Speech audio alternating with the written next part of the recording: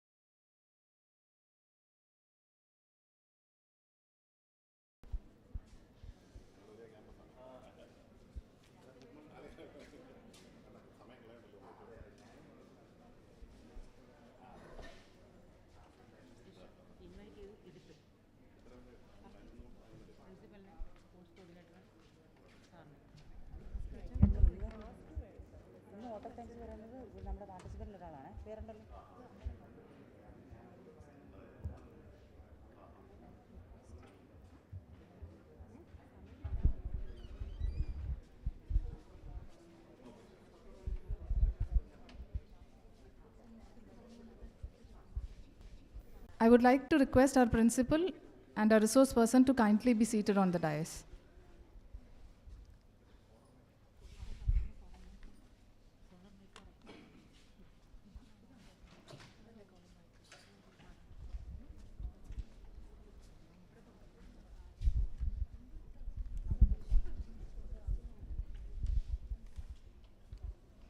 A great morning to all the distinguished dignitaries and the faculty participants. Welcome you all to the Faculty Empowerment Program on Research Leading the Institution to Excellence, a 4-day program sponsored by Directorate of Technical Education, Government of Kerala. As said, the beautiful thing about learning is that nobody can take it away from you. Let's initiate the learning process by seeking the blessings of God. I request all of you to kindly raise for a silent prayer.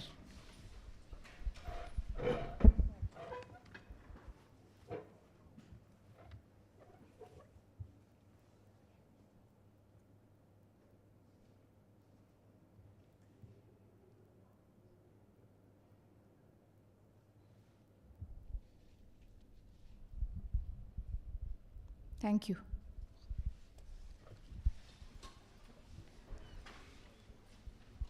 Let me take this opportunity to invite Dr. Rani Pavitran, Course Coordinator and Head, Department of Chemistry, to start off the session by giving an overview about the 4-day empowerment program.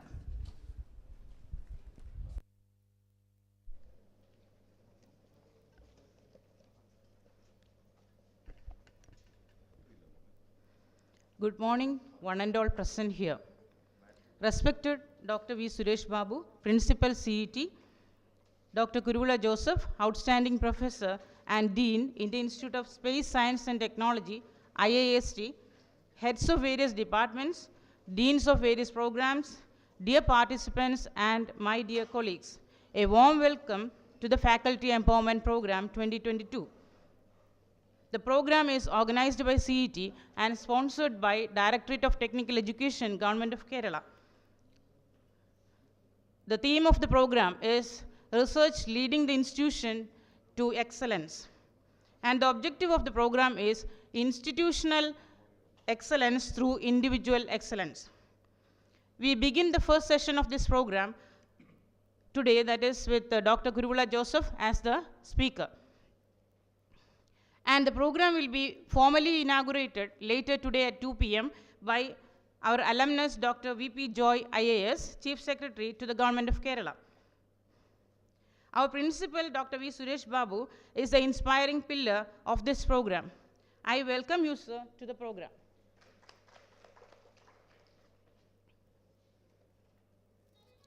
We have Dr. Kuruvula Joseph, Outstanding Professor and Dean, IIST, as a resource person of the first session.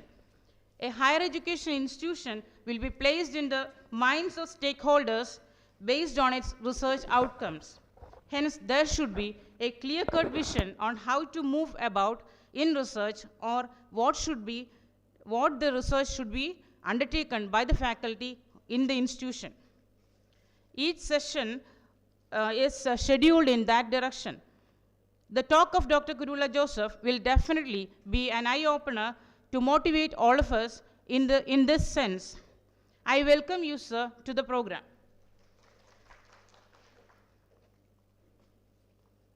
I also welcome the heads of various departments, deans of various programs, and also all the participants and all my colleagues to the Faculty Empowerment Program 2022.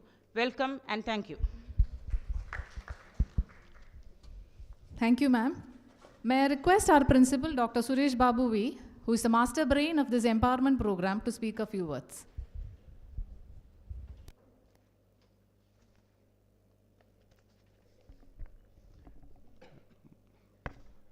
Most respected guest of the day, Dr. Kuruvula Joseph sir,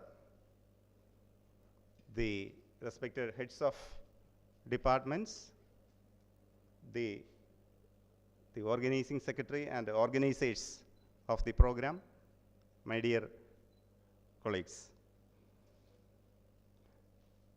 This program, actually, I would like to explain about the details of the program and the content of the program, objective of the program in the inaugural session. Anyway, this is the opening session, therefore I will only take few 1 or 2 minutes to explain about the program. Our government actually has set a vision to transform CET to an institution of excellence with international standards. Our honorable minister has posted about CET and also about the vision of CET, and that vision has been set by the government. And once the government set a vision, actually we are the part of government. The government is nothing but all government officers constitute the government, and once our superior, the Minister of Higher Education, means it is part of the government of Kerala, set a vision. It is our duty to tune to that vision. And actually only because of that only our Honorable Chief Secretary convened a meeting of the then Additional Chief Secretary, the Director of Technical Education, and the Principal of CET to discuss only about CET. And that was a 3-hour discussion. And actually I don't have the minutes of that meeting. And later we got the minutes of the meeting, and several crucial decisions were taken in that discussion. And that also is actually a part of because a Chief Secretary convened a meeting means it is on behalf of the government only. And that meeting has taken several decisions and to introduce campus automation software in all campuses, including CET, to enhance several steps to enhance research in institutions, to uplift institutions CET to an institution of excellence. And as part of that meeting itself, it has also, in principle, I think, decided to confer autonomy to College of Engineering Trivandrum. And that is not a decision by the principal of CET or some part of any part of the technical education. It was a decision of the government. And actually, based on that, a decision now is pending with the government. And there is nothing to hide in that. It is a policy of the government only. And actually, once government sets an objective to transform CET to an institution of excellence, it is our duty to take it up and transform ourselves or change ourselves or whatever we have to do, we have to do accordingly. And as part of that, we are, because an institution to become excellence means every individual component of the institution, a system, a center of excellence of any system becoming a center of excellence means each and every component, every individual element of the system shall become excellent. And as far as the institution is concerned, the teaching learning process, the research, the consultancy work, our infrastructure, the laboratories, the personal relationship, the individuals, each and every element shall become excellent. Then only the institution can become excellent. And many of these cannot change themselves. The infrastructure, the facilities, they cannot change themselves. And only the faculty can change, and the faculty can take only if the faculty of the institution decide we can change and we can achieve the vision of the institution. And actually this program is also a part of to make you aware of this, because the government has set a vision and you should take up this, because this program is for the young faculty of the institution, and it is you who decide where the institution shall be after. The vision is a statement, it's a futuristic statement where the institution will be after 10 or 15 years. So we, the top seniors, are only a few years of service, in the case of me only a few months of service. But as far as the principal, when I sit in the seat of the principal, it is my duty to lead the process in the institution, and that I am only doing that in my best possible way. But you should take up the vision of the government and whatever is needed, and you will get complete support from the institution for any activities, any proposal. In the council meeting also I have declared that we will consider any proposal from any faculty, no restriction, and you can come to the principal or to the office with any of your positive, because instead of wasting our energy shall be used for the progress of the institution, and it is you who decide where the institution shall be, because there is no one else. There is no one else, no minister, no director, no principal to decide what CET should be after 10 or 15 years, or where we shall be. That should be decided by you only. And today we have got the resource person for the opening session, the right person. He is on among the top, say, countable researchers, on among the top 100 researchers in the world right now.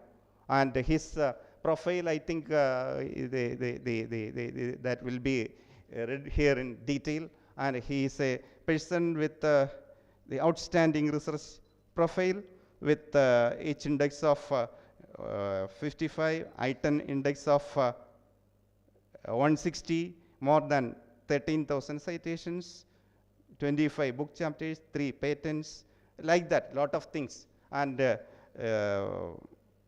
listed on among the top 2 scientists by the Stanford University, fellow of Royal Society of Chemistry, lot of things. And I am not taking, but he is the right person, and I am very, very happy to welcome you, sir, to this opening session, and thank you for accepting our invitation and coming to this session. And he is a friend of mine. I am very honored and privileged to state that he is a friend of mine. Thank you all. Thank you, sir. Today we have with us Dr. Kuruvilla Joseph, an outstanding scientist and Dean of Indian Institute of Space Science and Technology, Department of Space, Government of India. He has done postdoctoral at the Federal University of Paraíba, Brazil, and Swedish Institute of Composites, Sweden. He did his PhD from NIIST CSIR, formerly RRL of Thiruvananthapuram, in collaboration with School of Chemical Sciences, Mahatma Gandhi University, Kottayam. He is currently working on nanomaterials, polymer blends, and composites. His H index is 55 and I-10 index is 160. He has more than 13,000 citations to his credit. Besides, he has published 5 academic books by international publishers as author, editor, and published more than 25 book chapters, and has been invited as speaker for hundreds of national and international conferences. He has 3 patents and more than 200 international publications in various journals. He has produced 22 PhDs and several master projects. Professor Kuruvilla Joseph has been listed among the top 2% scientists by Stanford University across the world in all subject fields. The university has cited Professor Joseph under the Lifetime Achievement category of citation impact during the calendar year 2019-20 and 2021. Of the top 100 material scientists in India offering credible scientific contributions since 2014, he has been ranked in the 61st position by Research.com, one of the major websites for material science research. He has been conferred with Fellow of Royal Society of Chemistry, London. He has been deemed worthy of several esteemed awards and honors. Professor Shiva Prasad Award 2000, instituted by Shiva Prasad Foundation, Kollam, for the best college teachers in Kerala.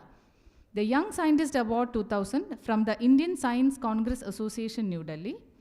The Matthias Award 95, instituted by All India Association of Christian Higher Education, New Delhi. The Highest Certificate of Merit 94, from the Indian Science Congress Association, New Delhi, for excellence in research. The Young Scientist Award 93 from the Government of Kerala, India are some of them. He has been honored with Linus Palme Visiting Scientist Fellowship, Sweden, the DST India DAAD, Germany, Visiting Scientist Fellowship, Martin Luther University, Germany, the Visiting Researcher Fellowship of Swedish Institute of Composites, Sweden, the Visiting Professor Fellowship of the National Council for Scientific and Technological Development, Government of Brazil, the Visiting Researcher Fellowship of Indian National Science Academy, New Delhi. We are very privileged to have you, sir, and welcome.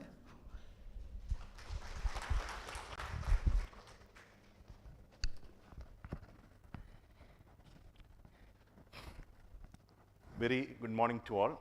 First of all, let me express my sincere thanks and gratitude to my friend and the principal of the college, Professor Suresh Babu, and the convener, Professor Rani Pautran, and all the organizers, faculty members, for inviting me to interact with the young faculty members of CET, the prestigious Engineering College of Kerala. In fact, from IIST, we all are really grateful to CET. When we started IIST, almost 3 years, we conducted all engineering practicals in CET laboratories. And all faculty members and staff supported a lot.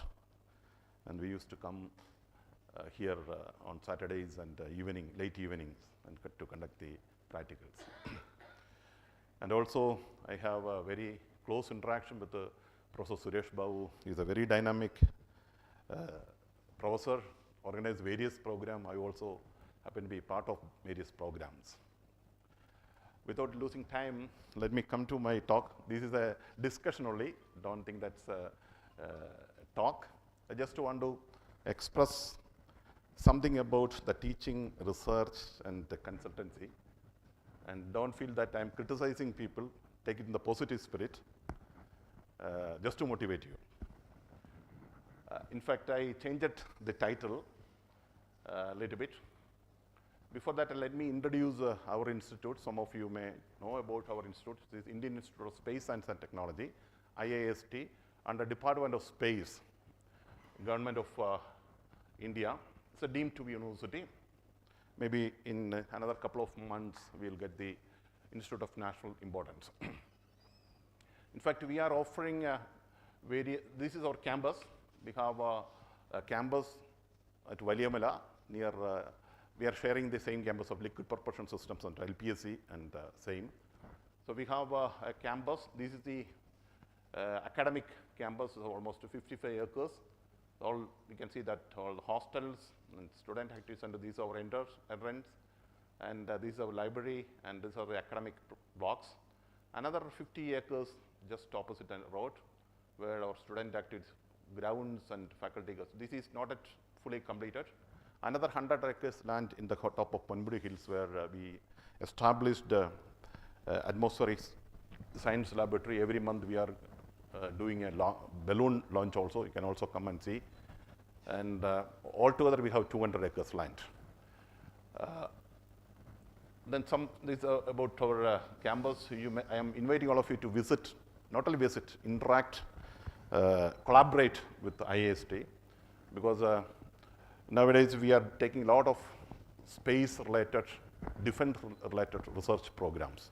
So all of you are engineers, scientists, so that tie-up with IAST is going to benefit both ways.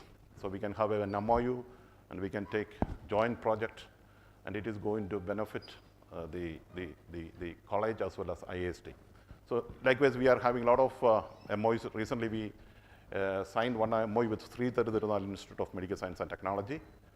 That's also is a a spin-off technology that a couple of our faculty members were working on related to spacesuit, and then we thought of same spacesuit type things can be used for the doctors who are doing the surgery for 12 hours, 18 hours, and things like that.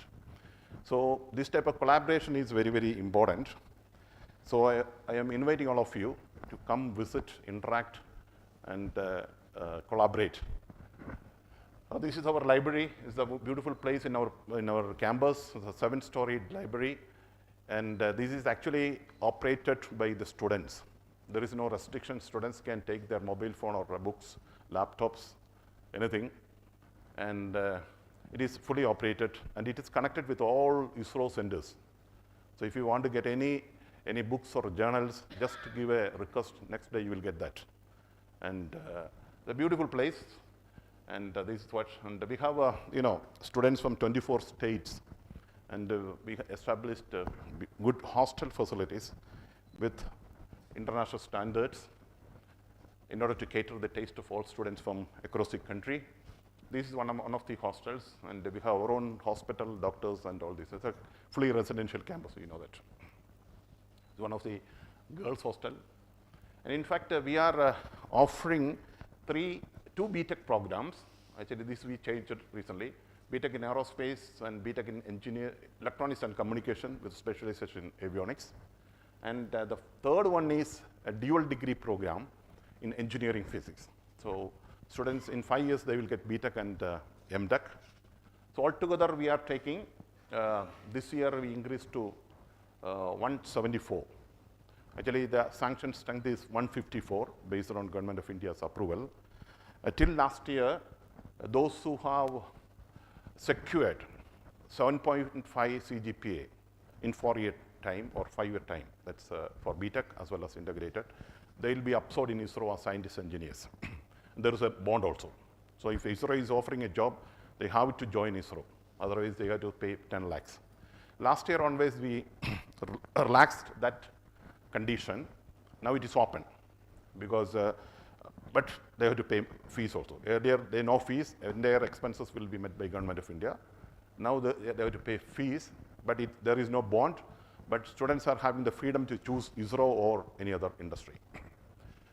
And I am really extremely happy to inform you that in the year 2012, our students designed and developed and launched the first ever sounding rocket, of course, with the support and guidance, mentoring from scientists from Vikram Sarabhai Space Center. But our students participated in and launched. And the second rocket program is coming up. And this January, we have launched this InspireSat-1, and fully developed by our students in collaboration with the Boulder, Colorado, and other international universities. And 5 more satellites are under pipeline, maybe end of this year. And so idea is that all students, BTech students, if they are there, batch-wise they are contributing to the satellite development, rocket development, and things like that. So system engineering. So some students may be working on a small component, and at the end, so one batch will go, next batch will come, and things like that. Not like other universities, they are sending satellites, they are buying something and assembling and sending. No. So everything designed and developed by the institute in collaboration with other international universities. And you should come and see and how the students are developing the satellite, how they are designing the rocket and things like that. And you can also be part of that. And all this will enhance the potential, as Principal rightly mentioned. If you are looking for a center of excellence or institute of national importance, each of these components are very, very important. So each faculty should contribute. So if you have 300 faculty should contribute to the growth of the institute. Then only institute will grow. So if we look the NIR rank of CET, I also figured after seeing that such a prestigious, so don't feel that I am criticizing, take it as a positive criticism. Take it as positive. So such a prestigious institute. Actually, CET is a proud, entire Keralites are proud of CET, am I correct? So when I saw this 103, something is missing here. So that missing, each one of you, are responsible. So how can we improve that? If you see the international scenario or national scenario, students are really looking for the ranking. For example, my younger one went to Europe, and he was looking the university and saying, I didn't, said, father, Papa, this university is having world ranking of 200. This is having this. So students are having that feeling. Earlier, the placement was the key role. Now that concept changed. What is your ranking? World ranking, national ranking. So we had to work hard as a single unit. So here, I will tell you one. So when I have given a talk to some of the engineering faculty members in their FDP program, the faculty members expressed their concern. An open discussion. So they said, sir, we are really interested to do research, but the main problem is transfer. So 3 years, 4 years, I will be transferred to Kattappana or Kasaragod or things like that. So that, recently I had a discussion with Dr. T. Pradeep, he's a close friend of mine. He is the convener of the Kerala State Higher Education Reform Committee, and Professor Sabu Thomas. I talked to them. This you have to address. Then only the productivity will come. Okay, if I am establishing a laboratory, I have a couple of students, and after 3 or 4 years, I will be transferred to another place. How can I continue that? Am I correct? So this type of things you have to address. I think I discussed with your principal also. So that government level, they are seriously taking that. And then only we can work, because I should have a session. Okay, that is what. And we have 14, sorry, I changed my topic actually. We have actually 15 master's program and doctor program and PhD program. And this doctor program also we can have collaboration. We can have joint PhD so that you can utilize the facilities of IIST and other places. So such collaborations are very, very important. And I am from the chemistry, and we have established excellent laboratory, not only for chemistry, all laboratories in our institute. We developed just like a world-class laboratory. We're trying to establish world-class facilities, because we are actually competing with JPL, Caltech, or the universities like that. So we should have that structure, and our faculty members are very, very good. All of them are contributing substantially as a single unit. That is the one beauty of IIST. Entire faculty staff are working together for the betterment of the institute. And yeah, these are some of the things I just want to show. Some of you are interested to work, can always come, and our aerospace department, avionics department, and all departments are well equipped. And yeah, when you are coming to the teaching provision, this is only for fun, don't take it very seriously. The role of research and teaching. What is really a teacher?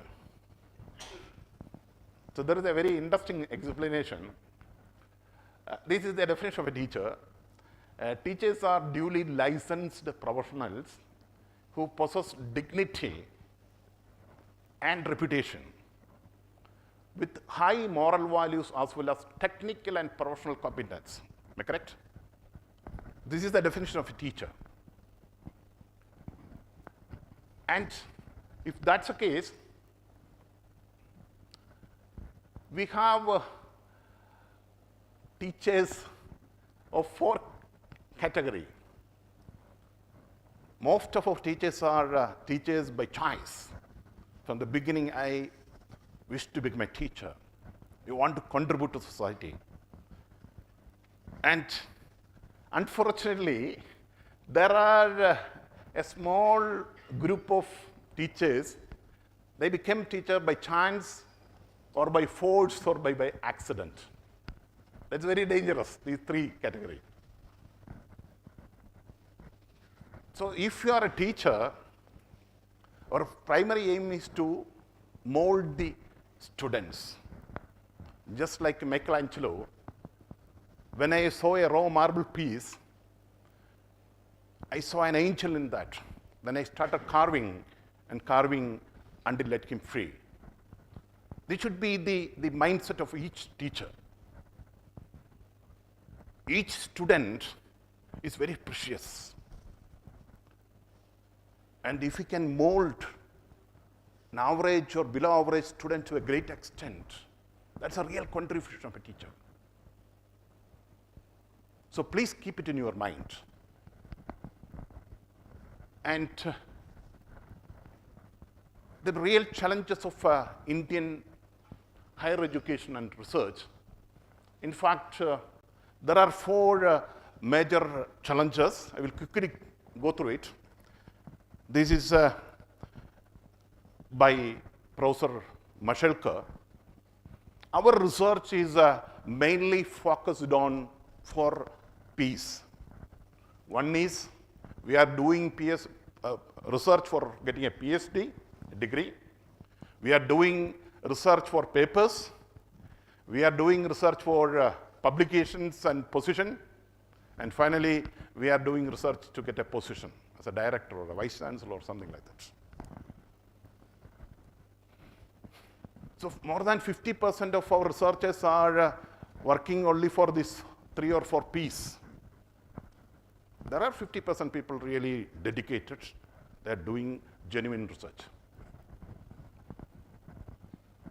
This is true in many cases. I used to go to various colleges for their professor promotion and other things.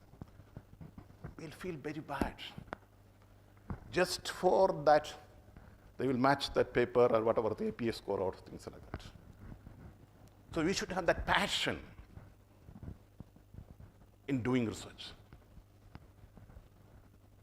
Of course, our bureaucratic system and all these things are there, but this is very, very important. So what we need is we need to inculcate a new research-oriented ecosystem, innovative ecosystem. So for that, we have to change our mindset. Now, if you look, the teaching profession is the most noble profession, but what we are doing is, we are all time-bounded, 9 to 5 or 10 to 4 or something like that. Because we are committed with many things. I'm not against that, but when you are getting a golden chance to work in an institute like this, or in our institute, any place, so we should dedicate our life. This is our bread and butter. Dedicate our life to the academics, to the research. Now I can see a lot of changes in the teaching communities. A lot of people are coming up. But every college, if I have traveled across the world, across the country, met a lot of engineering colleges, art science colleges. Commonly 10 to 15 or 20% people are really working. So that mindset we have to change. This I will skip all this thing. So this is a very striking statement by Professor Jayant Narlikar. He wrote a book on the scientific earth. So in his book, he was narrating about the Indian research and development and the challenges and possibilities. What he said is, if we look post-independence and pre-independence, before 1950, at least we were having 5 names in our hand. Names like Ramanujan, Meghan Saga, S.N. Bose, C.V. Raman, and G.N. Ramendran. But after independence, even though we have established a lot of IITs, NIITs, CSR, DRDO laboratories, and everything, no such names in our hands. No Raman. Why? If we compare the facilities in India, especially for the last couple of years or 15 years, you can see the tremendous improvement. When I started my research, electronic balance was a electronic balance. In Trivandrum now, we have 3 or 4 tens of SEMs and things like that. So even then, so look, the entire country. Last year, one of my PhD student went to US for doing the postdoc. One day she called me. I said, lab facility.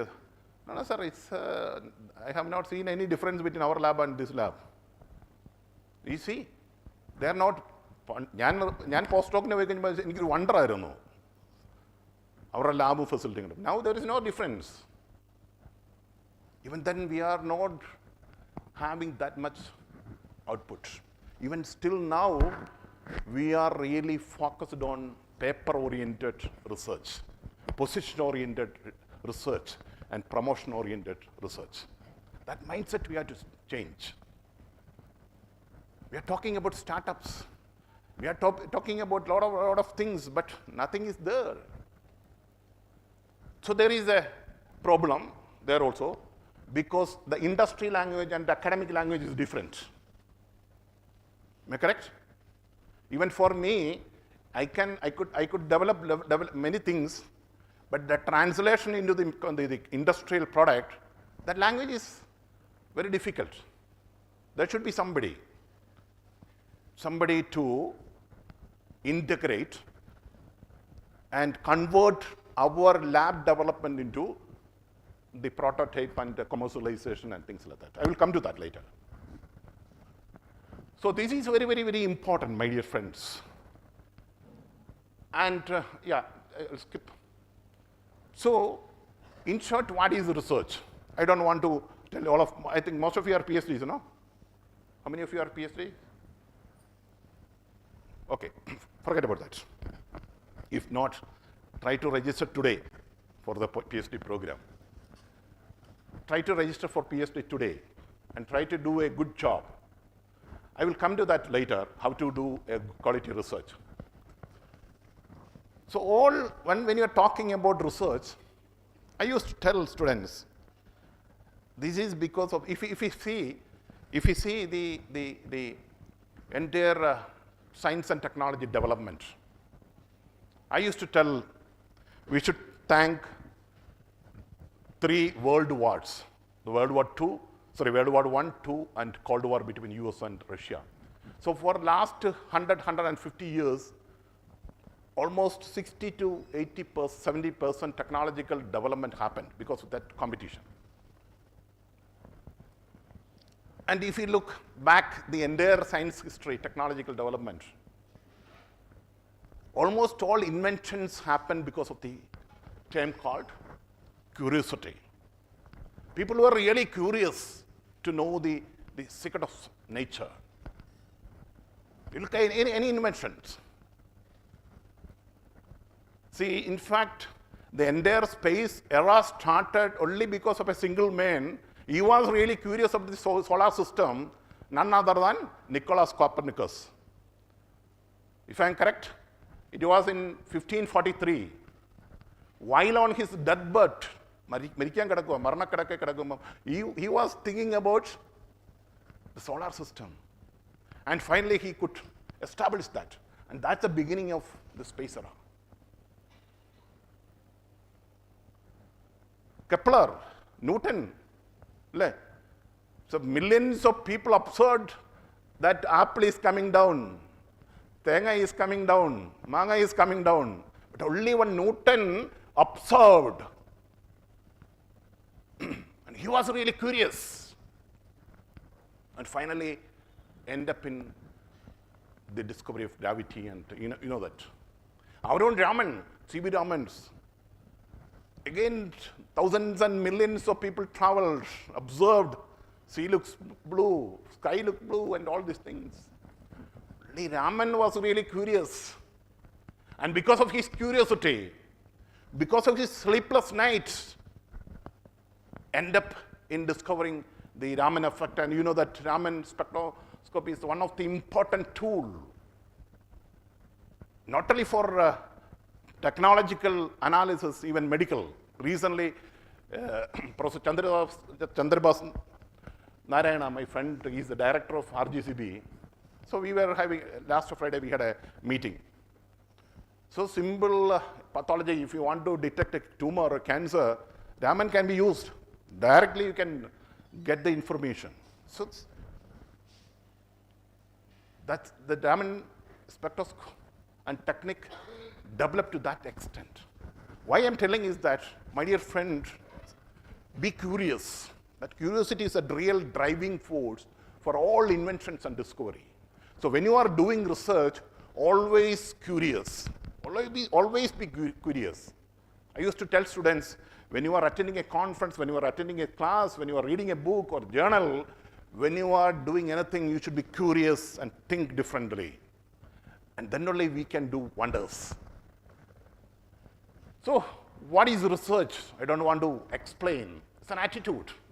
It's an experience, a careful and critical inquiry, a method of critical thinking, and a systemized effort to gain new knowledge. And finally, most important thing, voyage of discovery from the known to unknown, making impossible thing to possible. That is what is called research. And research is not accidental discovery. Some cases it happened, but accident discovery ki pinnil varshangalude kadinadhwanam undu. One day, nylon for example, he was working for so many years. One day accidentally he observed. So accidental discovery may occur in structured research process, usually take the form of phenomena not previously noticed, may lead to the structured research process to verify or understand the observation. And research is not simply data collection. One can do such a research. But you see, a researcher is known only by noting his citation. Researcher is known only by noting his H-index. If you publish 100 papers, nobody is citing, your research is having no value in the society, in the science community. Am I correct? That's why the H-index, citation, all these things are very important. So when you are doing research, you should do quality research, so that other people will notice that they will refer your paper. So research is not searching out published research. That is important. When you are starting your research, that literature survey is needed. But this is an important early step for research. The research process always includes synthesis, and analysis. That's the most important thing. I will come to that later. But just reviewing literature is not research. Many cases, I have seen that. Data collection, and they will put it in a table or a chart and some sort of review. It's not review, it's not research. That's only base to understand, to find out the gap, the challenges in that particular area. Research is searching for explanation of events and phenomena or relationship. It's a process. How can I do research and why I am doing research? This എല്ലാവരും ചോദിക്കേണ്ട ഒരു ചോദ്യമാണ്. ഞാൻ മുമ്പേ ചോദിച്ച 3 പീസിൻ്റെ വേറൊരു ഇതാണ്. Why I am doing research? Just to get a degree? To gain respectability? So tomorrow onwards I will be known as Dr. Kuruvula Joseph. Yesterday I was very simple Kuruvula Joseph. To get, so that നാട്ടിലും വീട്ടിലും കോളേജിലൊക്കെ എനിക്ക് respectability കിട്ടും. To face a challenge? Are you doing research to face a challenge? To solve a problem? To get intellectual joy, that is the most important thing. All researchers should have that feeling. I told you, when I am doing something where till yesterday it was impossible, I made it possible. The joy, the intellectual joy, what I am getting is something different. So I'm doing for that. I'm doing research to solve a problem. I'm taking the challenge. I'm taking the risk. And to serve the society. All these things finally end up in serving the society. So qualities of good research is systematic, controlled, logical, empirical, and replicable. How to do quality research? This is what is missing in many places. Many places, what is happening is, suppose I want to do research, and I don't know anything. I know that I need a guide. I want to do something. So what is happening is, we will go approach one guide. He will or she will say that no, I don't have any vacancy. Go to another. He say no vacancy, something like. Finally, we'll get somebody, and the area is not interested to me, but my 3 P's are there. I want to get a PhD. I want to get promotion. I want to get position. Because of that, I am doing research without any passion. Am I correct? So if you are not interested in that area, don't do. It's better not to have PhD. PhD is not the end. But try to do research in your own area where you are interested, where you can contribute. And these are the process if you want to do quality research. My dear friends, first thing is the most important step. The process is initiated with a question or problem. In a PhD program, if I take a PhD program, I will give 60% time, and if you can identify a suitable program of your interest, 60% of your research is over.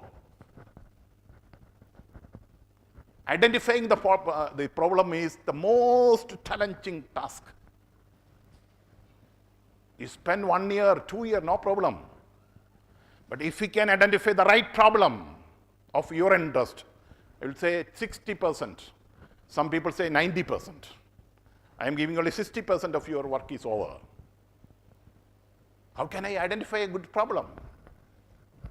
For that, you have to synthesize yourself, analyze yourself. What is my strength? What is my interest?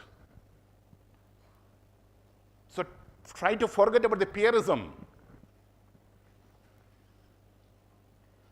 So try to നിങ്ങളെ തന്നെ നിങ്ങൾ assess ചെയ്യുക. നിങ്ങളുടെ interest ഏതിനകത്താണ്? What is my interest? What is my strength? If I am doing this, what I can contribute? And ആ ഒരു first step is self analysis ആണ്.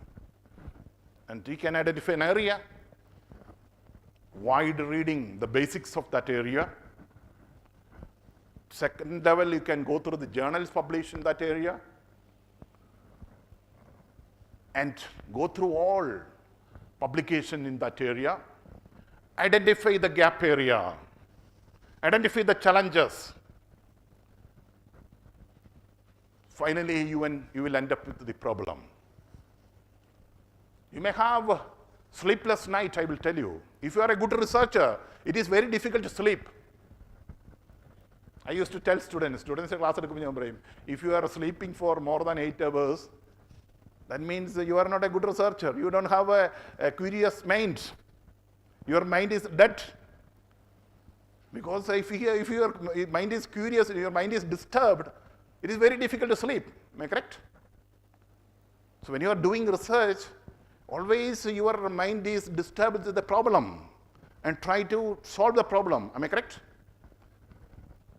That is needed. My dear friends, 24/7 is not enough. If you are going to have a comfortable, I used to ask students,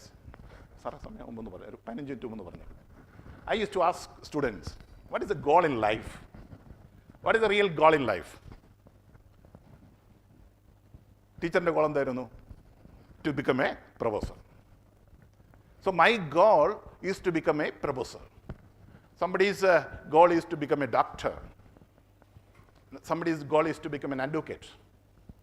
For example, my goal is to become a doctor. I worked for that.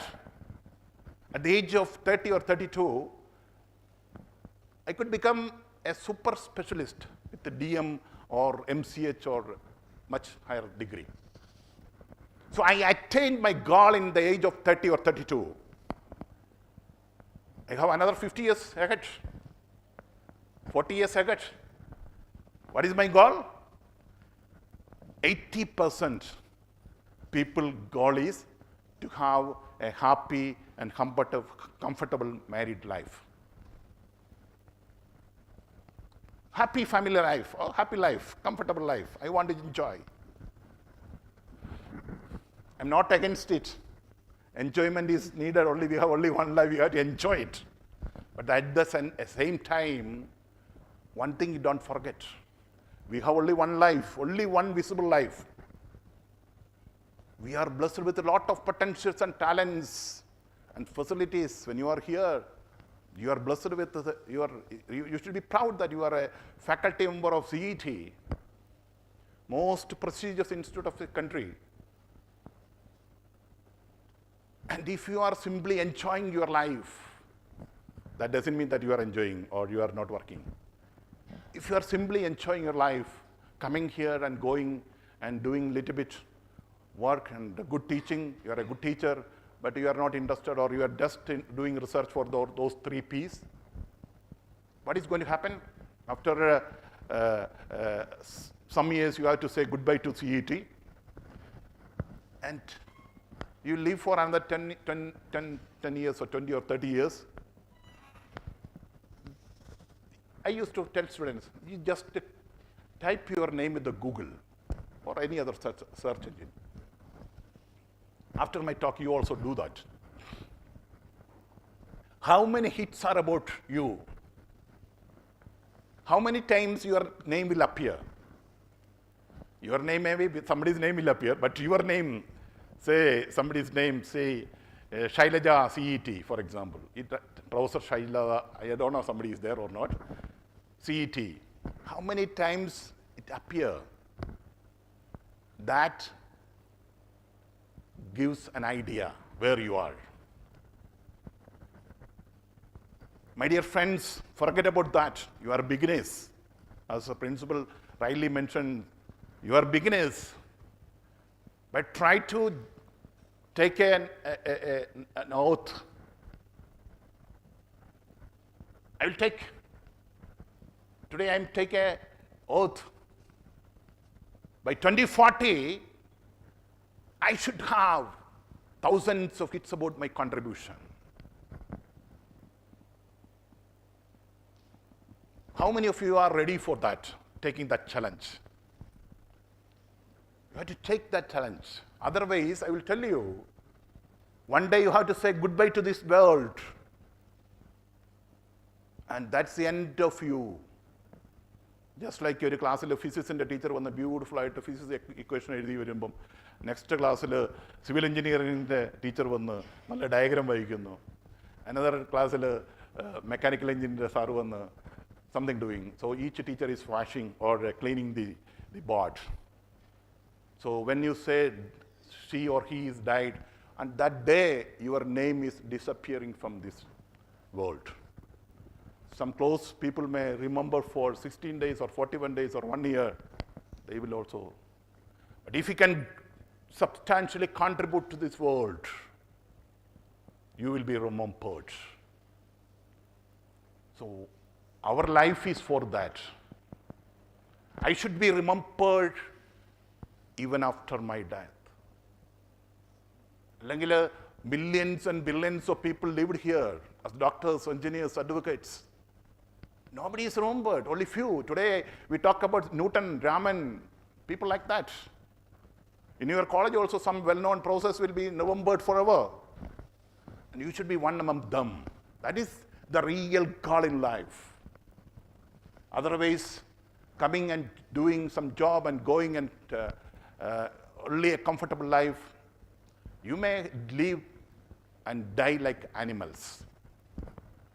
Animals are living like that. In the forest, nobody knows. They are living, enjoying, dying. In my, I work in the animal, Guruvayur Keshavan, it's a well-known elephant, will be known forever. So, animal life, we take the talents and potentials, you have to work hard. 24/7. I will tell you one more example before I go to next step. This also I used to tell everywhere. It's for my faculty fellows. Sometimes back, maybe 4 or 5 years back, I met one of my former students. So I met her. She was the topper in the class, and she got admission IIT Kharagpur. Unfortunately, with inverted comma, she got an alliance or marriage proposal with a US guy, and parents are really, നമ്മുടെ നാട്ടിൽ America എന്നൊക്കെ പറയുമ്പോൾ അങ്ങ് ചാടി വീഴുമല്ലോ കല്യാണം കഴിക്കുക. She was not interested actually. പിന്നെ എനിക്ക് ആ കുട്ടീനെ അറിഞ്ഞുകൂടായിരുന്നു. That it was in 93, 94. 4 or 5 years back I met the same, കുട്ടിയല്ല ലേഡിയായി. എനിക്ക് മനസ്സിലായില്ല, ഓടി വന്നു. സാർ ഞാൻ ചോദിച്ചു, പെട്ടെന്ന് മനസ്സിലായി, ഞാൻ സംസാരിച്ച് കഴിഞ്ഞപ്പോഴത്തേക്ക് so what are you doing, how is your work and all these things. Casually I used to ask, and she started crying. കൊച്ചുപിള്ളേർ കരയുന്നല്ലോ കരയാൻ തുടങ്ങി. I thought some family issue. I said sorry. No sir, not sorry. Sir അന്ന് പറയുന്ന എല്ലാ ദിവസവും ഞാൻ ഓർക്കും. ഞാൻ എൻ്റെ ജീവിതത്തിൽ കാണിച്ച ഏറ്റവും വലിയ മിസ്റ്റേക്ക് ഞാൻ അന്ന് IIT-യിൽ PhD ചെയ്യാതെ പോയതാണ്. Sir, I am sitting at home, US. My husband is a very big businessman. എൻ്റെ പിള്ളേരെല്ലാം വളർന്നു. I have nothing, sir. Everything is there. Money-wise and all facilities are there for me to enjoy intellectually. Nothing is there. So she was crying. And this is a case with most of the ladies in the country, the world, especially our Indians. Our Indian ladies are really family focused. They are taking all the burden of family. Am I correct? I know many people, they are working and going and cooking and again doing washing and morning again and doing the same thing. They don't have any time. 24/7 they are working. My dear friends, you also have the same life only. You should have your own signature. You should put your own signature in the world. That is what is missing. Only ഞാൻ ഈയിടെ ഒരു news paper വായിച്ചപ്പോൾ SBIയുടെ chief ആയിരുന്ന അവരുടെ പേര് Chaudhary or something like one lady. So it's a very very Interesting story. She became the top of SBI by balancing the family and profession. That's a very good model for all ladies. So what I'm telling is that, so if you are saying excuses that family is there, that is there, this is there, but you are missing your career. This is what I just want to tell. So you have only one, whether men or women, only one life. My dear friends, try to utilize maximum. Try to work hard.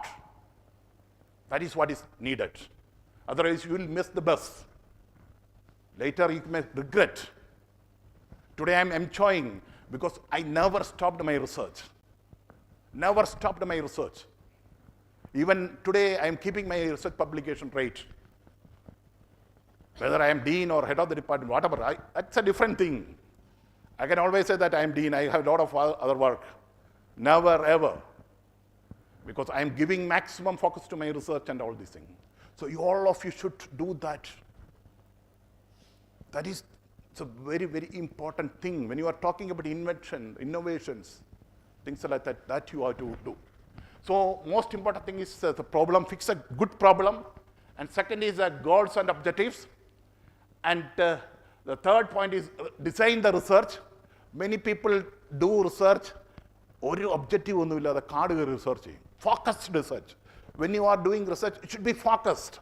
Especially when you are doing the PhD program, it should be focused. Within the boundary. Don't cross the boundary. If you cross the boundary, it's a never-ending process. So most important thing is the problem, designing, objectives. These are the objectives I'm going to, these are the challenges. I'm going to address these and design the problem. And most important thing, after a problem identification, most important thing is analysis of the result and interpretation of analysis. These are very, very important. See, if you see, I'm getting thesis from even IITs, I could see that part is missing many places. They may get result, they may put it in a table, but proper understanding of the result, the proper analysis is missing. I'll tell you one example. You might know Sumio Ujima, the carbon nanofiber inventor. Sumio Ujima, he's a close friend of mine. He visited our institute many times. So one day he was telling that in 1987 or 89, while he was doing a scanning electron microscopy, he could see a line. He missed it. And later, some other people got the Nobel Prize for the same thing. So proper analysis, even Sujimo missed it. So why I'm telling you that result analysis, if you are getting a wrong result, you should spend more time on that. You know the Nobel Prize of Kroto and other people for the invention of fullerene. They got a mass spectrum of C60. They thought it's an error. Since they are really curious, they repeated the experiment many times, they were getting the same spectrum. Then they thought something is there. So their curiosity finally ended up in the invention or discovery of fullerenes, and it was a life-changing discovery, and they got the Nobel Prize. So why I'm telling is that kittanna result adupole table aaki oru graph undaki vekkunnalla alla research. Interpretation analysis, for that you have to read a lot. You have to read a lot, discuss with many people, so that you can get a result, maybe beautiful result, but we will miss it. So that is very, very important. So my dear friends, if you are planning to do research, these are the important steps. You keep it in your mind. I will quickly go. So research requires imagination. Research requires initiative. Next വർഷം അടുത്ത വർഷം ഞാൻ register ചെയ്യാം. Register ചെയ്താൽ പോലും നമുക്കൊരു ഇനേർഷ്യയാണ് അല്ലേ? വീട്ടിലെ പ്രശ്നങ്ങൾ, മക്കളുടെ പ്രശ്നങ്ങൾ, ആ പ്രശ്നമൊക്കെ എപ്പോഴും ഉണ്ടായിരിക്കും. ഒരു പ്രശ്നം നമ്മുടെ ജീവിതത്തിൽ ഞാൻ കണ്ടേക്കുന്ന പ്രോബ്ലം തീർന്നിട്ട് നമുക്ക് ഒരിക്കലും ചെയ്യാനില്ല. പ്രോബ്ലംസും ഇല്ല. പ്രോബ്ലത്തിൻ്റെ കൂടെ തന്നെ ജീവിക്കുക. ഇപ്പോൾ കോവിഡിൻ്റെ കൂടെ ജീവിക്കുക എന്ന് പറഞ്ഞാൽ പ്രോബ്ലത്തിൻ്റെ കൂടെ തന്നെ ജീവിക്കുക. So don't delay anything. Do it yesterday. So that Initiative is very, very important. And intuition. നമ്മളെപ്പോഴും ഇതിനെപ്പറ്റി ചിന്തിച്ചുകൊണ്ടിരിക്കുകയാണെങ്കിൽ intuitions വരും. And curiosity.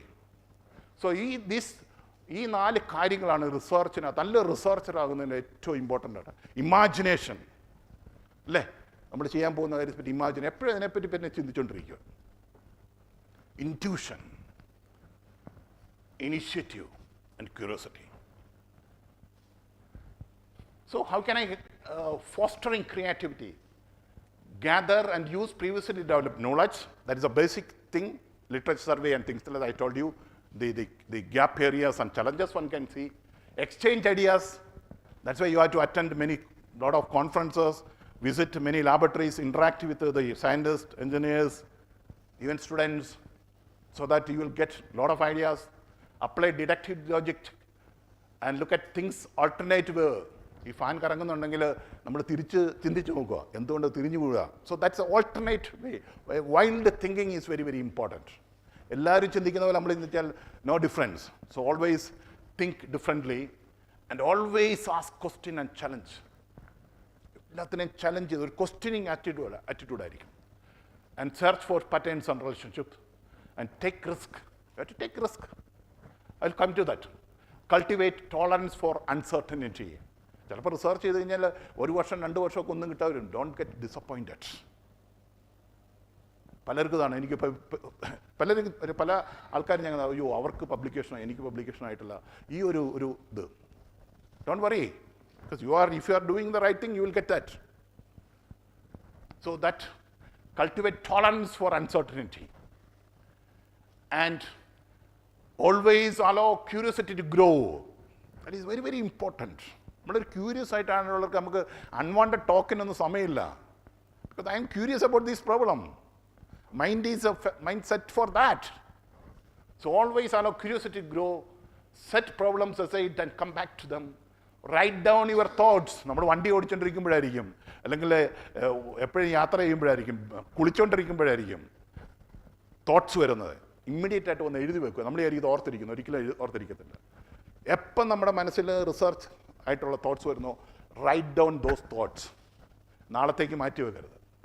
Anytime, always I am curious, I'm always thinking about my problem, and any thoughts, any imagination or any intuition is coming, please try to write it down in your laptop or in book.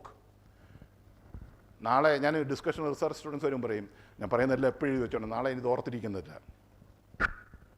എപ്പോഴും എഴുതി വെക്കാൻ നോക്കുക. That's why. Write down your thoughts. Frequently I don't know what I think until I write it. Am I correct? Freedom from distraction. വീട്ടിലാണെങ്കിൽ ജോലി കഴിഞ്ഞിട്ട് നിങ്ങൾ ഒരു മുറിയിൽ അടച്ചിരുന്ന് റിസർച്ച് ചെയ്യുക. Freedom from distraction.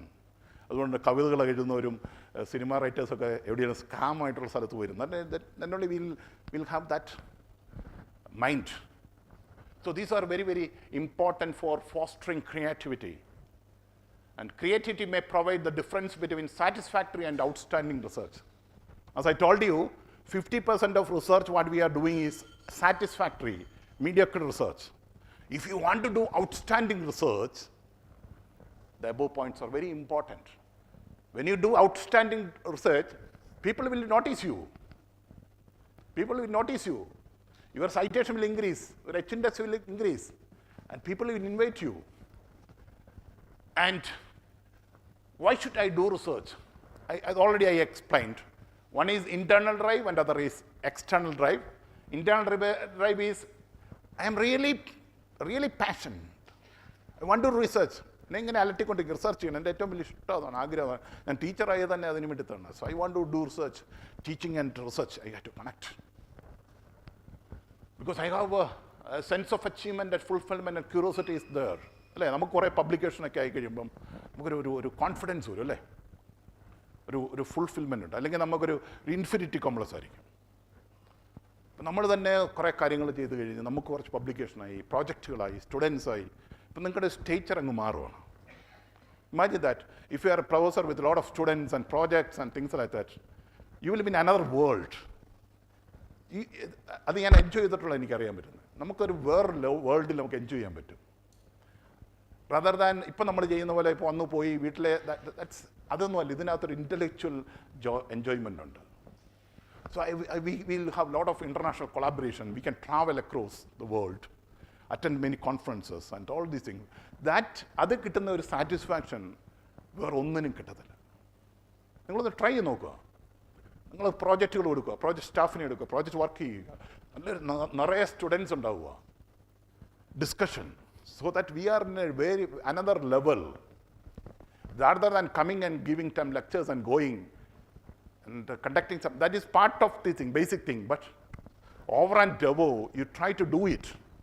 Gradually, you are establish your own research group, try to get extramural fund, and try to develop your own startup companies and things like that. That is your imagination. But you start with, first those who are not having PhD, try to do PhD, quality research, and come out.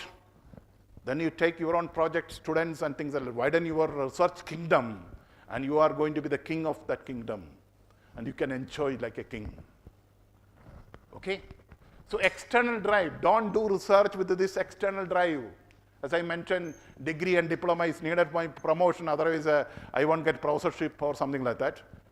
And നാട്ടിലും വീട്ടിലും എല്ലാം ആൾക്കാർ പറഞ്ഞു എനിക്ക് PhD. Don't, if you are not interested, don't do research. Maybe parents and teachers and principal and things like that. So research problem selection. There are two types of good research. Largely depends on selected problem.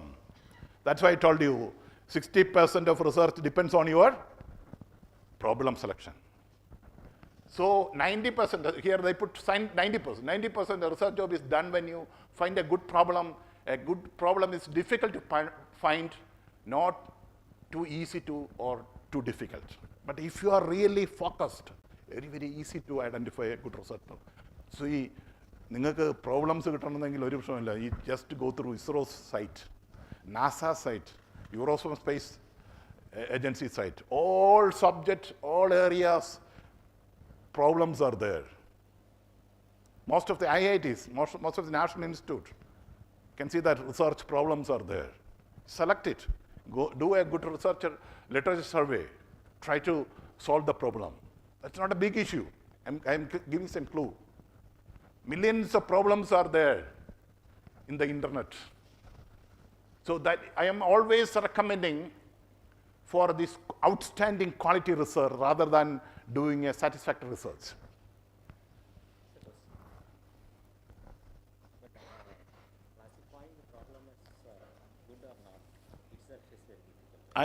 I'm coming to that. Maybe next slide it is there. Is it an old problem or new problem? Usually new problems have more opportunities. And is it a significant problem? Practically important, because nowadays people are more interested in this second thing, practically important. Now we are talking about new startup and device development and things like that. So that's why my one major contribution is better than many small ones. Suppose I have 20 publication, and another fellow is having only one publication in a very good journal. That matters than this 20 publication, because their citation will be very high, the impact factor will be very high, and all these things. What is the contributing type? Knowledge, discovery, invention, integration, and things like that. And the right problem and the right way to ask problem. Asking the problem right can lead to asking the right problem. Can we predict the reliability? Can we predict reliability with models? Can I predict reliability with user experience? Repeatability and reliability is very, very important. So how to find research problem? New solutions to old problems, classical problems. New problems and new areas. Sorry. So new areas means it's an exploration. You have to take it's a challenge.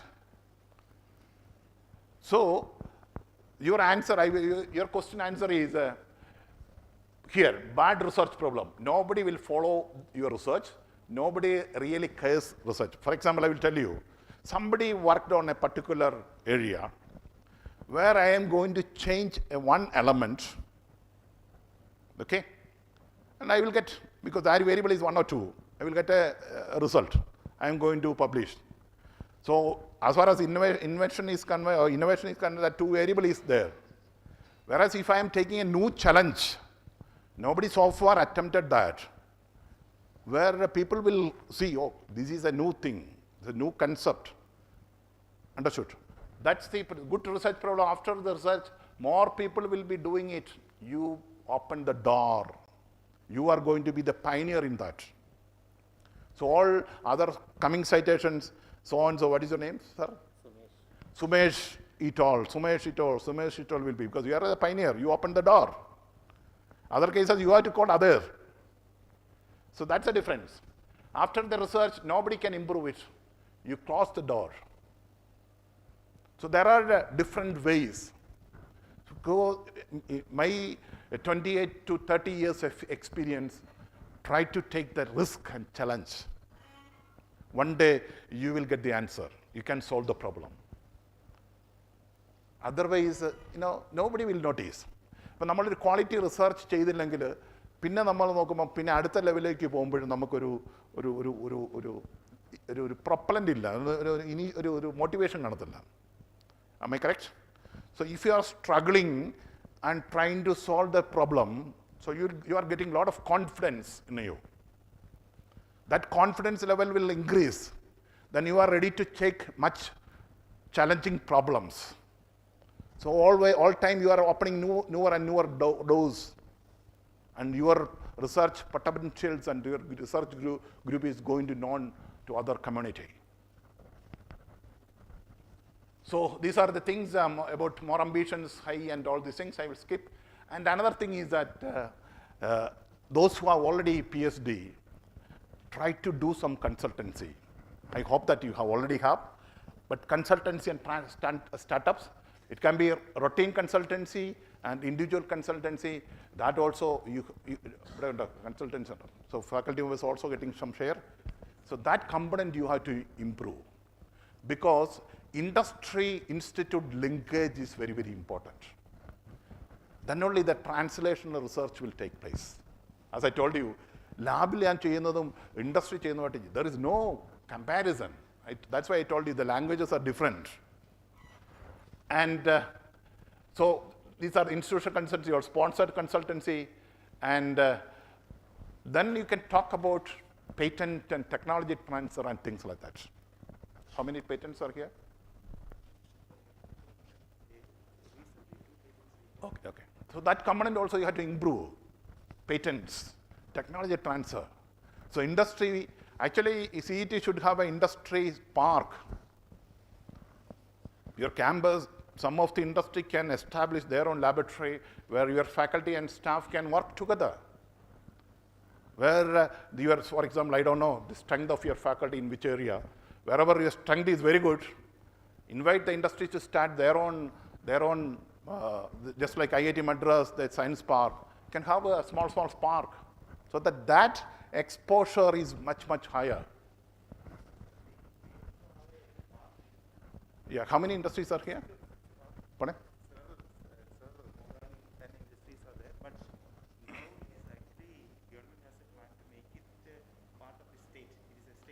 Yeah, that is needed. Then only the faculty student exposure will take place, technology development will. Yeah, that is very, very important.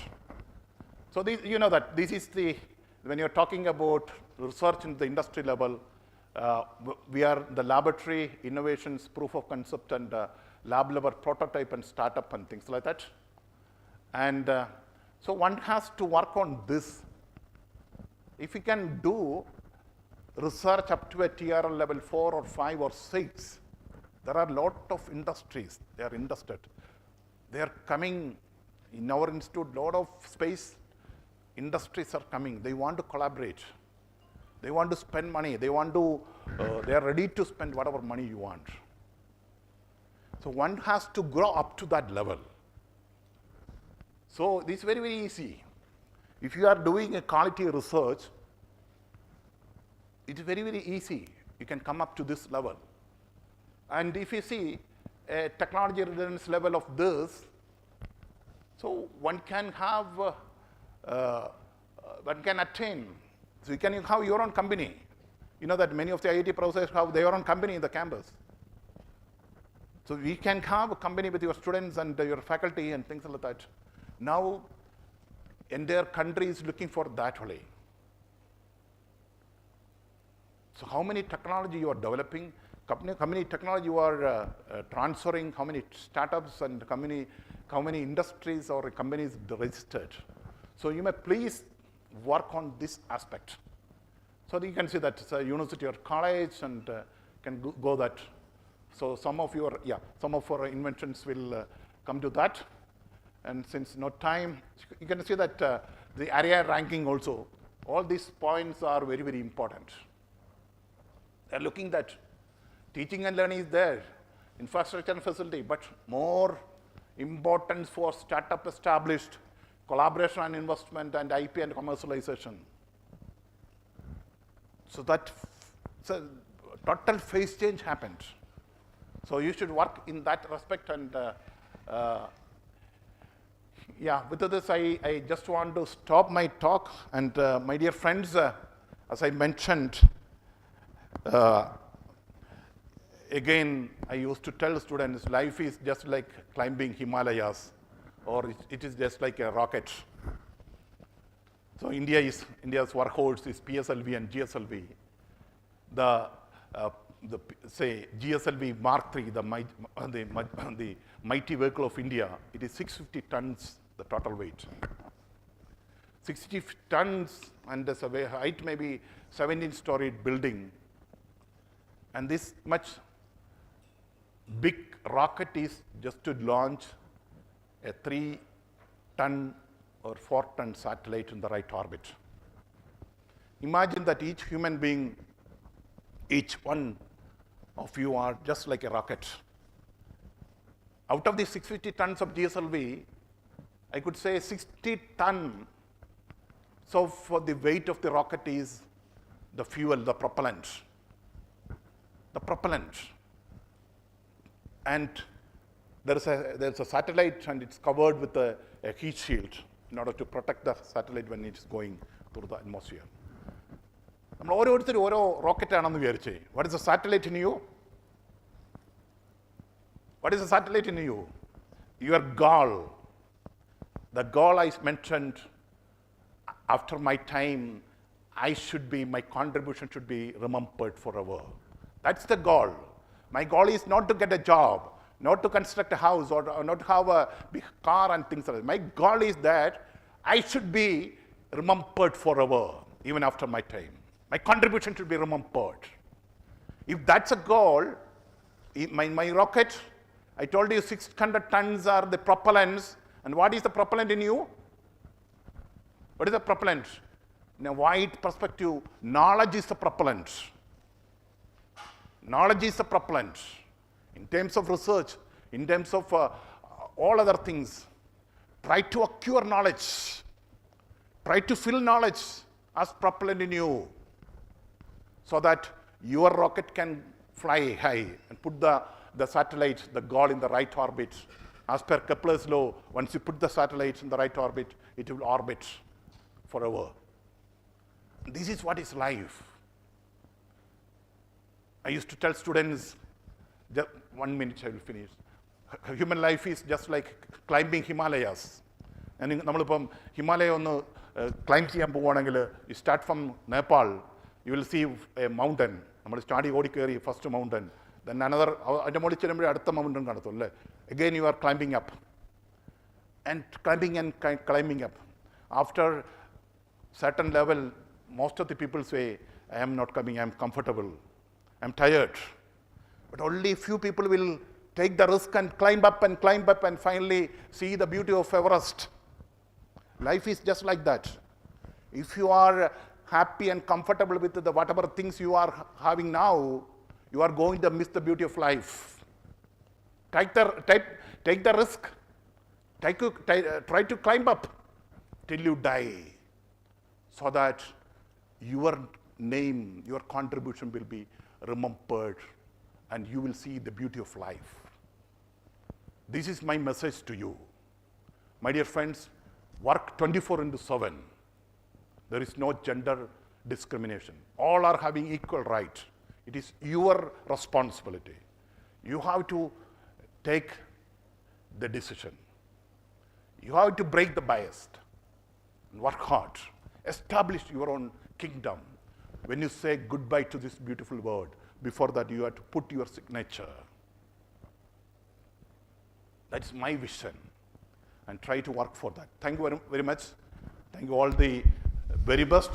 I expect all of you to come to IIST, start collaboration not only with IIST and all institutes across Trivandrum at least, and have a very good research collaboration, and we'll work together. Thank you very much. Thank you, sir, for the inspiring, motivating, and influential words. And you have really well explained the significance of research among the faculty members. The forum is open for discussion now. Yeah, if you have Any questions from the faculty side? Any doubts or anything, please. This is also a initiation program. റോക്കറ്റിന് നമ്മൾ ഈ പറഞ്ഞ പ്രൊപ്പല്ലൻറ്റും സാറ്റലൈറ്റും എല്ലാം ഉണ്ടായാലും ഒന്ന് ignite ചെയ്യണം, എന്നെങ്കിൽ മാത്രം rocket പൊങ്ങി പോകും അല്ലേ. So all of us are having this initiation problem. That stigma is there. You have to break that stigma. Whenever you are attending a conference or seminar, try to ask questions. ആ question ചോദിക്കുമ്പോൾ കിട്ടുന്ന ഒരു energy എന്ന് പറയുന്നത്, കിട്ടുന്ന ഒരു positive energy എന്ന് പറയുന്നത് ഭയങ്കരമാണ്. Next seminar you will ask more question and you will be visible to all other people. You will be note, the speaker will note, and other people will not. So you are going to visible. So another important thing is you should be visible to all your community. Don't hide yourself from other people. Am I correct? So try to ask questions, whether so that other മറ്റുള്ളവർ നമ്മളെ ശ്രദ്ധിക്കും. അപ്പം നമുക്ക് തന്നെ ഒരു വലിയൊരു positive എനർജിയാണ്. ഈ എനർജിയാണ് നമ്മളെ മുകളിലോട്ട് ഇങ്ങനെ ഉയർത്തിക്കൊണ്ട് പോകുന്നത്. Am I correct, madam? Okay. Sir, is there any opportunity for collaborative or joint research? Say CET and IIST. That's why there is no problem. So if we are coming with the project proposal and collaboration, we discuss with we have a separate cell and try to establish an MOU, put all the objectives, no problem. That's why you are not utilizing that facility. മനസ്സിലായോ? നമ്മൾ ഇത്രയും നല്ല, നിങ്ങൾ ഇത്രയും സുന്ദരമായ ഒരു സ്ഥലത്തായിരിക്കുന്നത്, എത്രയോ research ഇൻസ്റ്റിറ്റ്യൂട്ടുകളുണ്ട്, എത്രയും ഇതുണ്ട്, പക്ഷേ ആ connectivity is missing. Establish the connectivity link so that ഒരു കൺസോർഷ്യം പോലെ we should work and it is going to benefit all of you. So that you may please, I will also initiate that. Your principal is very dynamic. You should, I appreciate him because a lot of new programs he is initiating, and all of you should be like that. Each individual should organize one seminar. So you will get some idea. You will get connectivity with our IITs and National Institute and things like that. So 300 people are organizing 300 seminars. That itself is going to be a big breakthrough, and it's going to be an eye-opener for you. And try to attend minimum one international seminar outside India, at least once in a year or twice in a year. Take some money from your pocket also. Apply to DST, UGC, CSR, ASIIT. Lot of funding agencies are there. So when you are going outside and interacting with people there, you get lot of exposure. Try to visit as much as industry is possible. Industry will visit you. So all this will get you new problem, new challenges.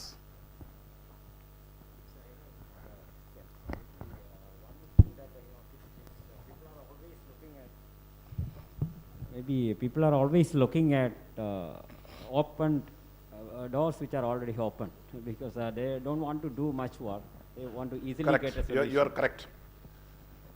I will tell you, when I started my research, I told you, nothing was there. And we used to travel across to characterize it. Even those days, internet was not there. Getting a journal, 6 months I spent in VSSC for literature survey alone. 6 months. ഒരു paper രാവിലെ ചെറിയൊരു ഇതുപോലെ കിട്ടും, അതുമായിട്ട് പോയി ഓരോ പേപ്പറും എടുത്ത് എൻ്റെ അബ്സ്ട്രാക്റ്റ് എഴുതി ഇത് ചെയ്ത് എന്നിട്ട് അവർക്ക് പോസ്റ്റലായിട്ട് എഴുതും റിക്വസ്റ്റ്, ജേണലിന് റിക്വസ്റ്റ്. ചിലപ്പോൾ കിട്ടും, ചിലപ്പോൾ കിട്ടത്തില്ല. അങ്ങനത്തെ ഒരു ഇതിൽ നിന്നുമാണ് എൻ്റെ കാലഘട്ടത്തിലുള്ളവരെല്ലാം റിസർച്ച് ചെയ്ത് വന്നേക്കുന്നത്. ഇന്ന് അതെല്ലാം മാറി. ഇന്ന് ഇതാണ് ഈ സമൃദ്ധിയിൽ നമുക്ക് ആവേശം ഉണ്ടാകത്തില്ല അല്ലേ. ആ സമൃദ്ധിയാണ് ഇന്നത്തെ, ഞാൻ നിങ്ങളെ കുറ്റപ്പെടുത്തി പറയല്ല, ഇന്നെല്ലാം ഉണ്ട്, നമുക്ക് സമൃദ്ധിയാണ്. നമുക്ക് എല്ലാ ദിവസവും, എൻ്റെയൊക്കെ ചെറുപ്പത്തിൽ ഓണം വരാൻ നോക്കിയിരിക്കും, അല്ലെങ്കിൽ ഇന്ന് ഓണം, എല്ലാ ദിവസവും ഓണമാണ്. So there is no, we are not really അല്ലേ. സോ സമൃദ്ധിയാണ് നമുക്ക്, ആ സമൃദ്ധിയാണ് നമ്മുടെ ഏറ്റവും വലിയൊരു പ്രോബ്ലം. ആ സമൃദ്ധി ഉള്ളതുകൊണ്ട് നമ്മൾ ആരും എക്സ്പ്ലോർ ചെയ്യുന്നില്ല. മറ്റു നമ്മുടെ ആ ഒരു കഷ്ടപ്പെട്ട് ഉള്ള ഒരു ഇതാകുമ്പോഴത്തേക്ക് നമുക്ക് ഭയങ്കരമായ എനർജി ആയിരുന്നു, നമ്മുടെ സെൽഫ്, അതിനെ നമുക്കൊരു വലിയൊരു മോട്ടിവേഷനായിരുന്നു.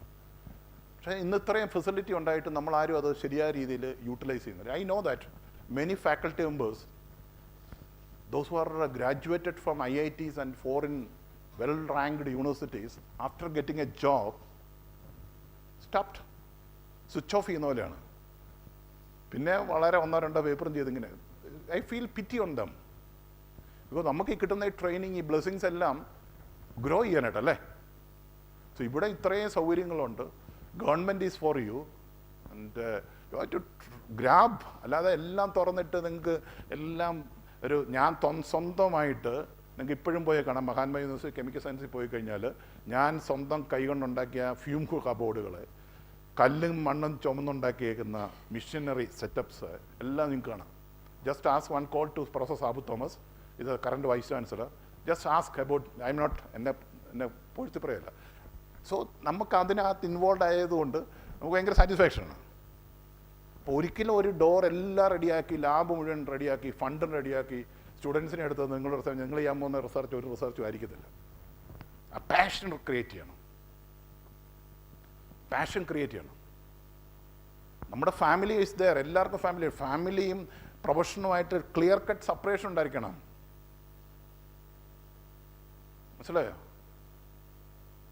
അത് വെച്ചിട്ട് നമ്മുടെ ആ ഒരു ക്യൂരിയോസിറ്റി വെച്ച് നമ്മൾ അതിനകത്ത് വർക്ക് ചെയ്യണം. നിങ്ങളൊന്ന് ഒരു 5 year 10 year if you can work hard, നിങ്ങൾ എന്നോട് പറയും സാറെന്ന് പറഞ്ഞ് കറക്റ്റാണ്, now I am enjoying that life. ഞാൻ പറഞ്ഞില്ല US ലേഡിയുടെ കാര്യം പറഞ്ഞു, എൻ്റെ സ്റ്റുഡൻറ്റ്, അത് തന്നെയായിരിക്കും നിങ്ങളും. കുറേ കഴിയുമ്പോൾ നിങ്ങൾ ഫ്രസ്ട്രേറ്റഡ് ആവും, നിങ്ങൾക്കൊന്നുമില്ല. പക്ഷേ നിങ്ങൾക്ക് ഇതുപോലെ ഒരു ഗ്രൂപ്പ് ഉണ്ടെങ്കിൽ 70 വയസ്സല്ല 80 വയസ്സായാലും നിങ്ങൾ ചെറുപ്പമായിരിക്കും, നിങ്ങൾ യു ആർ എൻജോയിങ്. അത് സാറ് പറഞ്ഞ ഭയങ്കരമാണ്. എല്ലാം ഓപ്പണല്ല, നിങ്ങൾ ഇടിച്ചാലേ ഡോറ് തുറക്കത്തുള്ളൂ. ഇടിച്ച് നിന്ന് നന്നായിട്ട് ഇത് ചെയ്യുക. അതുകൊണ്ടാണ് നിങ്ങൾക്ക് ഒരു എക്സ്പോഷർ വലുതായിട്ട് വേണം. നിങ്ങൾ എല്ലാ കോൺഫറൻസും അറ്റൻഡ് ചെയ്യുക, IITകളിൽ പോവുക, ഞങ്ങളുടെ ഇൻസ്റ്റിറ്റ്യൂട്ട്, നിങ്ങളെല്ലാവരുടെ ഇൻസ്റ്റിറ്റ്യൂട്ട്, ഞങ്ങളുടെ എയറോസ്പേസ് ഡിപ്പാർട്ട്മെൻറ്റ്, ഓരോ ഡിപ്പാർട്ട്മെൻറ്റ് ഒന്ന് വിസിറ്റ് ചെയ്യുക. പല ലാബ് VSSCയിലൊക്കെ ഒന്ന് പോയി കാണുക, VSSC ആയിട്ട് കൊളാബറേറ്റ് ചെയ്യുക. എന്തോരം സൗകര്യങ്ങളാണുള്ളത്. So you are telling about your student who missed the IIT. Yeah. Being a lady that too in the research and having few students, ഞാൻ മനസ്സിലാക്കിയെന്ന് പറഞ്ഞാൽ even one of my PhD students is doing part-time PhD. She is telling that the family support is very important. So what I would like to say, ഇങ്ങനത്തെ ഒരു വേദിയിൽ every man should think. ഞാൻ അതുകൊണ്ടായി ഇത്ര ആണുങ്ങൾ ഇരിക്കുന്നിടത്ത് എല്ലായിടത്തും ഞാൻ പറയുന്നത് ഈ ഒരു പോയിന്റിലാണ്. ഞാൻ പറയുന്നത് വെച്ചാൽ ആണുങ്ങളുടെ മൈൻഡ് സെറ്റ് മാറ്റണം. ഇവിടെ ആണുങ്ങൾ എന്നെ അടിക്കരുതേ. ഞാൻ പറഞ്ഞു വെച്ചാൽ നമ്മളുടെ ഈ ഇതൊന്നും യൂട്യൂബൊന്നും ഇല്ലല്ലോ. ഞാൻ പറഞ്ഞു വെച്ചാൽ ഞാൻ വിചാരിക്കണം ഞാൻ വളർന്നാൽ മതി. Sir, please close that. That mindset, you are at the right point.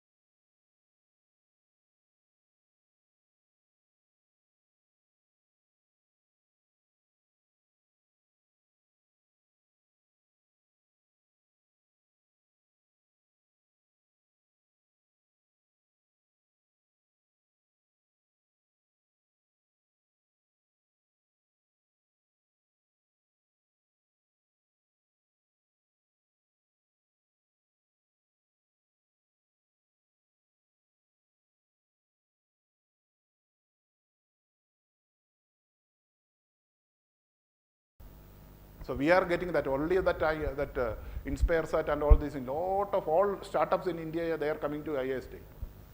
Because we established a small satellite center and all these things. So you can also be part of that. Okay?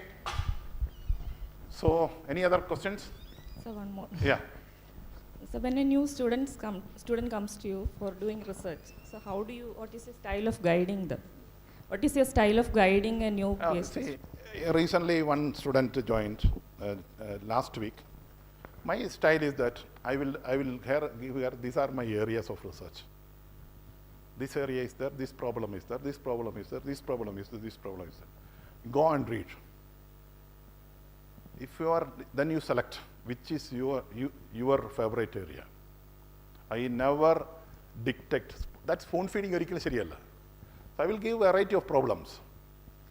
Let them, ഇപ്പോൾ എൻ്റെ ശശില എന്ന് പറഞ്ഞ കുട്ടി 6 months എടുത്തു ഒരു problem ഒന്ന് set ചെയ്യാനായിട്ട്. എല്ലാം കൺഫ്യൂസ്ഡ് ആണ്. സോ റീഡ് അവർക്ക് എന്നാലേ അവർക്ക് ആ ഒരു പാഷൻ ഉണ്ടായി അതിനകത്ത് റിസർച്ച് ചെയ്യാൻ പറ്റത്തുള്ളൂ. മനസ്സിലായോ?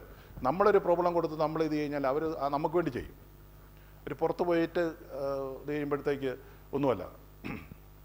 എൻ്റെ തൊട്ട് മുമ്പുള്ള ഒരു സ്റ്റുഡൻറ്റ് അവൻ തന്നെ ഇത് ചെയ്തു. സോ അവനിപ്പം VSSC സയൻറ്റിസ്റ്റായിട്ട് കിട്ടി. Not because of me, because he so powerful. സ്വന്തമായിട്ട് ഡെവലപ്പ് ചെയ്ത്. സോ എൻ്റെ Dheeraj another student just completed. So I'm giving full freedom, only guidance. Supervise is only a mentor. അല്ലാതെ നമ്മൾ ബിടെക്കിന് ചെയ്യുന്ന പ്രൊസീജിയർ കൊടുത്ത് അനലൈസ് ചെയ്ത്, don't do that. Let them do the research. Then only they can grow. They can come up of an individual researcher who can undertake their own problems. That is the main strategy as a guide. So even if they come up with a different area than yours, you will...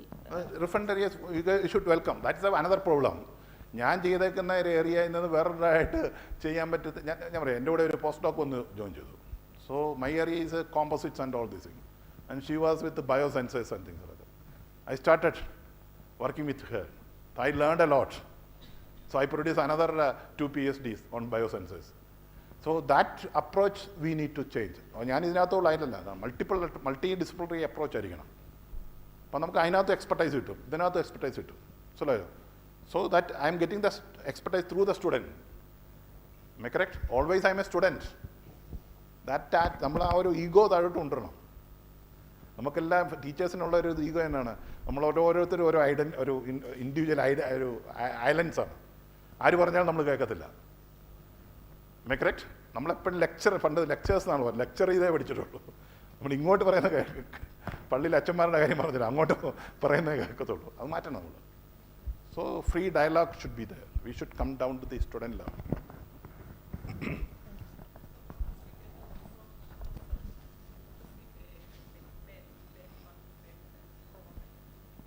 That depends. That depends. പലപ്പോഴും സംഭവിച്ചുകൊണ്ടിരിക്കുന്നത് വെച്ചാൽ നമുക്ക് നല്ല result കിട്ടി, നമുക്കറിയാം it's a very good result. But the student or faculty may be interested in publishing A paper. Because we are not tuned in applying for patent or this thing that. ഞാനൊരിടത്ത് ഞാൻ കാണിച്ചായിരുന്നു tolerance for something uncertainty. നമുക്ക് ആ tolerance ഇല്ല, നമുക്ക് ആ ഒരു patients ഇല്ല. നമ്മൾ പെട്ടെന്ന് എടുത്ത് പബ്ലിഷ് ചെയ്യും. പബ്ലിഷ് ചെയ്ത് ഞാൻ പിന്നെ പേറ്റന്റ് എടുക്കാൻ പറ്റത്തില്ല. What we need to do is you have to file the patent. Once you get the file number then you can publish.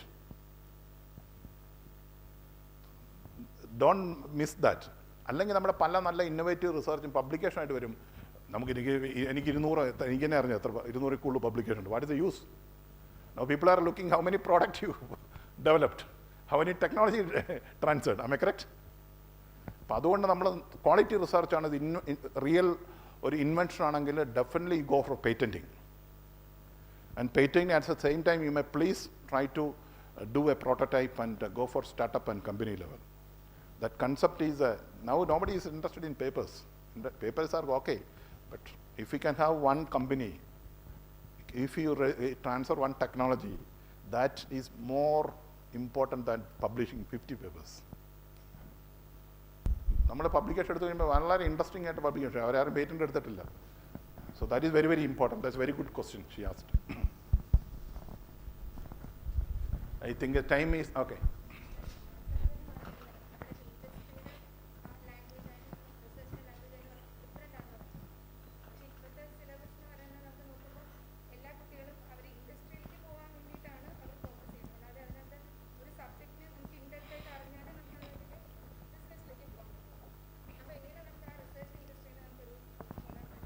that's a very good thing. See, that's what's called translational research എന്ന് പറയുന്നത്. ഇപ്പം നമ്മൾ ഈ സ്റ്റുഡൻസിനെ പഠിപ്പിച്ചുകൊണ്ടിരിക്കുമ്പോൾ സ്റ്റുഡൻസിനെ നിങ്ങൾക്ക് ഇവിടെ internship project ഉണ്ടല്ലോ. So if they are you may please the faculty advisor to should select. പല ഇൻഡസ്ട്രീസിൽ ചെന്ന് കഴിഞ്ഞാൽ അവരൊരു സൂപ്പർവൈസർ ഇതിലും ഡാറ്റ അങ്ങനെ പക്ഷെ നമ്മൾ സെലക്ട് ചെയ്യുന്ന ഇൻഡസ്ട്രി ട്രൂ R&D ചെയ്യുന്നവരായിരിക്കണം. അപ്പോൾ അവർക്ക് ആ R&D ആണെങ്കിൽ അവർക്ക് ആ റിസർച്ചിൻ്റെ ഒരു ആപ്റ്റിറ്റ്യൂഡ് ഡെവലപ്പ് ചെയ്യും. So for example, Tata Steels, I have a very good connection with it, Tata Steel, Calcutta. So what they are doing is they have a very big R&D center. They are always asking for me, the students and students for, they are taking students for 6 months and 1 year. They are doing true research. They will assess the quality, the research aptitude and all this thing. If they feel good, they will take them as another 1 year or 2 year for some sort of associateship, and later they will take them as a permanent R&D scientist. So അത് നമ്മൾ tune ചെയ്യുന്ന പോലെയാണ്. ഇതിനകത്ത് തന്നെ ചിലരുണ്ട്, നമുക്ക് 60 students ഉണ്ടെങ്കിൽ you don't expect that 60 students will do good quality research. May be 10 or 15. അവരെ നമ്മൾ ഐഡൻറ്റിഫൈ ചെയ്ത് അത് നമ്മൾ ഈ ഇൻറ്റേൺഷിപ്പിൽ നിന്നൊക്കെ നമുക്ക് മനസ്സിലാവും അവരുടെ ഈ റിസർച്ച് ആണോ അതോ ഇൻഡസ്ട്രി ലെവൽ ടൈപ്പ് ഉള്ളതോ. അപ്പോൾ അങ്ങനെയുള്ളവരെ നമ്മൾ ശരിക്കും മെൻറ്റർ ചെയ്ത് അവരെ അതിന് രീതി ട്യൂൺ ചെയ്ത് വിടുക. 60 പേരെയും ഒരിക്കലും റിസർച്ചിലേക്ക് നമ്മളത് കിട്ടത്തില്ല. So at least 10 in A class if they can do good research. That is and you should try to send them to outside India. Lot of internship opportunities are available across the world for BTech graduates. But I think they have to identify the right problem. They will get excellent fellowship and even travel cost. അങ്ങനെ നമ്മളൊരു സ്റ്റുഡൻറ്റിനെ വിടുവാണെങ്കിൽ ആ university ആ പ്രൊഫസറുമായിട്ട് നമുക്ക് ലിങ്കായി next time we can submit a joint proposal so you can go there. അങ്ങനെയാണ് ഈ academic network widen ചെയ്യുന്നത്. മനസ്സിലായോ? So if you are attending a conference in outside India, try to meet all people. Keep hundreds of your visiting card in your pocket. Discuss. Give her this thing. And അവർ തരുന്ന ഇതിനകത്ത് അവരുടെ ഞാൻ ചെയ്യുന്നതെന്ന് വെച്ചാൽ അവർ ഒരു തരുമ്പോഴത്തേക്ക് അവരുടെ ഏരിയ ഒക്കെ എഴുതി വെക്കും. Then I will come back and I will go through their sites and send a mail. So gradually നമ്മൾ 100 അയച്ചാൽ 20 പേര് റെസ്പോണ്ട് ചെയ്യും. So establish linkage. സോ ഈ രീതിയിൽ ഒരു അക്കാഡമിക് വൈഡ് നെറ്റ്വർക്ക് നമുക്ക് ഡെവലപ്പ് ചെയ്യണം. അങ്ങനെ നമുക്ക് എക്സ്പോഷർ കിട്ടത്തുള്ളൂ. നമ്മളെല്ലാം ഈ കിണറ്റിലെ തവളകൾ പോലെ ഇങ്ങനെ ഇരിക്കുകയാണ് അല്ലേ. ഞാൻ എന്താ പറഞ്ഞാൽ കംഫർട്ട് സോണിനെ ബ്രേക്ക് ചെയ്യാനായിട്ട് നമുക്ക് ആർക്കും സാധിക്കത്തില്ല. Just like A cocoon in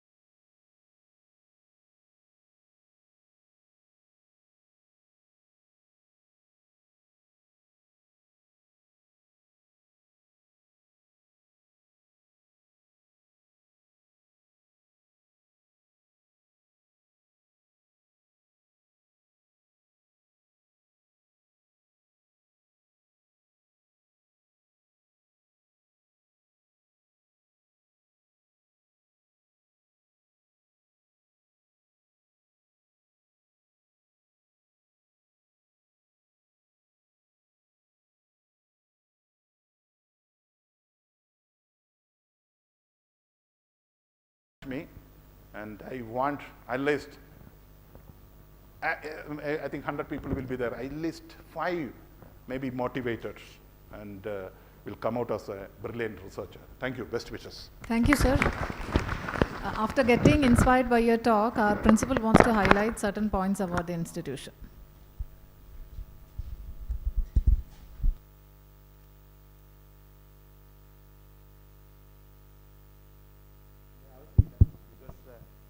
And every one of you can no need of commenting on his talk, but I would like to mention few points. One thing is, in my knowledge, the higher education department is in the process of, as sir has mentioned, process of making certain new policies, which also includes the transfer policy.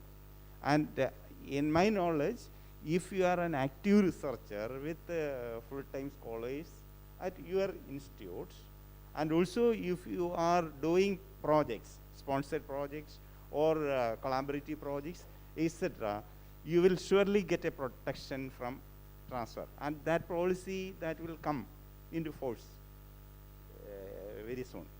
And therefore, there is that sort of protection from transfer also once you become an active researcher. Therefore, my request is that those who are not researchers, please do research and continue. That is, after getting PhD, continue research immediately. And those who are researchers, say you try to collaborate, you try to make the research translate to you. There are a lot of things you can do, and that is one thing. And another thing is, the second thing is, the sir has opened the door of IAST. Actually, I have previously also interaction several times. This is third time he is interacting with the CT in my tenure of 6 months. And I have interacted with another faculty from IAST. He is also very much interested in collaborating with CET, but you should come up with proposals, because as a principal or dean research, my service tenure is also almost over, and you should come up, because their door is open. And ISRO is also is ready to collaborate with us. You should, the door is open. If you come up with proposals, we can start collaboration. That is one thing. And the second thing is the starting of his presentation. Say his topic is the research, and to motivate the faculty of CET, and also the importance of research for the excellence of an institution. But he started with his own institution, because he is owning his institution. He is contributing to the perception of IAST, and we should also adopt that process. Wherever we go, we have the right, whatever be the topic, because he has started with the facilities, the library, everything. He has he opened the door of IAST, and he introduced to IAST, and that we can adopt, and each faculty, because that will surely contribute to the NIRF ranking of the institution also, because this process, actually initially I told you that all these activities, actually there are several activities the council members, I don't know whether this, what initiatives we are taking, I am not directly interacting with the faculty, but I think all these things are going to the faculty through the council members, heads of departments, etc. And all these are in tune with the vision of the government. That is to make the institution അന്താരാഷ്ട്ര നിലവാരത്തിലുള്ള മികവിൻ്റെ കേന്ദ്രമാക്കുക എന്നുള്ളതാണ് നമ്മുടെ higher education. അതിനു വേണ്ടിയുള്ള ചെറിയ ചെറിയ step, നമുക്കല്ലാതെ we cannot have a single leap. ചെറിയ ചെറിയ സ്റ്റെപ്പുകളിലൂടെ, അതുകൊണ്ട് തന്നെ നിങ്ങൾ ഓരോരുത്തരും അതിലേക്ക് നമുക്ക് ചെറിയ ചെറിയ സ്റ്റെപ്പുകൾ എടുക്കുക എന്നുള്ളതാണ്. പ്രത്യേകിച്ച് നമുക്ക് 500ഓളം PhD സ്റ്റുഡൻസ് ഇവിടെ അഡ്മിഷൻ എടുക്കുന്നുണ്ട്. അവരുടെ തിസീസ്, കാരണം PhD നമ്മുടെ അതിൻ്റെ ഔട്ട്കം നോക്കിയാൽ റിസർച്ച് ഫോക്കസ്ഡ് ആയിരിക്കണമെന്ന് പറയുന്നുണ്ട്. പക്ഷേ ഇപ്പോൾ റിസർച്ച് മാത്രമല്ല, ടീച്ചിങ് ലേണിംഗ്, ബിടെക്കിൽ നമ്മൾ മുൻപ് പഠിപ്പിക്കും, നമ്മൾ പോയി കുറേ സിലബസ് ഉള്ളത് പഠിപ്പിച്ചാൽ മതി. Now the teaching learning process also focus. നമ്മൾ എന്ത് ഔട്ട്കം, ഇത് പഠിച്ചതിലൂടെ what outcome the student get, it is also focus. അപ്പോൾ PG പ്രോഗ്രാമിനെ സംബന്ധിച്ച് the focus is that after completion of the PhD, each student shall be do research in his own. That means every PG student shall be doing a research problem as his thesis. Therefore, the faculty can involve in the research, and even if you are not a PhD holder, you have also the provision to do research and publish, and you make use of that. That will enhance the quality of our PG program, and also that will also contribute to the NIRF ranking. And there are lot of small things each and every faculty can do. And my only request is you identify, realize those things and work together for the institution towards, because that is a goal only, towards attaining the goal of the institution. Okay, thank you sir, thank you.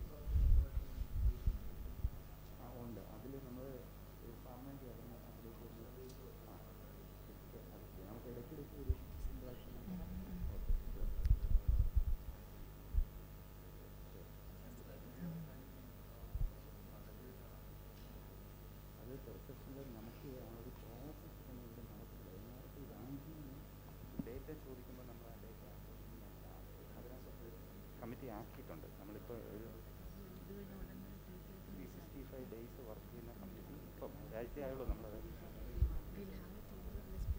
Okay, ഇപ്പോൾ actually sir is explaining about NARF ranking. ഈ NARF one thing, ഈ NARF ഒരു minute, ഈ this NARF ranking നമ്മുടെ ഓരോരുത്തരും, ഇത് പ്രിൻസിപ്പലിൻ്റെയോ ഒന്നുമല്ല, നമ്മുടെ ഇൻസ്റ്റിറ്റ്യൂഷൻ്റെ NARF റാങ്കിങ് എന്ന് പറഞ്ഞാൽ അത് വി ഷുഡ് ഓൺ ദാറ്റ്. അപ്പോൾ അതിനു വേണ്ടി നമ്മൾ അക്സെപ്റ്റ് ചെയ്യുന്നത് ഈ റാങ്കിങ്ങിൻ്റെ ഒരു ഡേറ്റ അപ്ലോഡ് ചെയ്യേണ്ട സമയമാകുമ്പോഴേക്ക് നമ്മളൊരു കമ്മിറ്റി ഉണ്ടാക്കുന്നു.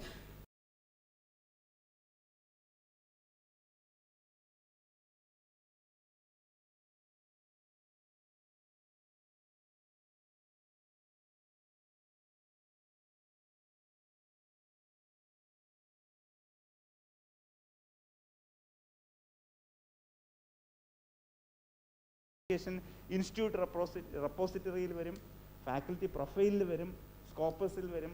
എവിടേക്കാണോ അത് റിഫ്ലക്റ്റ് ചെയ്യേണ്ടത് അവിടേക്ക് റിഫ്ലക്റ്റ് ചെയ്തു എന്ന് എൻഷുർ ചെയ്യുന്ന രീതിയിൽ, അതായത് ഈച്ച് ആൻഡ് എവരി ആക്ടിവിറ്റി ആ രീതിയിൽ ഈ റാങ്കിങ് സംബന്ധിച്ചുള്ള അതിനുവേണ്ടി ഒരു ടീം, അതുകൊണ്ട് തന്നെ നമ്മൾ അതിനുവേണ്ടി ഒരു ടീം സ്റ്റുഡൻറ്റ് അഫയേഴ്സിൻ്റെ നേതൃത്വത്തിൽ ഒരു ടീം ഉണ്ടാക്കിയിട്ടുണ്ട്. അതിലേക്ക് നിങ്ങൾ എല്ലാ ടീമുകളിലും നമ്മൾ ഒരുപാട് കമ്മിറ്റീസൊക്കെ ഉണ്ടാക്കിയിട്ടുണ്ട്. പക്ഷേ ആ കമ്മിറ്റീസൊന്നും അത്ര ഒരു ആക്റ്റീവ് ആയിട്ടില്ല. പക്ഷേ എല്ലാ കമ്മിറ്റീസും നിങ്ങളെ എല്ലാ ഇതിനകത്തുള്ള പല ആൾക്കാരും കമ്മിറ്റീസൊക്കെ മെമ്പേഴ്സാണ്. അതുകൊണ്ട് തന്നെ നമ്മൾ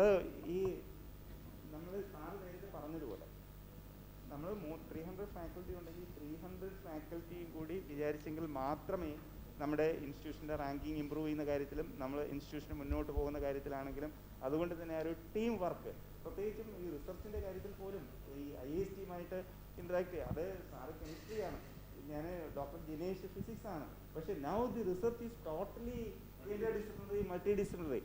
അതുകൊണ്ട് തന്നെ ഇത് വിതിൻ ദി ഇൻസ്റ്റിറ്റ്യൂഷൻ പോലും ഇലക്ട്രിക്കൽ, ഇലക്ട്രോണിക്സ്, മെക്കാനിക്കൽ എന്നുള്ള ഡിസ്റ്റിങ്ഷൻ ഒന്നുമില്ല. നമ്മളിപ്പോൾ ഒരു 2.57 ക്രോസിൻ്റെ ഹൈ പവർ കമ്പ്യൂട്ടിംഗ് സിസ്റ്റം വാങ്ങി. അത് mainly for research in AML.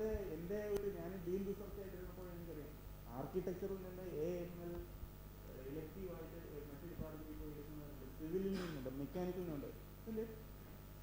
That means that is a truly interdisciplinary area. Therefore, there is no hindrance in collaborating with the IST or chemistry department or physics department. It is institutional. Yes. One point I will tell you. Say 2018, I was പേര് പറയുന്നില്ല, ഒരു കോളേജിൻ്റെ, ഒരു well known college in the Kerala, in state of Kerala. I am there, the governing council member, as a member. So when the NIRF rank looked, they were nowhere, the NIRF rank. So all faculty, I asked them to call up for a meeting and analyze the NIRF ranking where. അപ്പോൾ അവർക്ക് ഇഷ്ടം പോലെ research ഉണ്ട്, എല്ലാം ഉണ്ട്. പക്ഷേ അതിനകത്തൊരു collective effort ഇതിനകത്ത് വരുന്നില്ല. So we started, I supported them, formed a committee. 360 days they worked hard. This year that college got a rank less than 50. It was in 2018. So 19, 20, 21. This year rank is less than 50. They were nowhere. So CET can, in my opinion, as all these resources and faculty, publication, things like that, it should be between less than 25 or 10.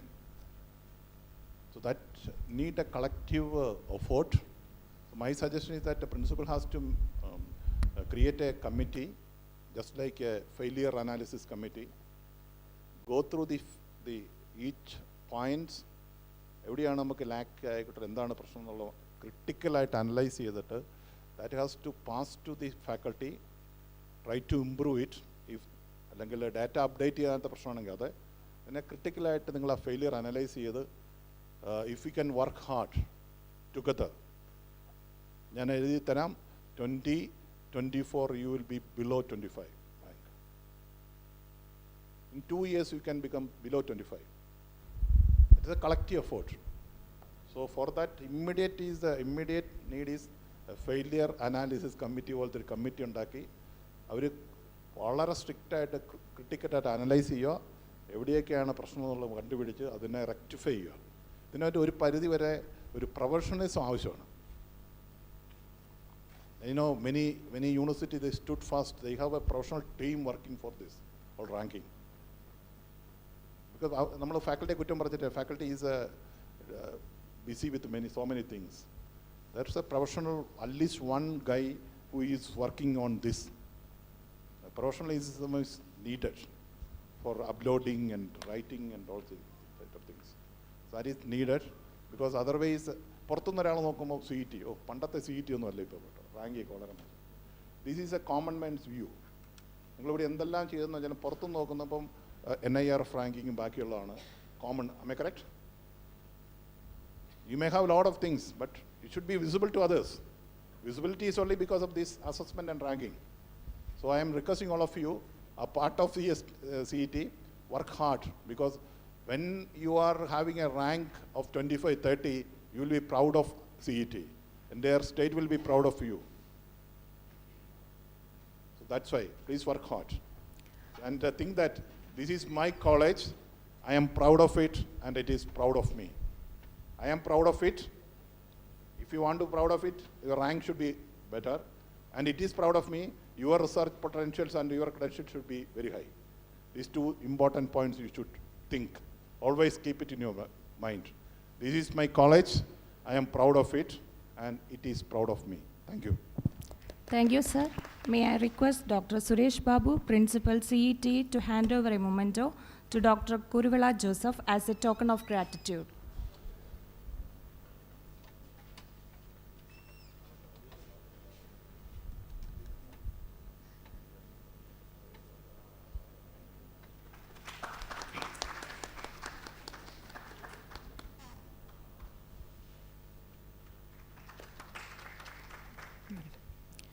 Thank you, sir. Let's break for a tea for 10 minutes.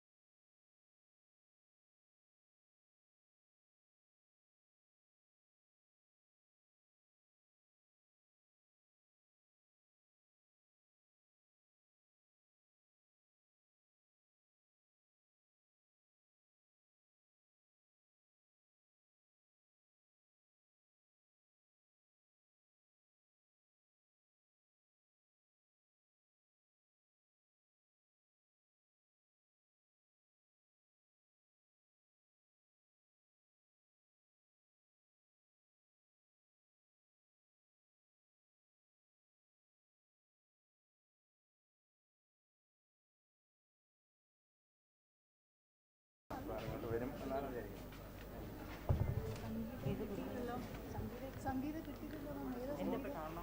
ഇവിടെ ഉണ്ട് പക്ഷെ ഇല്ല നിൽക്കുന്നതാണ് സംഗീത ആ phone വിളിക്കുന്നത്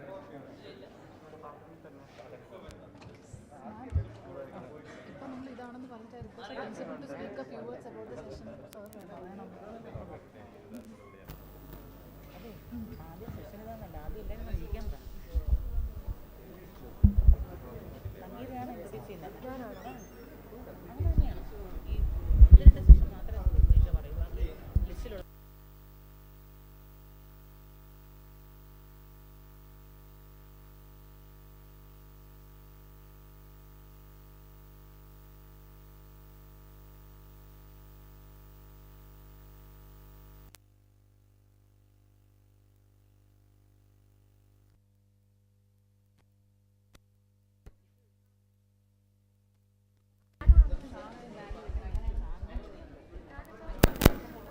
all the participants are kindly requested to get back to the hall as we are going to start the next session soon.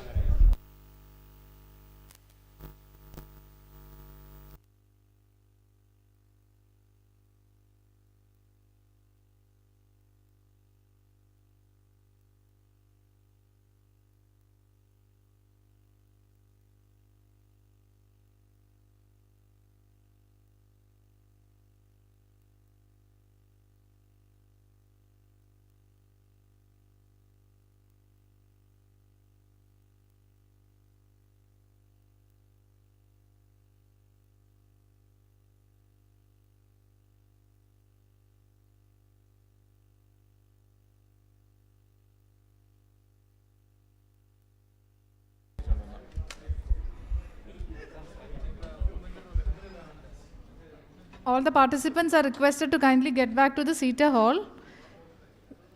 We'll have the session by Dr. M.R. Baiju, Member, Public Service Commission, Kerala. And the topic is Boundaries, Binaries and Beyond, a few cross-sectional perspective of history and society.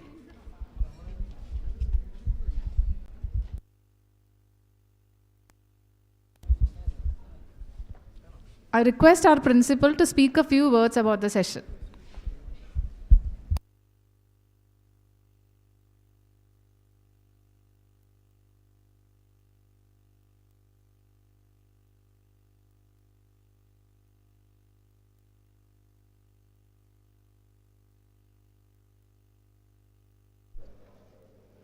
Dr. M.R. Baiju. And I think there is no need of introducing him to you. and he was with us for the last 25 years, means from 1991 to 2016.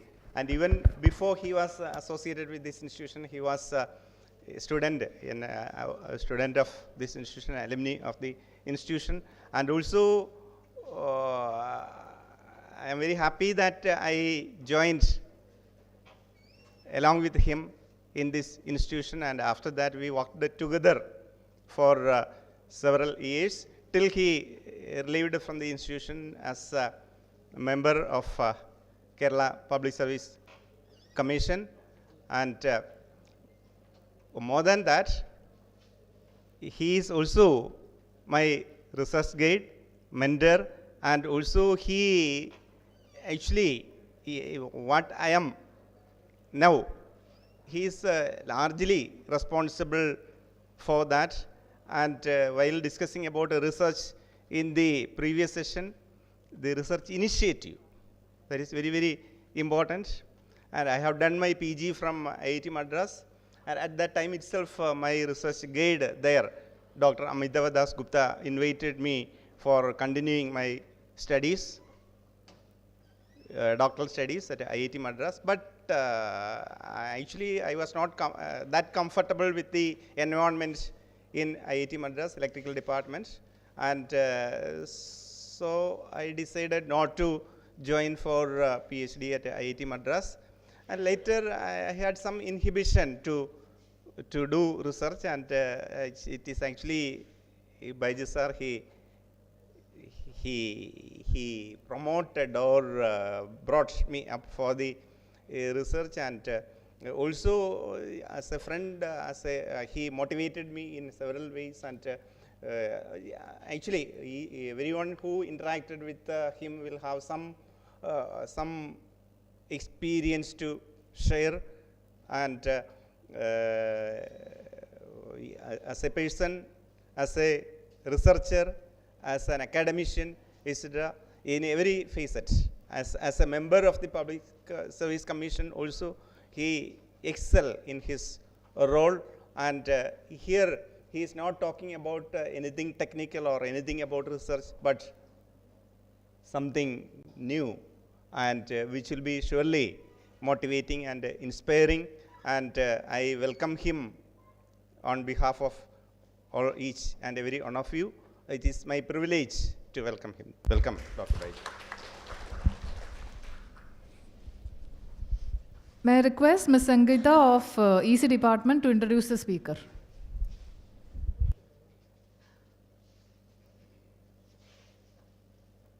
Good morning all. We are so honored to have Dr. M.R. Baiju, member, PSC, Kerala, for delivering a talk on this faculty empowerment program.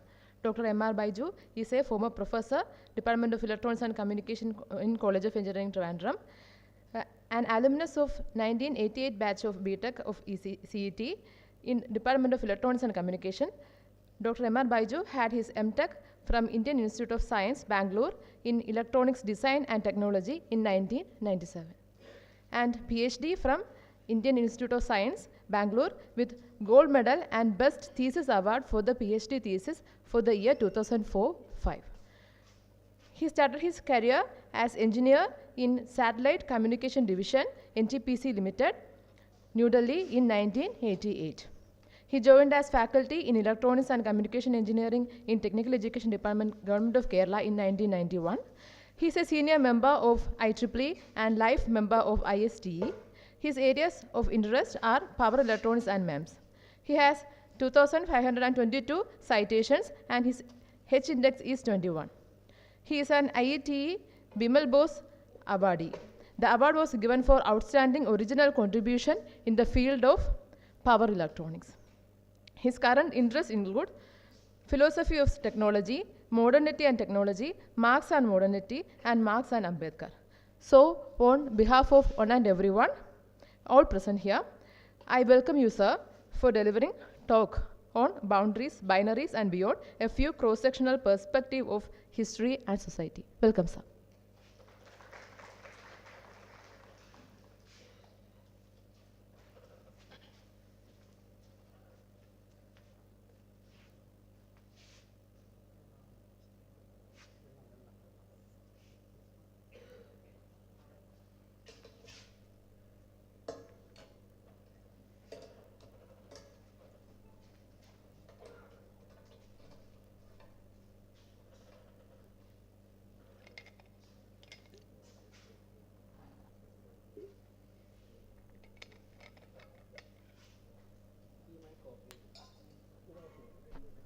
ഇതൊന്ന് of ചെയ്യോ?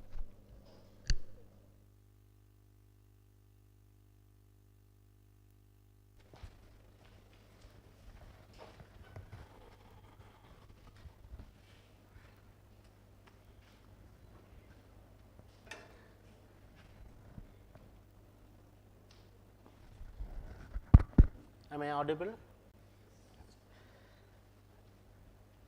Good morning. Thank you, Dr. Suresh Babu and Ms. Sangeeta, for a very moving and generous introduction. I was listening to Dr. Kuruvilla towards the end of his talk through live streaming, where he presumably propelled you to think, act and live with energy and passion. All training programs, all such gatherings, academically and otherwise, can be considered gratified if such kind of a message can be imparted to the participants. I congratulate Dr. Kuruvilla for your message, and also really impressed by the discussion, which I was not here, but I could gauge very involved discussion that followed. So, I also appreciate the participation from each and every one of you to have generated that kind of a discussion, even just for the first presentation. I thought that was the first presentation. So, we have begun very well, and I will like to present in the next 60 to 70 minutes a talk on, can say, history and society generally. As you know, I am not a student of history. I am a teacher like you. So, these are some cross sections of history which I would like to present before you. When you take a cross section, you choose an axis. So, the axis I have, those axes I have chosen are of my personal choice.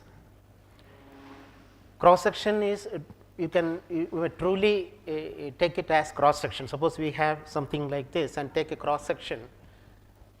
First thing is, each cross sections need not be symmetric. Suppose we have an apple, I may cut at the top just like that, or I may cut across, may cut the side. Okay.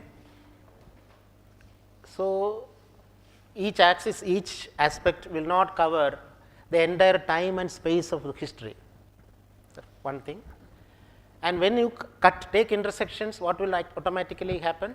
What can happen when you take intersections? They truly intersect, and there will be some commonalities. No? So, there will be some commonalities.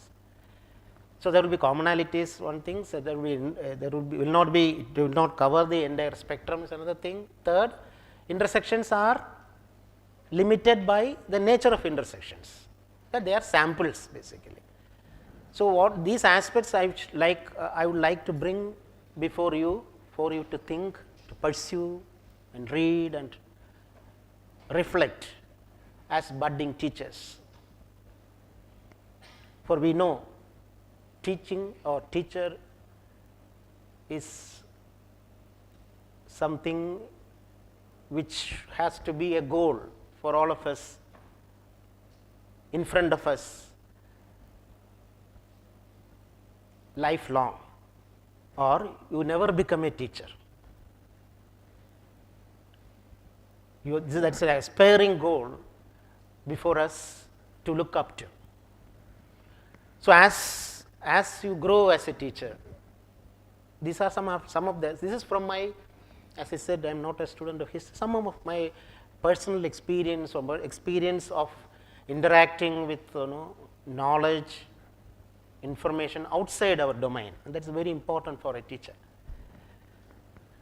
So, I request your sympathetic listening, because I know this is something which is really off from your comfortable zones or comfortable positions. Before taking the cross section, let us look at the,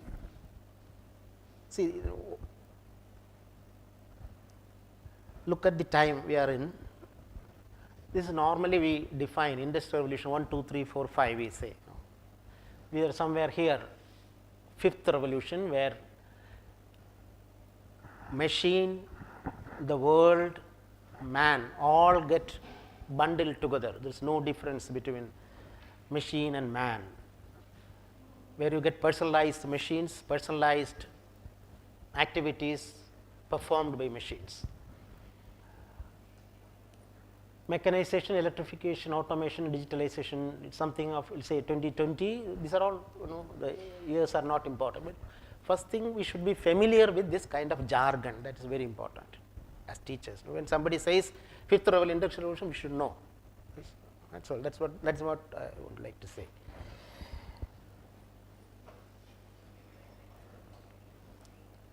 And recently, and what the world we live, 15th November, I think 15th November 2022, world population is poised to touch 8 billion, if not it has already.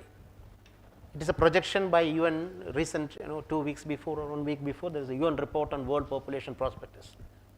So, we are a race of 8 billion strong, and it is touched to 8.5 billion 2030, 9.7 2050 and 10.4 and this is how the progression has been. 1804 1 billion, next one to add next 1 billion, it was 123 years. Next 1 billion, it was 26 years, 22 years, for 32 years, like that. So, as it grows, as you move in time, the population expands, and even though this is only each billion, you can say around 11 years, 12 years, we are adding a billion. But next billion, you see, at the same time, if you look at the progression, you will see there is a kind of if you see the rate of explosion, there is a kind of a population explosion here, 1959 to 1987. Many say human population explodes when human progress becomes faster. Human progression becomes faster when technology aids it to move. So, the technological progress and human population progress is some way connected. And this is projection for 2050, this is the current position, China, India, US. India, China both are 1.4 million now. This is supposed to reverse in 2013. The earliest estimate was in 2027 we will overtake China. The recent projection is next year India is poised, and Nigeria, see the India, China, US, Nigeria, Pakistan. So, this kind of information we should have that kind of awareness. Nigeria, you see, is going to be 4th populous country in the world. Of part of humanity, they are going to be part of a significant proportion.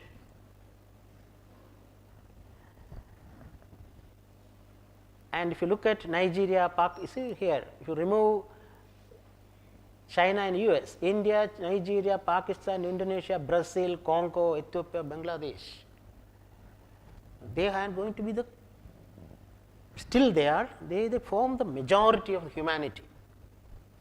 I stop there. And if you look at the wealth, this also we all know. This is the wealth is 19, some report. I have taken this, maybe I am violating copyright, I don't know. So, if you look at this if you look at the color, this is North America and basically North America, Canada and US. this Asia, this is Europe, and this is Africa, and this is Latin America. So, if we imagine the proportion, the number of people there. So, Africa, Latin America, and Asia, North America, US and Canada, and I need not say this is stark inequality, and this is where millionaires live. The circle, you need not look at the figure, I mean the numbers. The circle indicates the number of, this circle is 10,000. So, majority of the millionaires live here, again the North America, and this is Europe and Asia. Okay, that is because of China and Russia. So, once again we say we live in a stark age of stark inequality. If you look at the carbon emission, we all produce engineers, no? If you look at carbon emission, this is the picture. United States 14%, China 29%, India 7%, Russia 5%, rest of the world. If you look at per capita carbon emission, the picture changes. In whether this is the global average, I think this is metric tons of CO2. There are different studies, one study you can say, but there is nowhere Russia, India, India, China, when you take a per capita, the carbon emission is much less. Carbon emission comes from fossil fuel because of activity. When there are more people, naturally carbon emission will be more. When earth is so vast, so a significant portion is populated, carbon emission will be more. If the total carbon emission till this is when the industrial revolution started, and if you look at again United States, China, because of the population, because of the vastness and the way it indicates, again kind of progress it has made over the years, then Russia, India. So, what it suggests is we live in a world of inequality. Inequality can be, since it is a cross section, I do not. Now, you look at another cross section we take is evolution of man or evolution of Homo sapiens. This is the normal picture we have, from the chimpanzee, someday you start walking, and then that is not the, that is figuratively correct, but the right picture is this one. See, there is called great apes. There are 4 great apes at present in the world. They are orangutans, gorilla, chimpanzee. This is a chimpanzee and Homo sapien. All of them, all of them had a common ancestor 15 million years ago. It is not that the gorilla becomes a man or Homo one day. All had a common ancestor. After some time, there is one branch of gorilla separated and they progressed, and final branching comes here, where this branch is called hominin, where it will split into Homo sapien and chimpanzee. So, chimpanzee is our closest cousin, if you say. They are still there, okay? And when what happened? This happened around 5 to 7 years ago. This kind of historicity has to be in our mind. 7 million ago, Homo sapiens and chimpanzees had a common ancestor. When it evolved and when it separated, we do not know. And 15 million years ago, there was all great apes had a common ancestor. And before that, maybe we had a common ancestor with monkeys. So, some people questioning evolution will ask, have you ever seen a monkey turning to a human being? Even scientific parlance, the theory of evolution is being questioned. Okay, I will stop there. These are questions you have to. If you further, if you look at, we had a common ancestor, I think 5 to 7, then the chimpanzee branch spread, and maybe here different branches here, and Homo sapiens like this. This is present. Present, there is only one species of Homo is existing, that is Homo sapiens. We had another branch, again Homo is a genus. So, here we can say from 2 million the Homo genus. So that figure has to be in our mind. 2 million years ago, the Homo genus or the Homo family of human being. Then there were different branches, Homo habilis, Homo erectus. From Homo erectus, it split into Homo sapiens and Neanderthal. And point is, all of them got extinct some point of time. Only we are surviving. How we survived? It's a big question. Neanderthal were there in Europe around, let's say 40,000 years ago. Human erectus, this branch, so Human erectus split into Homo sapiens, Neanderthal. This was around, this happened around after 2 million years up to 40,000. They also some part of life, some part of world lived. So, see the common ancestry of Homo sapiens is very important. It's a very poignant, idea pregnant with meaning. Pregnant with meaning at this point of time of history. This I want to skip because lot of, see this Homo genus, these are the cousins, these are the branches from Homo erectus, these came, and Homo sapiens 3 lakhs years. So that figure has to be in our mind. Homo sapiens history is 3 lakhs years ago. Homo genus 2 million years ago. So it took 2 million to 3 lakhs years ago for us to evolve from the Homo genus to the Homo sapiens we are. And see, anatomically modern human being, there is not much difference between the anatomy of Homo sapien that we are today and somebody who was 3 lakhs years ago. Absolutely not. Maybe brain slightly increased, other than not much difference.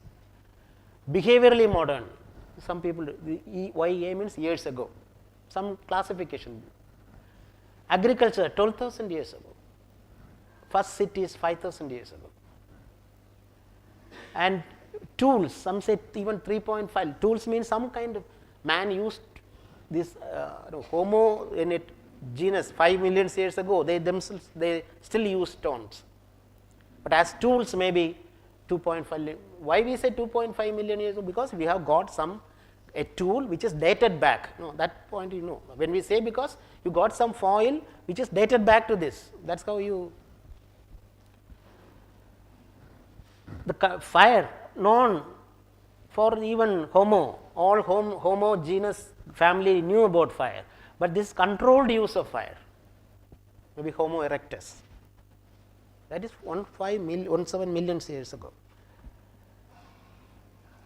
And this is a major, I think most of you heard, is it out of Africa, because all, if you look at, you got fossils which have emerged, the oldest fossils have been from Africa. And we say this is Olduvai Gorge of Kenya. One point got fossil mean no, don't think there is a complete skeleton, one bone or one cheek, one skull kind of thing. One point, this place was oldest for 1.8 million, that is Homo erectus. And most recent fossil was 17,000, that is modern man. This is Africa, and this is Israel. 1,800 years ago, there was you get a fossil, the same kind of. So they lived, and we know which says there were 7 million years ago. There are different genus of hominin. I said hominin is Homo and chimpanzee. And there is waves of immigration, many waves, and Homo sapiens.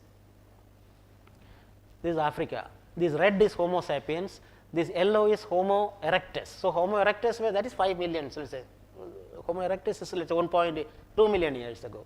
2 million years it was here, Europe, India, this part. Okay, this figure you know, this is not a Eurocentric map. The map we use is Europe at the center, you have east and west. So the calling of east and west itself has a philosophy, has a politics of Eurocentrism. Okay? So this map is not Eurocentric. So it starts, we don't see normally a map like this, no? So this is America.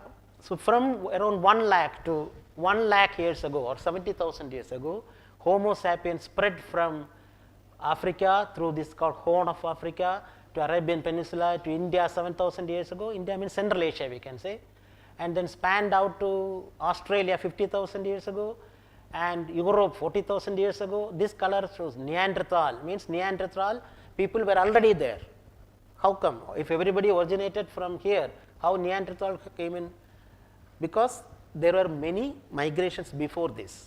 1.2 million years ago also there was migration.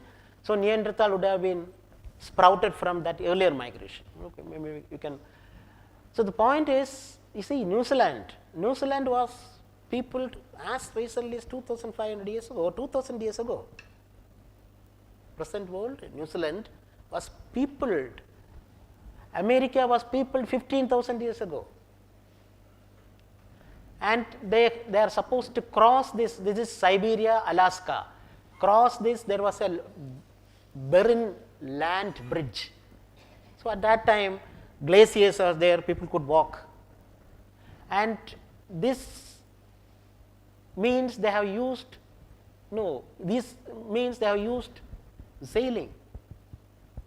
Okay. So, this is called out of Africa. So, this is an important point we should take. And if you take all the fossils and if you now we have DNA genetics, archaeology and genetics now have a deadly combination now. All myths are getting dumped day by day. If the normal Homo sapiens have 4% Neanderthal gene or DNA, we all carry 4% Neanderthal gene, DNA, and all of us DNA are 99.9% the same. So, there are lot of interbreeding. So, the theory of race is scientifically dumped now. The whole humanity is a single race, whole living humanity, living human being, all the same race.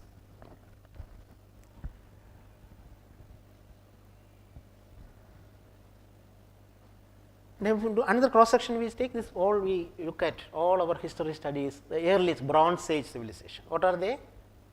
The Mesopotamian, the Egyptian and Indus. Okay. So, this is what I want to project to see is how they are placed, how they are located. This is Africa, Egypt is here, this is Mesopotamia, this is Mesopotamia, present day Iraq. So, this is Iraq present day, this is Arabia, this is our Persian Gulf, UAE all here. So, it is very, and Indus is the northwestern frontier, Afghanistan, Pakistan, this Indus. So, this is how, so that kind of a perception should be there, how the history is there, but more than history, how they were placed. And this is called, if you read history, you will always hear about a fertile crescent, where the earliest agriculture, okay, fertile crescent is this portion. See, this is Mesopotamia, this crescent. So, some people take this also as part of, see here, Egypt, this is the crescent shaped. So, this is a very, very important place in our history.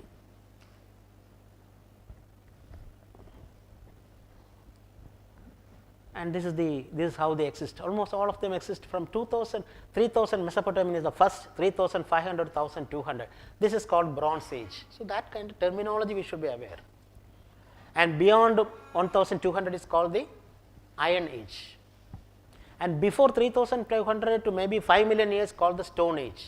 So, what is Stone Age means? When tool was merely stone. So, up to even 3500. And 12,500 is agriculture. 12,500 to this year is called Neo-Paleolithic Age or New Stone Age. So, New Stone Age and then the Stone Age. Then we know writing, Mesopotamia writing 3,400, also wheel, plow, sail, all in Mesopotamia. Maybe at there the Indus also, because Indus are very, very, very concurrent. They are also aware.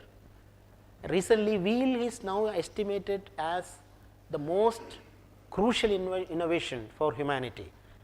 Around the middle of the 20th century, steam engine was or motor, engine was, steam engine basically.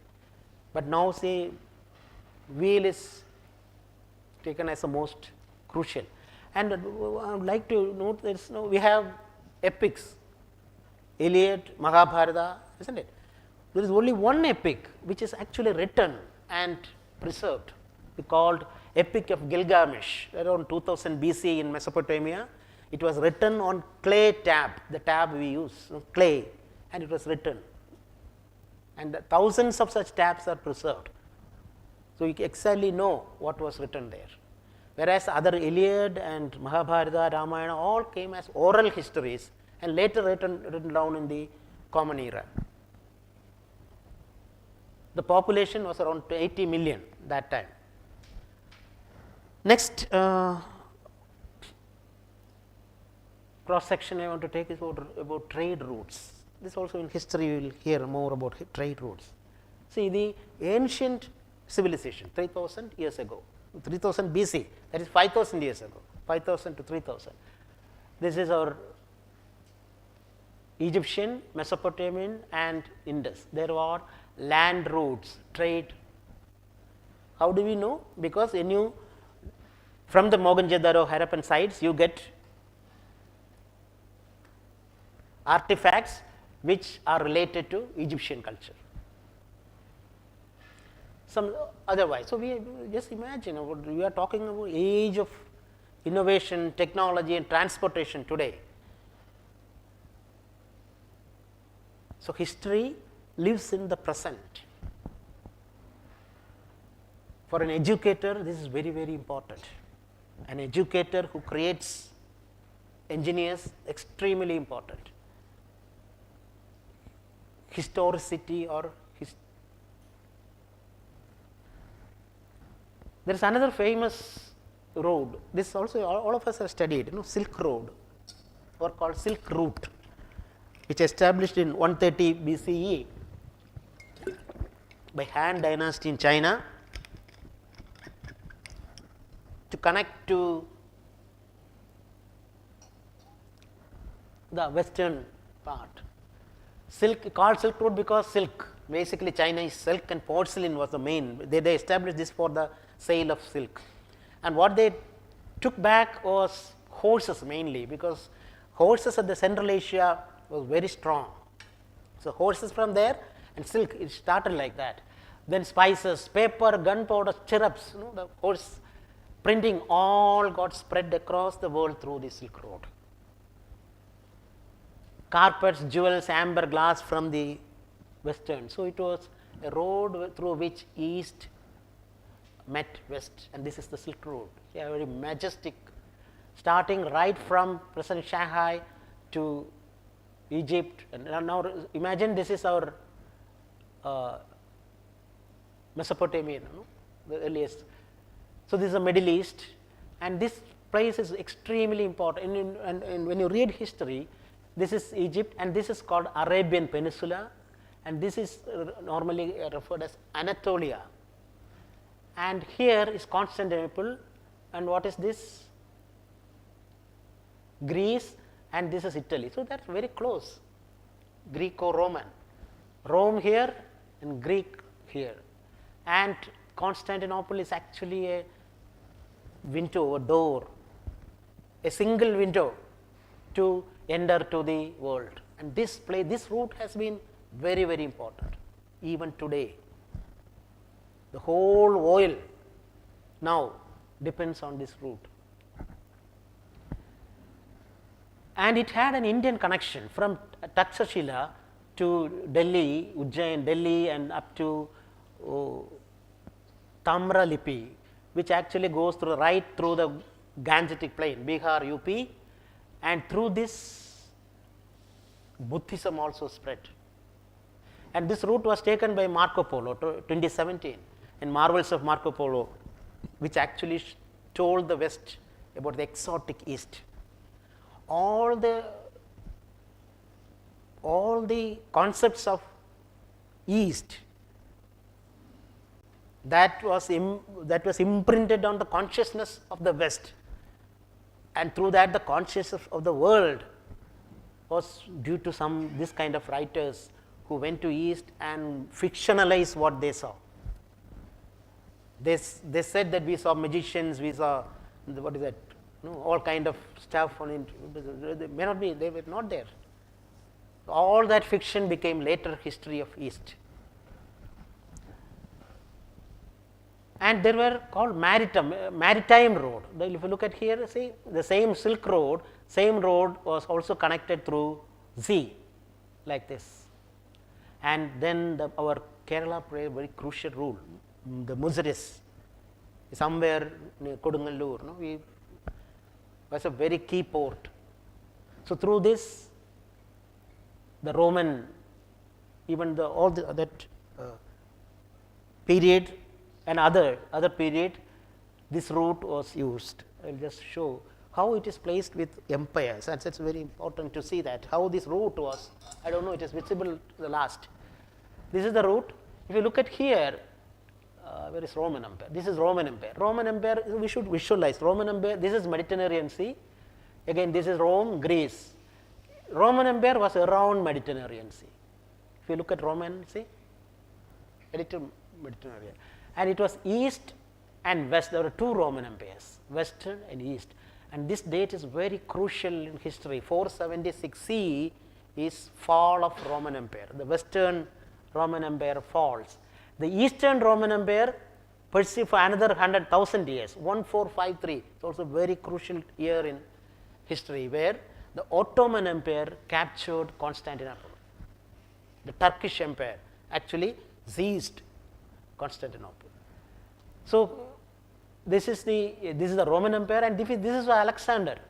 Alexander started from this Greece, came to Egypt, and he actually wanted to go up to China, push through this Silk Road. Silk Road was called Silk Road very later, as we see. That was the intention, but he could not progress further from the northwestern frontier of India. So he came back. But there was one empire which completely encompassed, completely seized, and that is the greatest empire of all time, Mongol Empire. Mongol Empire is this one. See, it completely occupied the Silk Road. So these all have undercurrents, trade, power, economics, political power, history.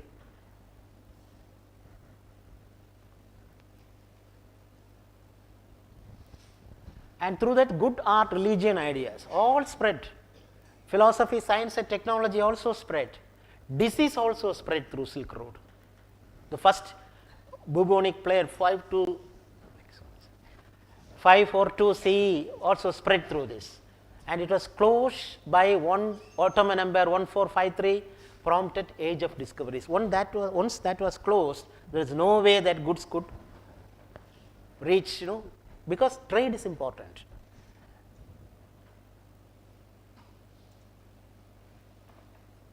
I will say the further history of humanity is to open up this path. Cross section means you can see like that also. The whole history of humanity is evolved around this road or this route or this economics or this trade. And what you do is, and see this, it has present indication, ramification. China is trying to establish a BRI, Belt Road Initiative, where there is a land route they are trying to establish like this, and a Z route where Calcutta is a node. So that road, trade is still that route, history works in the present. And there is an economic corridor from this place is very, very important. Samarkand is somewhere near Uzbekistan, present. It is one of the oldest city where there is a continuous living traces. It was continuously occupied by humanity. Samarkand and Jericho in Palestine.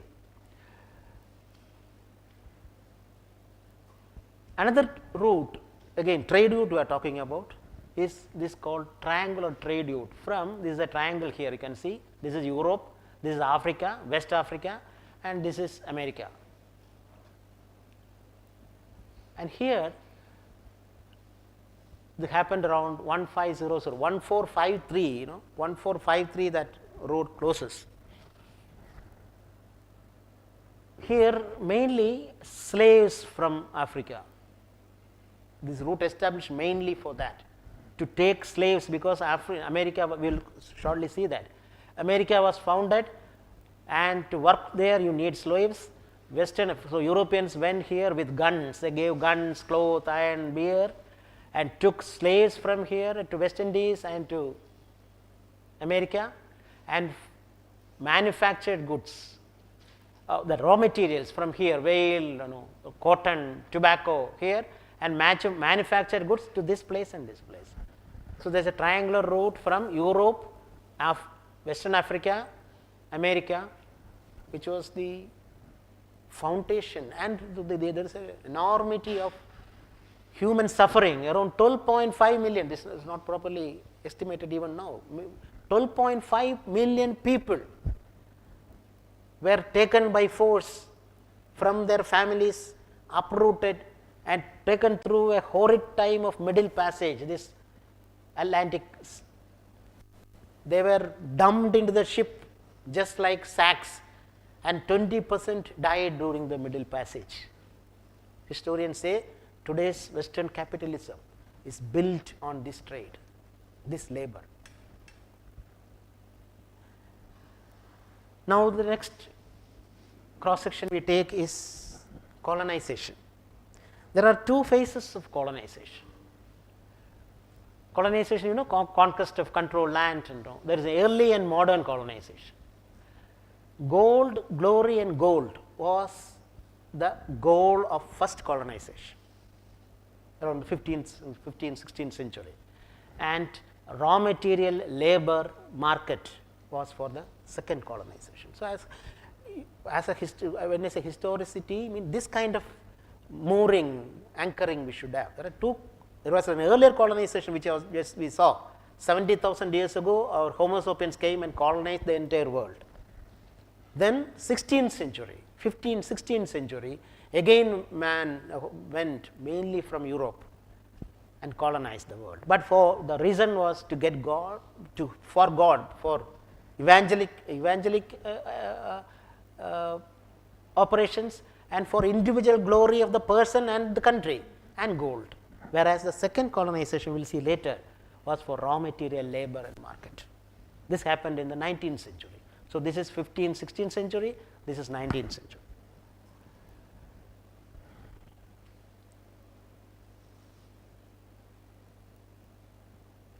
Mainly it was prompted because this route was closed 1453, you had to have alternate route. So this route is closed now, I can see from here. Yeah, from the Silk Road was closed. So people from Europe, they took, this is Spain, France and Portugal. Spain, France, Portugal, they took different routes to go to different places. They wanted to east because they were already addicted to the goods, basically silk, basically spices. They could never live with that, without that. Spices important because preserving food and for the taste. So basically for spices, and you can see, you would have studied Bartholomew Dias came from here, from the Portugal up to Good Hope. Then it was Vasco da Gama who turned around 149. Almost similar period Columbus went to West Indies, searching for India basically, but reached West Indies. So this, what I am saying is, when this route was closed, this kind of voyages were there. I will skip the details. So Spain, Columbus 1492, to Amerigo Vespucci, in whose name America was called America. South America. So Spain went, we will see in a graph there, Dutch, Portuguese, France and British, and this is important. British actually was later, came late. They came late to 1607, the eastern part of America. We will see that 1607, and this name of a ship, Mayflower, came with 100 settlers reaching Plymouth in 1620, 13 colonies on the eastern bay, and this is it. Look at this Appalachian mountains. There is a mountain here. So, this is present day US is this, okay, of which the colonies came. You have a pointer, another pointer. Colonies came and settled. These are the 13 colonies, British colonies, which later became, United States of America. We will come, and this picture is very important. Present day US is this much, this whole thing, and there was a western push from these colonies. So, natives were here. There was a western push from here to here, that we will see, I think. So, this was colonization of America. This is the Spanish, Mexico and this part, this is Portuguese, and this is 13, just see, this is Canada. Canada was mostly, the yellow is this place was the initial France. Canada was initially called New France, French actually from there, and just see the British colonies were very small actually. If you look at the colonizing, Spain had this much of a land, France had this much, whereas British colonies, the 13 colonies only with this much. And this colonization, we are again back, this is the cross section, when you say there is an intersection where this colonization resulted in Atlantic slave trade. British colonization, they actually came for permanent settlement, whereas French, Portuguese, Spanish, they just came and then spent some time, they were prepared to go. Whereas, and when they settled, the native population diminished. There were native, because America was peopled 15,000 years ago. So, when the British and other Europeans came, there were people there, their own land, they were living. But they vanished because of disease, because of war, and because of exploitation. They became slaves, they became the labor, and they became the essence by which the present America became what it is today. Again the slave trade, now we will say more. So, this is the 13 colonies. For this labor, slaves from here, and guns were given here, and the merchants or the people from Western Africa were also involved, because they were given gun, bear, everything. So, these colonies, they won't go deep inside. The people will be caught and will be given to them on the seashore. They didn't go deep. They didn't go deep into the America. So, there was collaboration from the local Africans also.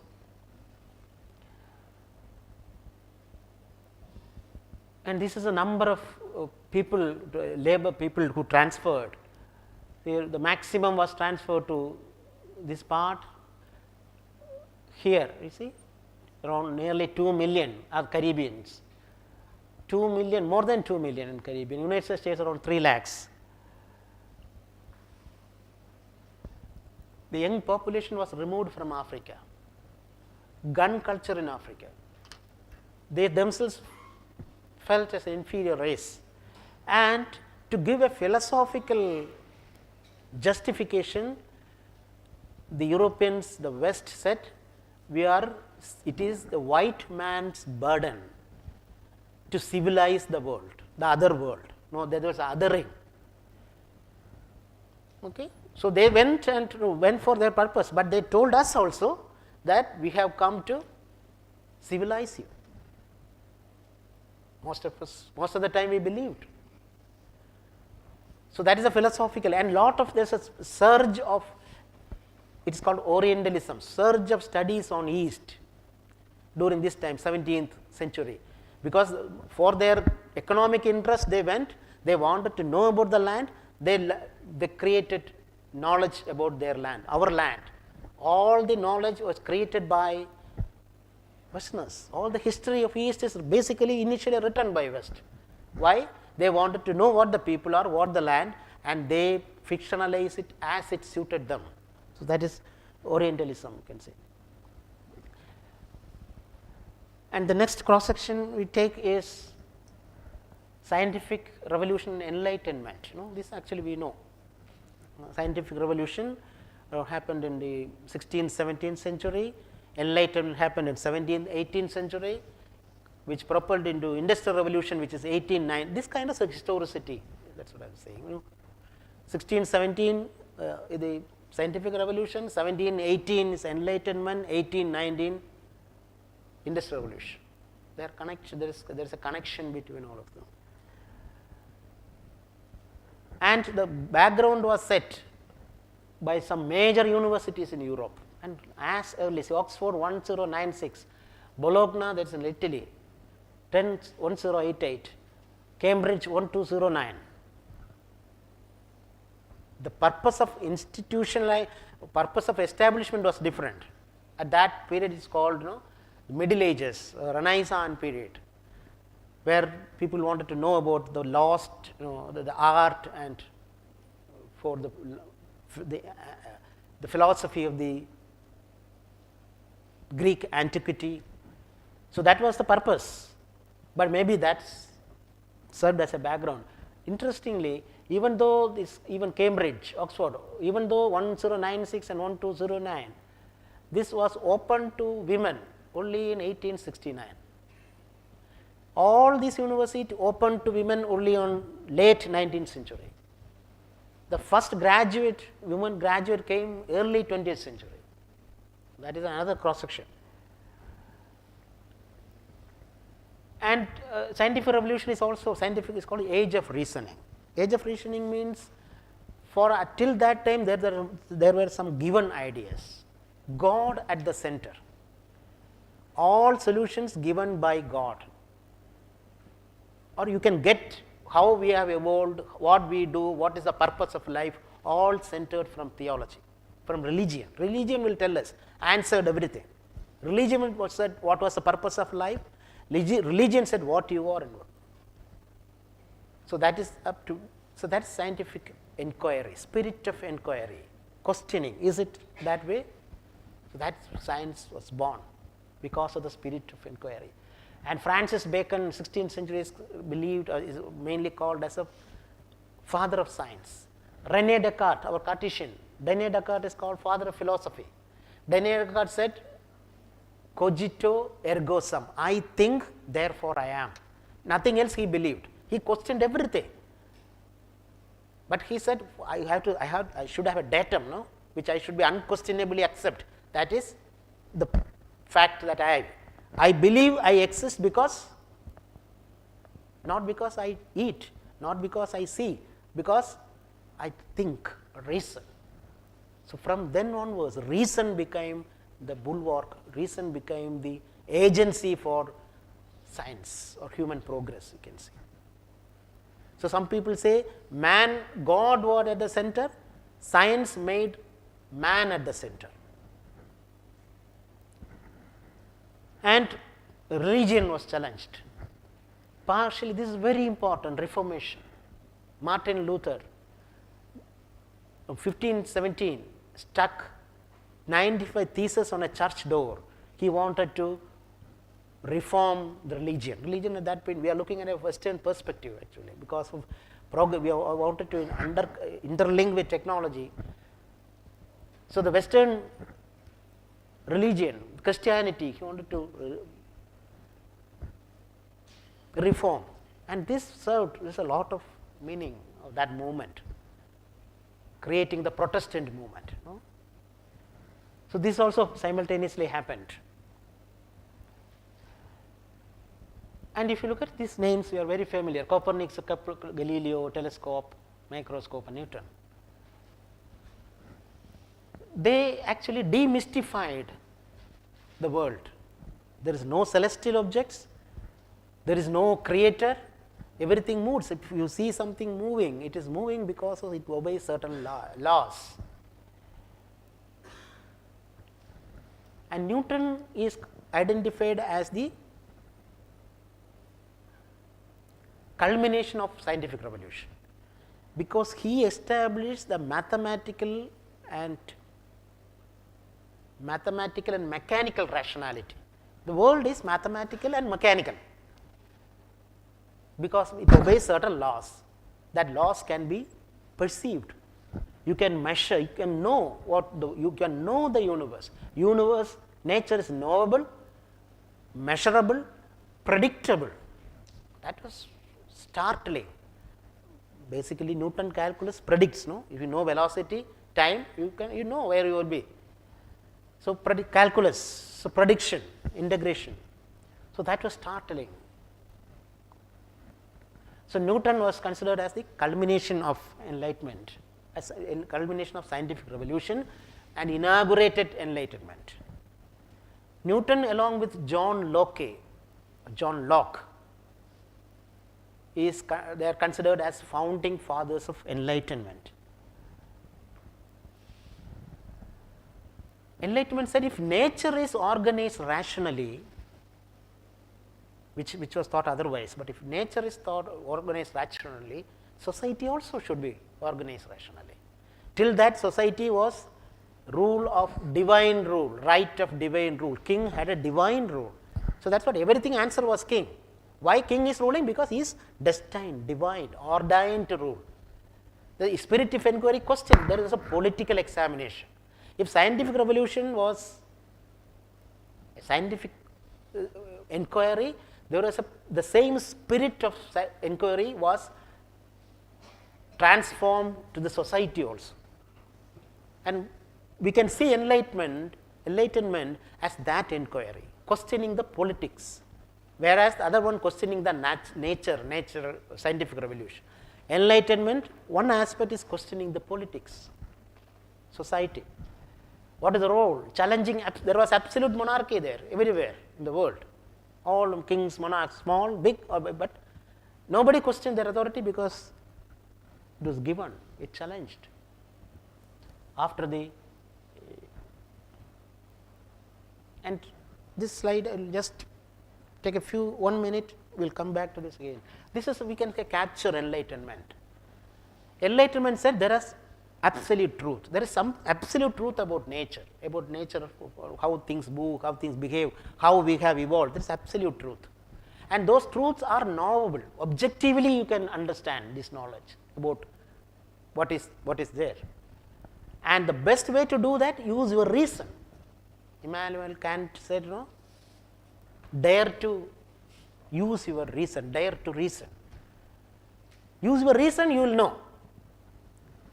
Reason holds the key to know the truth. And if you do that, what will happen? You will progress. Progress is ensured.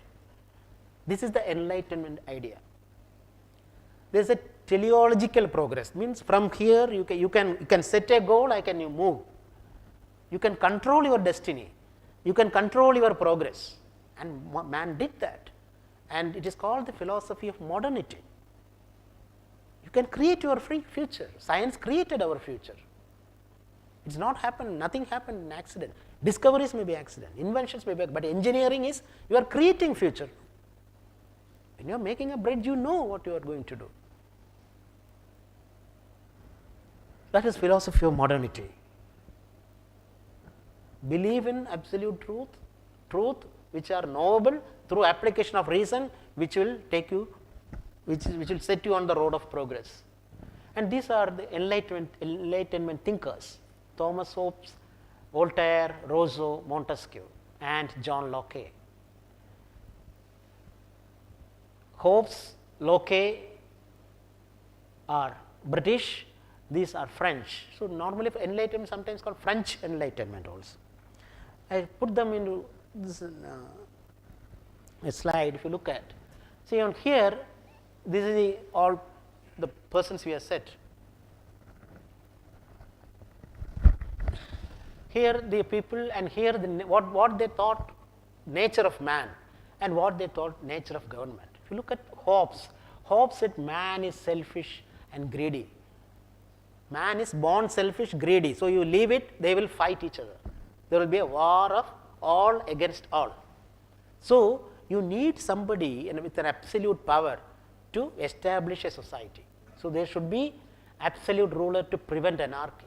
can be, he questioned monarchy, but can be a monarch or can be somebody who is very strong, and he gave a fictional character Leviathan. Leviathan represents a absolute ruler.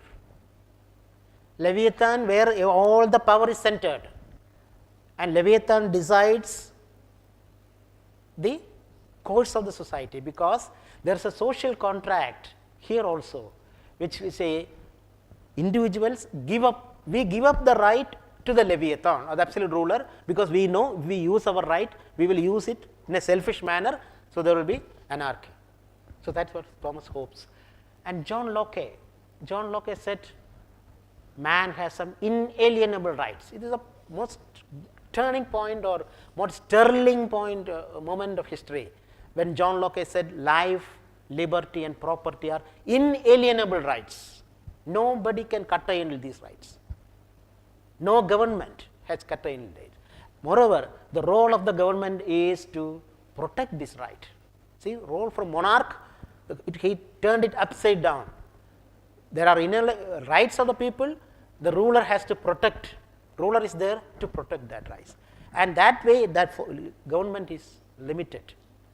And there is a social contract between the ruler and the people. Suppose you are the ruler, the contract is you protect my rights. You are there as long as you do that, when that contract is there. Then Rousseau said, so man is good, but society makes the man wicked. When you live in a society, he will be, you can't predict. So society will make its own laws by itself to restrict the individual freedom, and the government has to protect. He coined the word general will. So there is a general will. We are all individual. We are all individual aspirations, but when you sit in a society, there is a general will. The general will supersede individual will or individual rights or individual. So the government's role is to protect the general will. Then Voltaire and Montesquieu thought about, Voltaire is known for the state to be secular. He was the first to call church and king had to be separate. Power has to be separate. They should be separate. And Montesquieu said, to limit the power, government power should be the executive, judiciary, legislature. Separation came from Montesquieu. So an evolution of thought from monarchy to a democratic point of government, democratic form of government. And these two people are very important. They said these are social contract. Locke said it is the right of the government to protect rights. Suppose the government fails, what do you do? You have the right to change the government. Rousseau said it is to protect the general will. If they don't protect, what do you do? You have the right to change. So both the thinkers called for revolution. They theorized the revolution, and they immediately got two revolutions, American and French Revolution. And all the French Revolution, French Revolution was studied. There was a period of terror after the French Revolution. It blamed, Locke and Rousseau were blamed, because that reign of terror can be justified by Rousseau's theory, because even though individuals were harmed, that was the general will, the ruler was trying to impose the general will. This is very, very, very, I think you should think about this.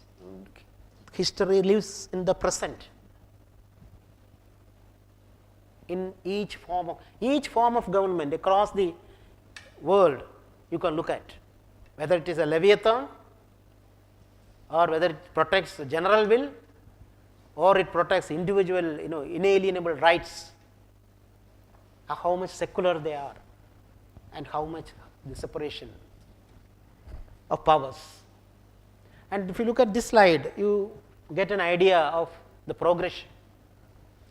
See, this is the period of scientific revolution from Copernicus to Newton, immediately Locke and political revolutions. So this is why sometimes we say scientific revolution propelled enlightenment.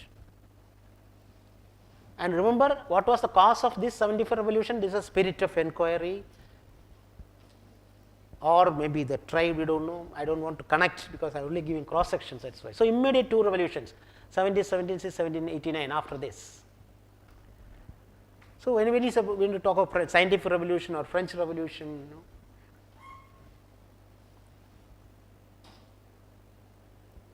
and if we look at next, another cross section is about slavery and racism in the US. US after becoming independent 1776 or 1776, 1780s, I said Europe was only there was, yeah.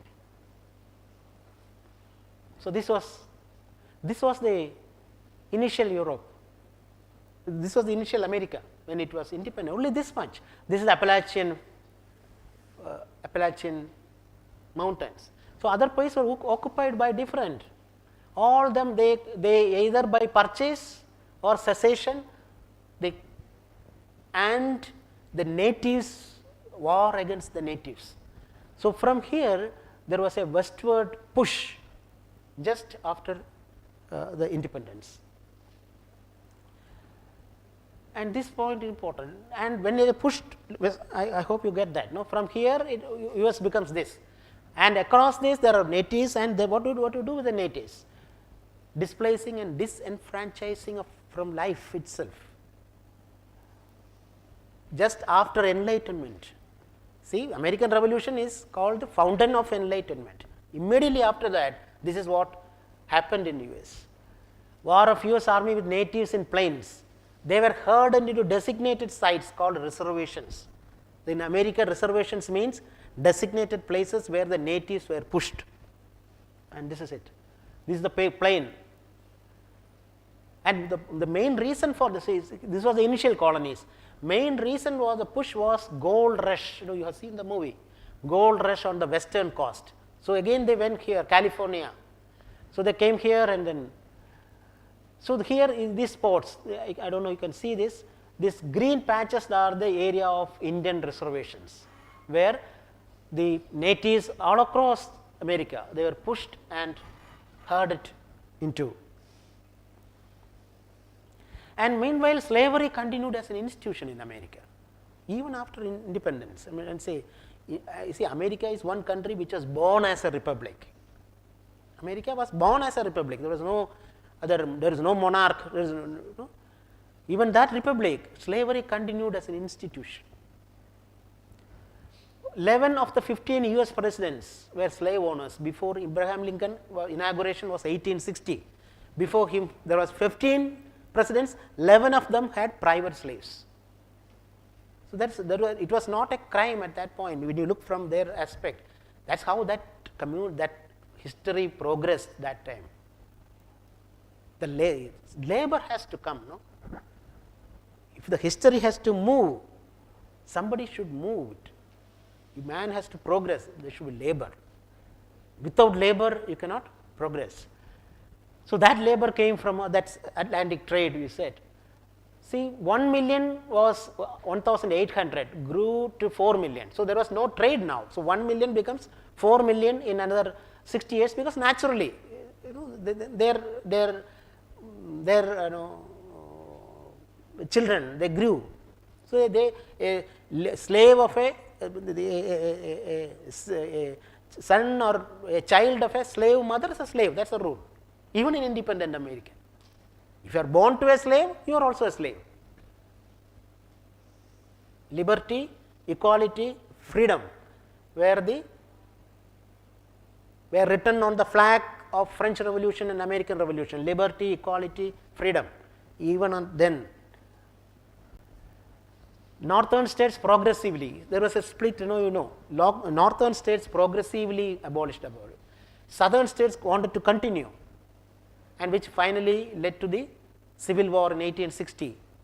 Lincoln, when came 1860, he promised we will have gradual emancipation, that we will abolish gradually slavery from South, not immediately, because nobody was prepared for that, because the whole economy of southern states were built on slavery, on the cotton plantations mainly.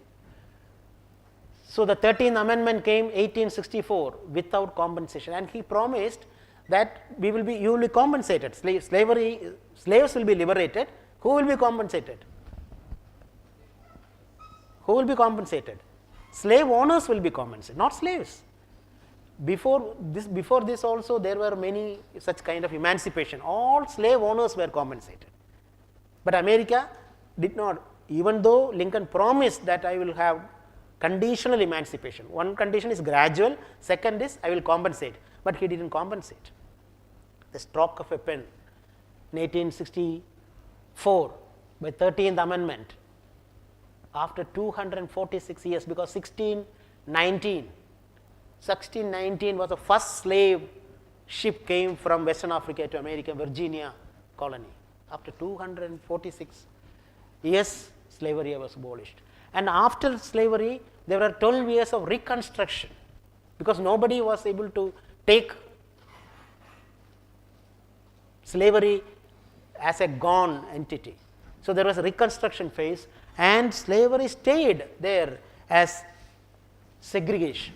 I will draw your attention to this one. Just this is very see, 1860 slavery abolished. Till 1964, American southern states, most of the southern states, not everywhere in America, practiced something called Jim Crow laws. Slavery was gone, slavery was reincarnation, was segregation. American Supreme Court ruled this segregation legal. They said separate, that means separate. You will find in American southern states, white board, you would have seen in movies, no? White only, colored, white colored for every bus, park, school, everywhere. In enlightened in America, which was founded after enlightenment, continued up to this is called Jim Crow laws, because Jim Crow was a fictional cartoon character whose last name Jim Crow. Crow is black, no, and he always come with a crow in that fictional character. So that there was no person was Jim Crow. So all bundled together, laws of segregation. Laws of segregation was institutionalized in America, legally sanctioned by the state in America till 1964. In 1954 only. So 1896 Supreme Court of America ruled it legal and overturned in 1954, and it has a lot of social dimension. American sociologists believe they had something very similar to the caste system. Okay, slavery then again persisted as racism, or they call, sociologists call that as also as a caste.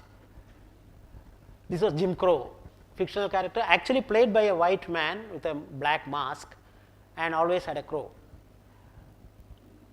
And see, this is a 1964 Civil Rights Act. America had to be this America as recently 1964 Civil Rights Act, outlaw all discrimination, segregation, public facilities, jobs and housing. Means there was discrimination in education, public facility, job and housing. Equal Employment Opportunity Commission was constituted after this law. Still there were resistance. People were not, people said, what happened? There were private clubs, some organizations, no, some societies. They said ours is a private club, so there will be segregation. But that also was, and voting still, the colored, the black were not having voting rights. For that you had to another act, Voting Right Act, 1965. It only in 1965 that all Americans who were born in America for generations could vote, universal franchise, whereas countries like India after the Second World War were born as a more egalitarian society if you look at politically. The bill outlawed poll taxes, literary test. If you are black in America, you had to pass a literary test to do a voting, whether you are literate.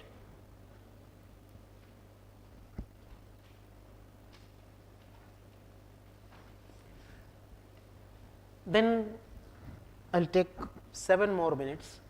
Then last snapshot I want to leave with is cross section is scramble for Africa. This has happened in 18th century, which is called imperialism. The 18th or 19th century expansion of colonization, which India also became part, East Asia, Southeast Asia was the target, Africa and Asia was the target, South Asia are called imperialism. And that is where they said, no, they generated the philosophy of white man's burden. And we are doing this, British said, we are going to civilize you. Everywhere they said the same. 1958, India under direct control British Crown, Russia's expansion of, I want to highlight this one, scramble for Africa. Africa was, everybody wanted, because America, British almost colonized America. So Spain, Portugal, everybody else were thrown out. They all wanted to have a new market. They all wanted raw material, they wanted labor. So America was gone. So they went and came to Africa and Asia. So the first one, gold, glory, this one for labor, market and raw material. A race started. The Belgian king Leopold II was first to go and colonize Congo in Africa. Technological, scientific, we are all technocrats. No, we make technocrats, we make engineers. You can see the binary of history. All these are propelled by technological, scientific advance, because maritime ships, steamships, anti-malarial treatment, that is why they go deep into Africa. This time they went deep into Africa. Divided Africa was completely divided just as a piece of cake by 1914 this was Africa. See, Congo, Belgium, the king as a Leopold, then every piece of land of Africa was divided. People sat on a table on a conference, Berlin conference in 1860, 70, and decided that let us not compete, this is the areas you go. And there is a mindless division. People were separated. Now, when you divide, see, India, when it became states, we were linguistic states. There should be some commonality, This mindless. They didn't bother the geography. They didn't bother the people. They didn't bother the dialect. On a piece of paper, they are divided. And this is called scramble for Africa. And all of them were decolonized after the Second World War, one by one. And if you look at, there are two places which was not colonized. One is Ethiopia. Ethiopia, where now we find that all the living humans had a common ancestor. Ethiopia is called cradle of humanity now. And another place is Liberia. Liberia was founded for when America was liberated, or slaves were liberated. This was founded to deport and rehabilitate. So most of the free slaves were rehabilitated in Africa. So that nobody colonized. Nobody wanted that place. Liberia and Ethiopia. Other than, see, you look at Britain, France, Germany, Italy, Portugal, Belgium, Spain. And you end with the present. Present, we say we live in a post-modern world. Post-modern world, technically you can say around 1960, after that we can call post-modern. Modernity and post-modernity, all the industrial revolution and progression, nation states, all those we identify as modernity. And later 1965, we say we live in a post-modern world. And is it an age of, this is the question which I want to leave with you. Is it an age of counter-enlightenment? Right at the period of enlightenment, there was counter-enlightenment. For example, Edmund Burke said enlightenment is bad because it created French Revolution, the terror, Robespierre and all that. So, but here is it, why we suspect? Because, see, these are the pillars of truth, knowledge, reason, progress. Enlightenment said truth is other absolute truth. Postmodernity say there is no absolute truth. You have your truth, I have my truth. You have your science, I have my science. There is no, it is relativism. There is no absolute truth. And there is then it is relative. You cannot know. You cannot know definitely about objectively anything. We are always, postmodern world is skeptic. It is not spirit of inquiry. and skepticism are different. And reason, more than, no, not reason, emotion, feel, what actually you feel, that is important, not your reason. So, your application of reason is not valued at all. You actually experiential, what you experience is more important, emotion is more important rather than logic. And progress, there is nothing like progress, not teleological. Teleological means with a sense of purpose. You don't know whether you are going. There is nothing like progress. That we do this, humanity will be like this. This is called the philosophy of postmodernity. Are we living in an age of, Immanuel Kant said,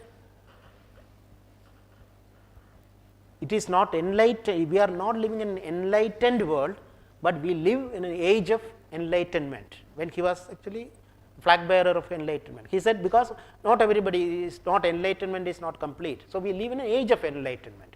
Now, are we living in an age of counter enlightenment? Thank you very much.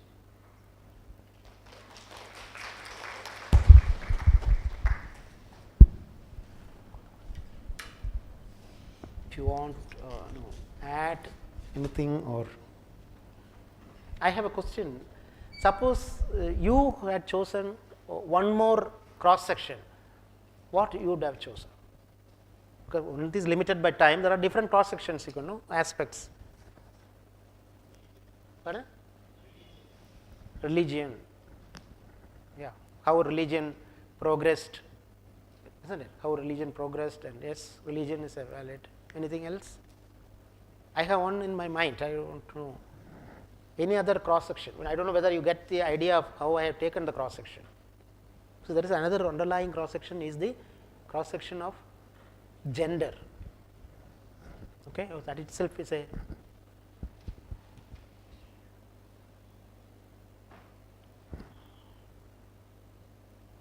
yeah.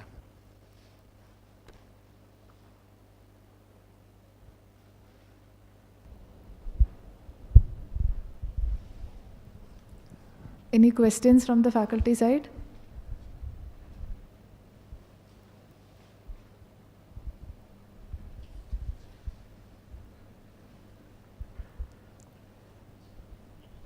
Yeah.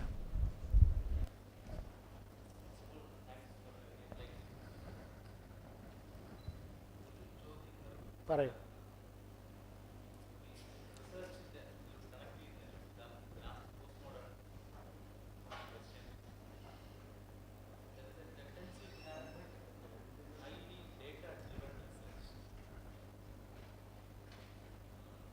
Mic കൊടുക്കാം. പറഞ്ഞല്ലോ, data driven tendency to data driven research.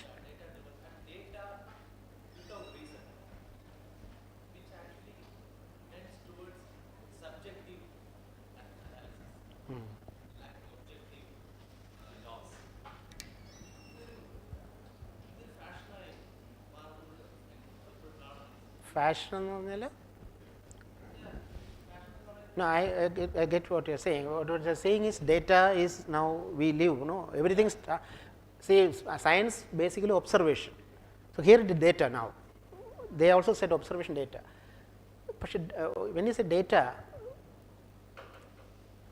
I don't know whether you are saying that. I wanted to connect this, for example, artificial intelligence, let us say. Next, the postmodern world, Lyotard defined as age of highly computerized society. So, we are very much there, we do not know where we. So, when it is computerized or artificial intelligence, you need data, isn't it? Now, you have deep learning. So, the system learns from the data and behaves. You can say artificial intelligence, we can say like that, deep learning system. It learns from the system, it learns from the data and behaves. So, its behavior will be as good as your data. So, who gives the data? This is called ethics of AI. So, that is everywhere. When the data becomes very important and when the data decides decisions, when the data, tomorrow world, not human beings will be taking decisions. The decisions what we are taking today, very, very important decisions will be taken by a machine because they can analyze data. So, that data analysis, and then it is a very I think if at all it happens, I think we will work around that, because otherwise system will fail. Suppose the data, if we look at gender, if the data is not gender sensitive, the system will not be gender sensitive. So, it is the responsibility of the system engineer to say, give it, so subjectivity cannot come there. You have to have objective data in sense to be objectively. So, all of who are working in AI, I feel the AI is going to be severely linked with sociology in deciding the quality and profiling the data.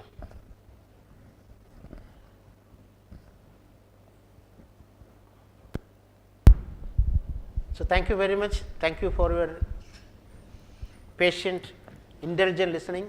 Thank you. Thank you, sir, for enlightening us with the cross-sectional analysis of history and society. Now, I request our principal to hand over a memento as a token of gratitude to Dr. M.R. Baiju.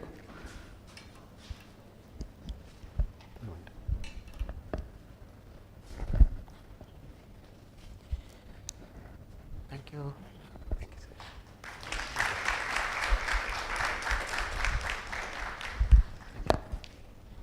Now, to propose vote of thanks, we have Dr. Srija from Electrical Department.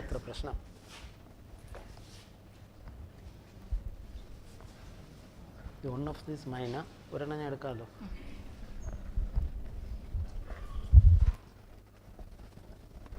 കുഴപ്പമില്ലായിരുന്നല്ലോ.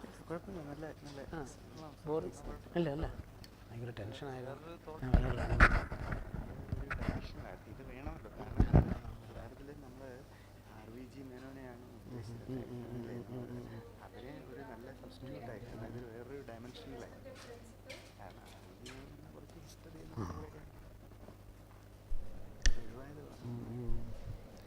Respected principal and heads of the department and other dignitaries and the participants of this program, let me thank Dr. M.R. Baiju sir and member Public Service Commission Kerala for giving an enlightening talk in the boundaries, binaries and beyond, a few cross-sectional perspectives of the history and the society.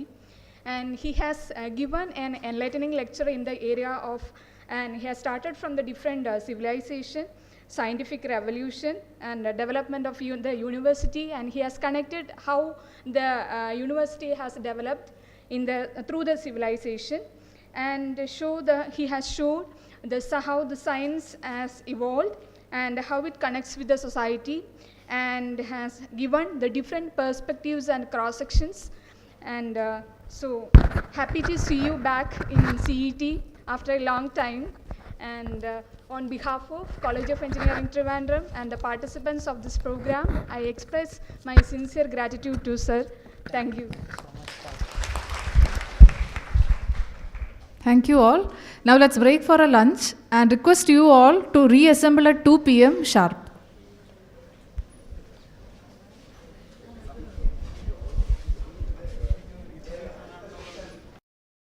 We'll be having the inaugural session where Dr. V.P. Joy, IAS, Chief Secretary, Government of Kerala, will be formally inaugurating the 4-day faculty empowerment program. Thank you.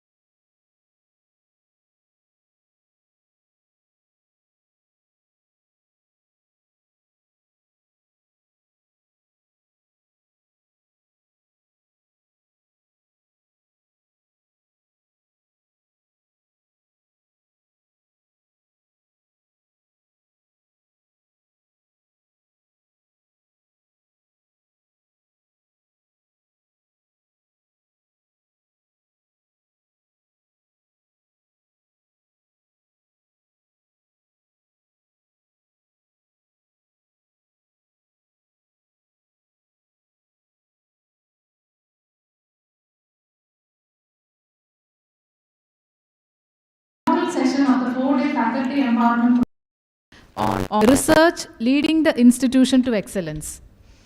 Let's begin the session by seeking the blessings of God. I invite Professor Lakshmi and Professor Karthik from Architecture Department for the prayer.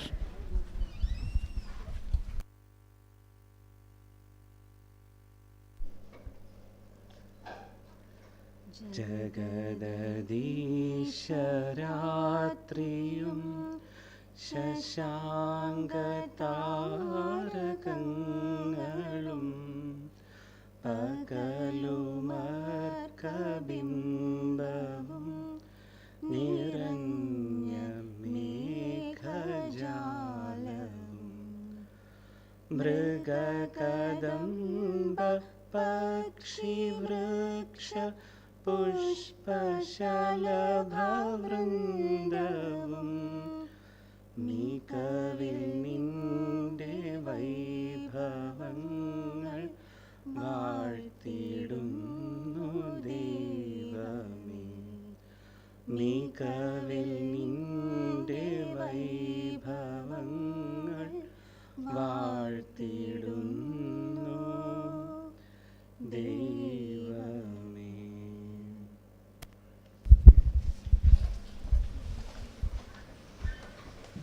Let me invite Dr. Rani Pavitran, course coordinator, to formally welcome the gathering.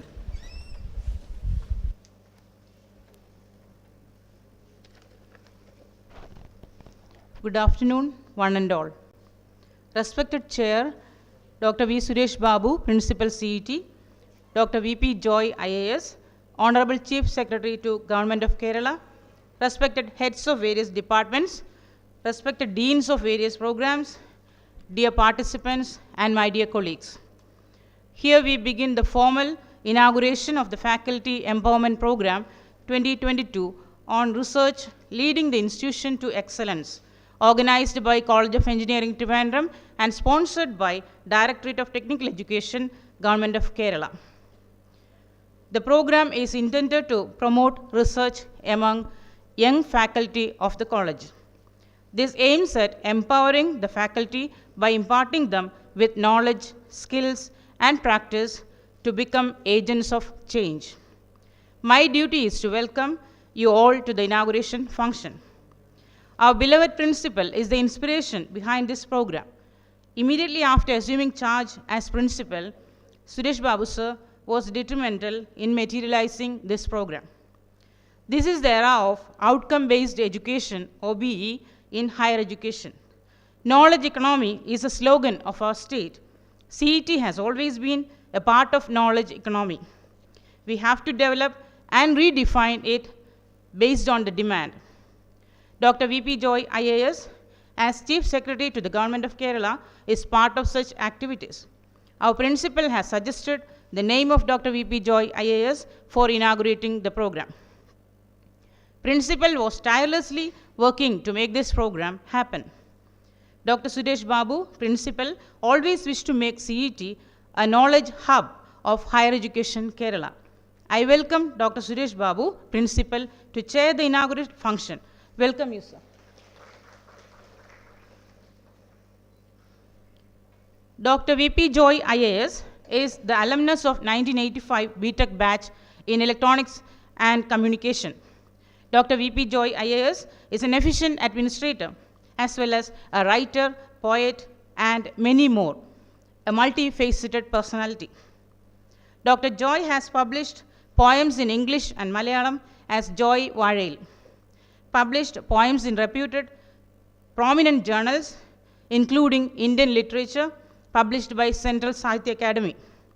I welcome this multifaceted personality, administrator, and above all, our alumnus, for inaugurating the function that is the Faculty Empowerment Program 2022. I welcome this multifaceted personality, Dr. V.P. Joy, IAS, for inaugurating the function.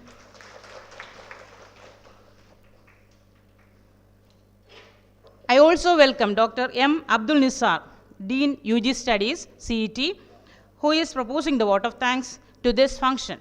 Welcome, sir. I also welcome all the heads of departments, all the deans of various programs, all participants, all my colleagues, and also office staff to the program. Welcome, welcome, thank you. Thank you, ma'am. May I request Dr. Suresh Babu, Principal, College of Engineering, Trivandrum, to deliver the presidential address.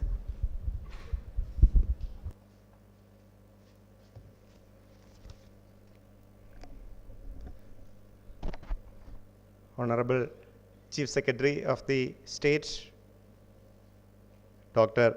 V.P. Joy sir, respected Dean UG Studies, Dr. Nisar, the organizing secretary of the program, Professor Rani, the Dean PG Studies, Dr. Srilashmi, respected heads of departments, my dear colleagues. First of all, I express my pleasure in getting our chief guest, Honorable Chief Secretary of the State. Actually, he is really very extremely busy in this day. This is a holiday. Even then, he is extremely busy. He has shifted his time thrice, but he never proposed to exclude me or say you please go ahead. He didn't take that stand. Why? Because his love towards the institution, and it is for the third time he is visiting this institution. Not simple visit. In the first visit he spent more than an hour, and in the second visit more than that time, and this time also he will be spending sufficient precious time. You know about the value of time of the chief of a state, and he is spending so much precious time for this institution because of his interest, his love towards this institution. And he is a prestigious alumnus of this institution. He is 1985 pass out Electronics and Communication Engineering graduate with first rank, and his profile will be, or he will be introduced in due course. And also he is interested in each and every activities of the institution. And you know that recently we have proposed for a high performance computing system worth 2.57 crores, and we have proposed to fix our boundary, and we are proposing several things, and he is giving wholehearted support in achieving all these proposals. And as I told you in the morning, the government of Kerala has set a vision to uplift College of Engineering Trivandrum to an institution of excellence with international standards. And I think because of this only, our Honorable Chief Secretary convened a meeting of the then Additional Chief Secretary of Higher Education, the Director of Technical Education, and the then Principal of this institution to discuss about CET only. And he spent, I think, more than 3 hours for that discussion. And I have the minutes of that discussion with me, and several crucial decisions were taken in that discussion, and how to promote research in this institution, how to increase NIRF ranking of the institution, etc. were discussed in the meeting, and proposals were made in that. And also in that meeting it has also decided to make available the proposal for autonomy for CET, because the government is thinking that to excel CET or to bring forward CET or for that the autonomy is essential for the further progress of the institution. That may be the reason, and based on that we have already submitted a draft proposal, and it is pending with the government. And I am just formally informing this in presence of the Honorable Chief Secretary, and it is our duty to transform or work in accordance to the set vision of the government. And based on that, we are taking several initiatives in this institution, and this program itself is a part of that, because only if the faculty are employed and our strength is our faculty, if all the 300 faculties jointly work towards that goal, we can achieve that goal. And to that objective only we are convening this program, and to that objective we have taken a few small steps, and I will list a few of them. And we have taken initiative to open our facilities like libraries, laboratories, research facilities, physical education, etc. till 9:30 p.m. because our entry time to hostel is restricted to 9:30 p.m. Therefore, our facility, and that is only for availing, make the facilities of the institution available to the students till 9:30, and actually we have not extending those facilities right now, and we have taken initiatives for that purpose. And we have also constituted a team for improving our NIRF ranking, which will work for 365 days, and not simply when the notification for NIRF ranking comes and uploading data. And we have already constituted team under the leadership of Dean Student Affairs to look after the NIRF ranking, and whatever is required for improving the NIRF ranking will be done by the institution. And a team under the leadership of Dean International Affairs is entrusted to look after the collaborations with international institutions, industries, etc. And also there is our Dean Research is entrusted to enhance the research activities in the institution. And also our website, our perception is actually, our website has a crucial role in the perception of the institution, and actually its dynamism, I think it is not up to the standard of an institution of a national excellence. And we have also taken steps to update the website and make it dynamic. And also we have prepared a dream project worth 413 crores, which is CET Center for Interdisciplinary Research, and we will be submitting it shortly to the government. And the proposal for academic autonomy is pending. And also we have taken initiated steps to fix the boundary, because it is our property, and saving our property is the primary thing. And that also is initiated. Our Chief Secretary, not only in this, for every activity he is highly interested, and all these activities he is also behind this. And also there is a happy news which already you all know, that we have received an extension of accreditation, further extension of accreditation for 3 years.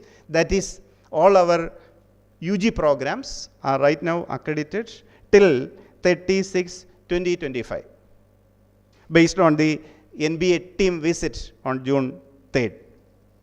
And also the new first year hostel is the laying of foundation stone of the first year hostel will be done shortly, and the lab complex of the electrical engineering department also, the AS is ready for the lab complex. Our new canteen building is ready to occupy, and the Golden Jubilee block, research block of the electronics and communication engineering is also within a few months we can occupy that also. And also we have received several FDPs, approval for several FDPs from Kerala Technological Universities, Kerala Directorate of Technical Education, and ADAL, that is an ACT program, ADAL FDP. And because this also, the FDP programs like this will help to enhance the knowledge of the teachers, and also at the same time they enhance the visibility of the institution.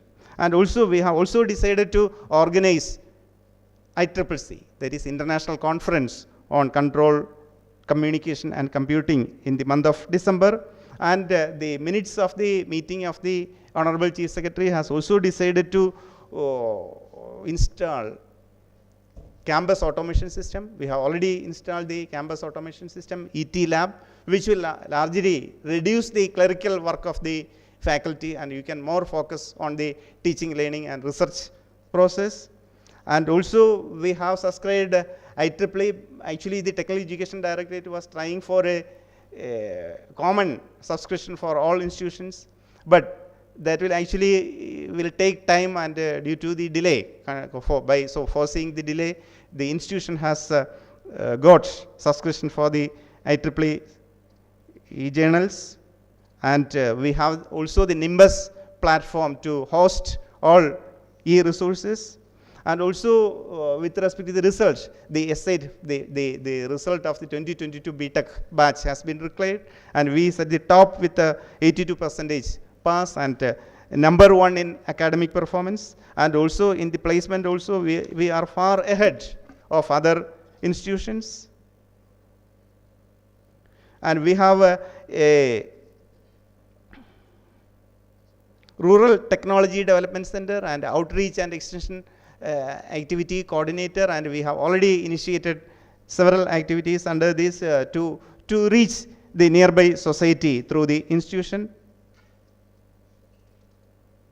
And also we have proposed for exempting testing fee, remitting a portion of the major portion of the testing fee is remitted to government, and we have requested for exempting for that and using that fund for constituting Best Researcher Award, Best Outgoing Graduate Award, Best Outgoing PG Graduate for each PG program, in order to promote and promote the competitive mind in the graduates, and to enhance the quality of our programs. And also we have decided to say in 2025 we have to go for accreditation, and we should practice outcome based education, then only we can, because this is not only for getting accreditation, it is mandatory. Outcome based education is a universally or globally accepted education process for technical education, and that is highly beneficial to the students. And it is decided that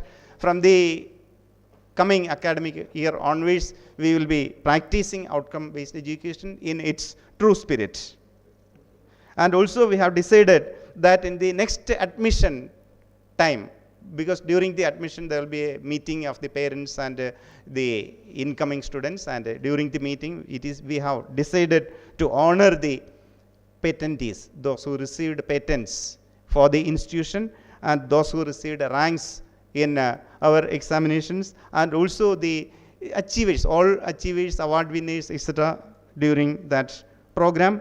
And also we have decided to post a public relations officer, and there are certain constraints in doing that, because we have to find out some physical space for the office of the public relations officer, and also a guest room in the institution, and enhancing the parking facility. And we have also constituted a special fund for attending the conferences and workshops by the undergraduate students. And there is actually funding for PG students and research scholars, and we will be extending the facility to undergraduate students also. And we have also proposed for becoming a model accessible institution under AICTE scheme.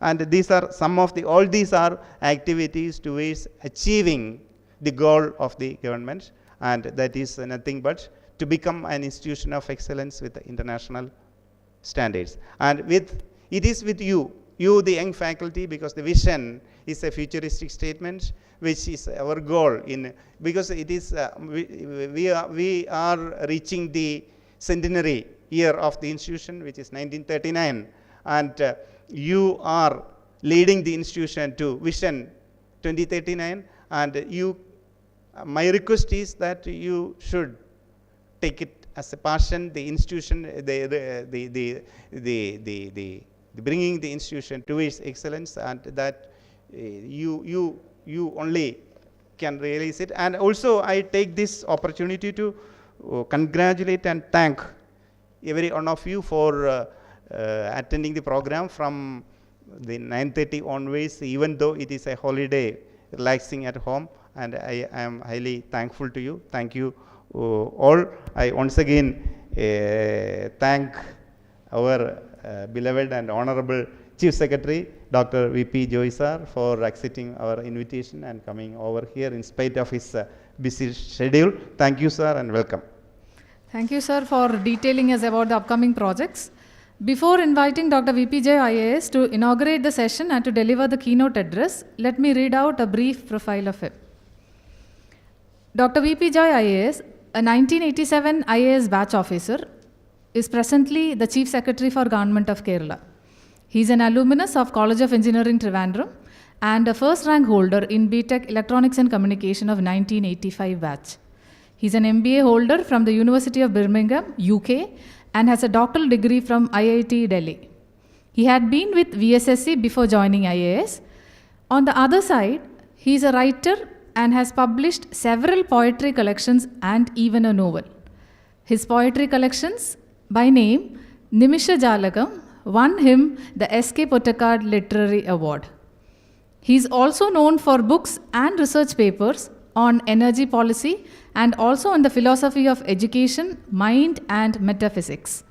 The various positions held by him include Director for Scheduled Caste Development, Director for Collegiate Education Department, Government of Kerala, District Collector, Registrar of Cooperative Societies, Secretary of Agriculture, Animal Husbandry and Dairy Development, Joint Secretary of Ministry of Power, Secretary of Labour and Rehabilitation Department, Director General of Hydrocarbons, Ministry of Petroleum and Natural Gas, and the list continues. We are very much privileged to have you here, sir, on this Faculty Empowerment Program. Welcome you, sir, to formally inaugurate the session. Over to you, sir.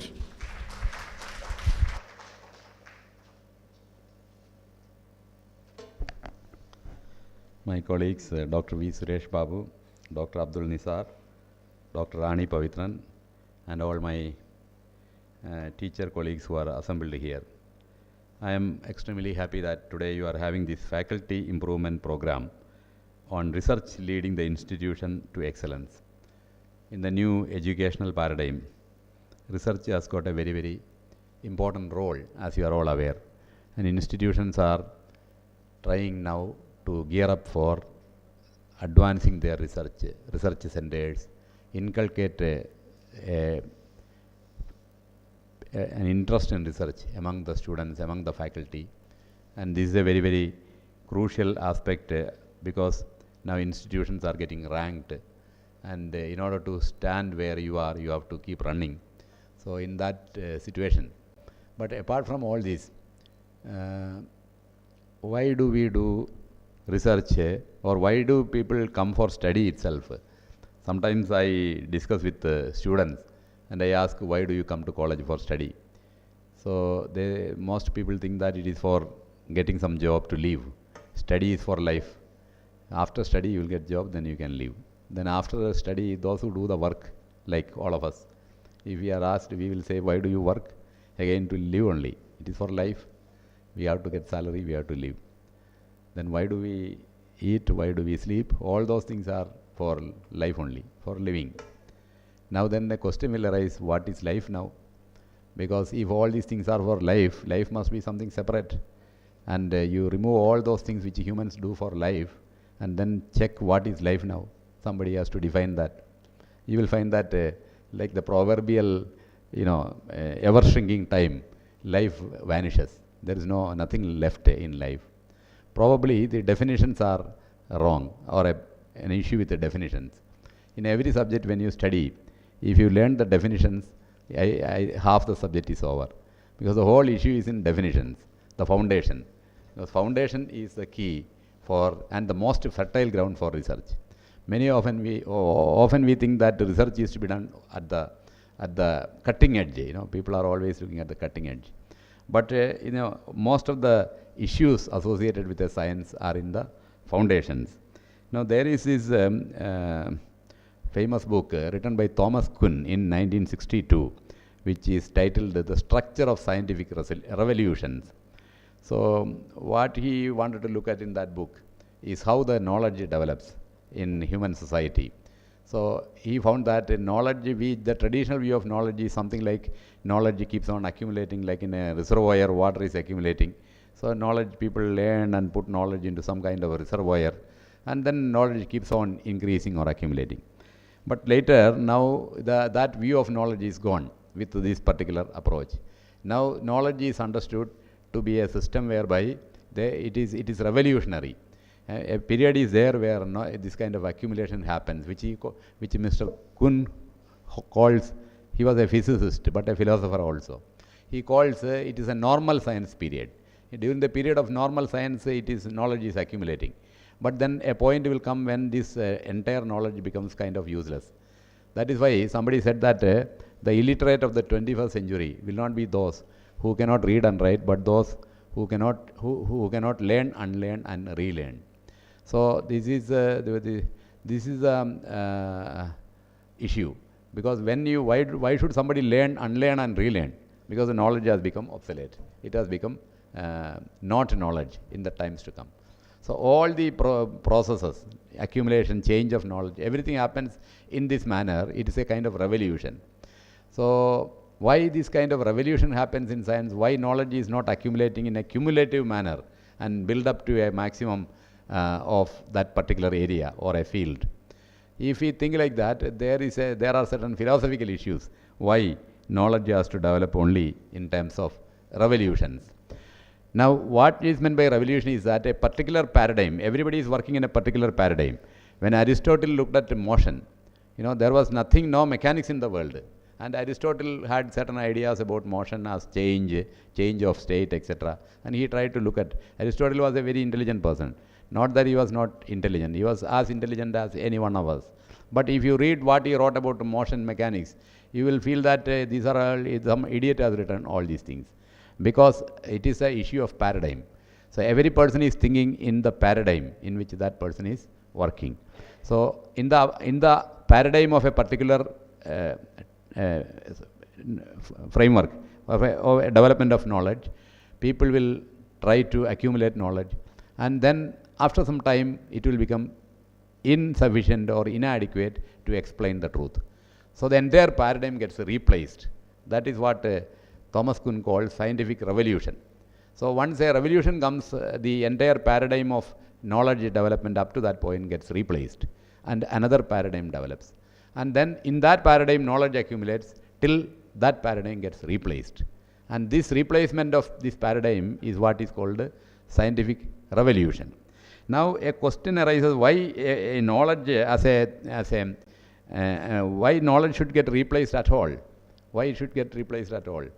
There is a story that when Philip, the father of Alexander, the famous conqueror, when he was conquering various countries, Alexander was having a big problem.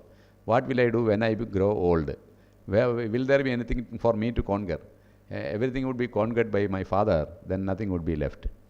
Now this kind of problem is not there, at least in knowledge areas. We don't have to worry. There are a lot of things to conquer, and truth will remain ever elusive for humanity is a proved fact. Truth is not completely attainable by human inquiry. 100% truth is not possible. It is not within the human reach at all. This is not a very a general statement. Truth, there are certain theorems, even in mathematics. There is a theorem by Kurt Gödel, the incompleteness theorem, Gödel's incompleteness theorem. There is another theorem by Tarski which says that a theorem on the indefinability or inexpressibility of truth.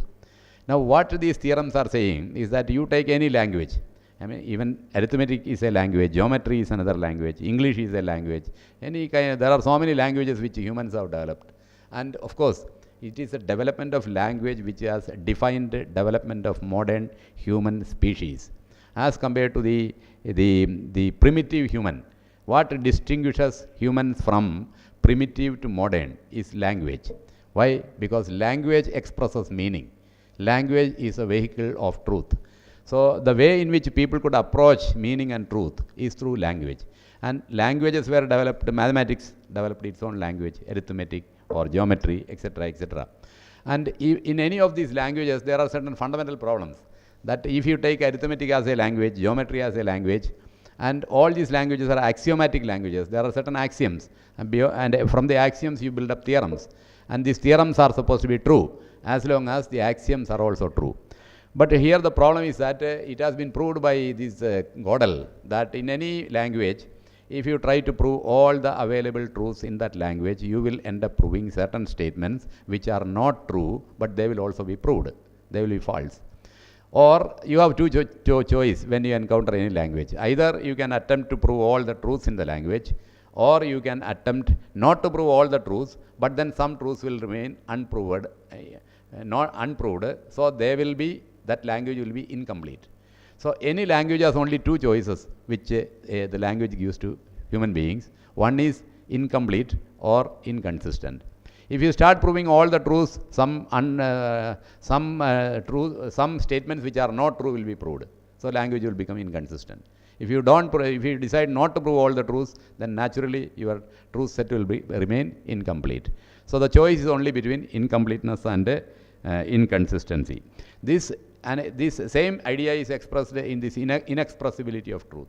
Entire truth cannot be captured by any language. And mind you, as I said, language is what distinguishes modern human being. The great linguists of this modern 20th century like Noam Chomsky and all have found that our brain, language is a product of the hard wiring of the brain. Humans have a language, no other animal will have this language unless their brain develops like ours. Because language is not software. Language of a human race is really in the hardware of the brain. So unless the brain changes, you cannot have a language like this. Or maybe if our brain develops in a totally different way, different way, we might have a totally different language altogether. In fact, there is language, even music is a language. Albert Einstein once mentioned that I think in music. I don't know how he thought in music. There is a way of thinking in music. That is why probably he developed his theories of relativity, etc. So this language being so, the nature of language being so, because of incompleteness or this inexpressibility of truth in any language, all the language. So we don't have to worry that all the truths will be invented and nothing will be left for invention. Now the question is, earlier what I mentioned is that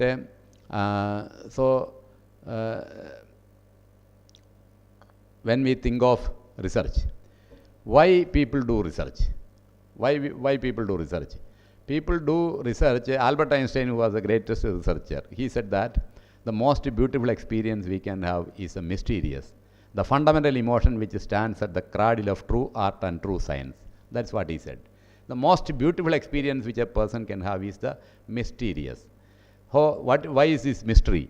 There are, he also said that there are only two ways of living one's life. One is as though everything is a miracle. The other is as though nothing is a miracle. So you will find two types of people in the world. Those who live the life as if everything is a miracle, or those who live their life as if nothing is a miracle. They don't find any miracle at all. Now, how do you find miracle in the world?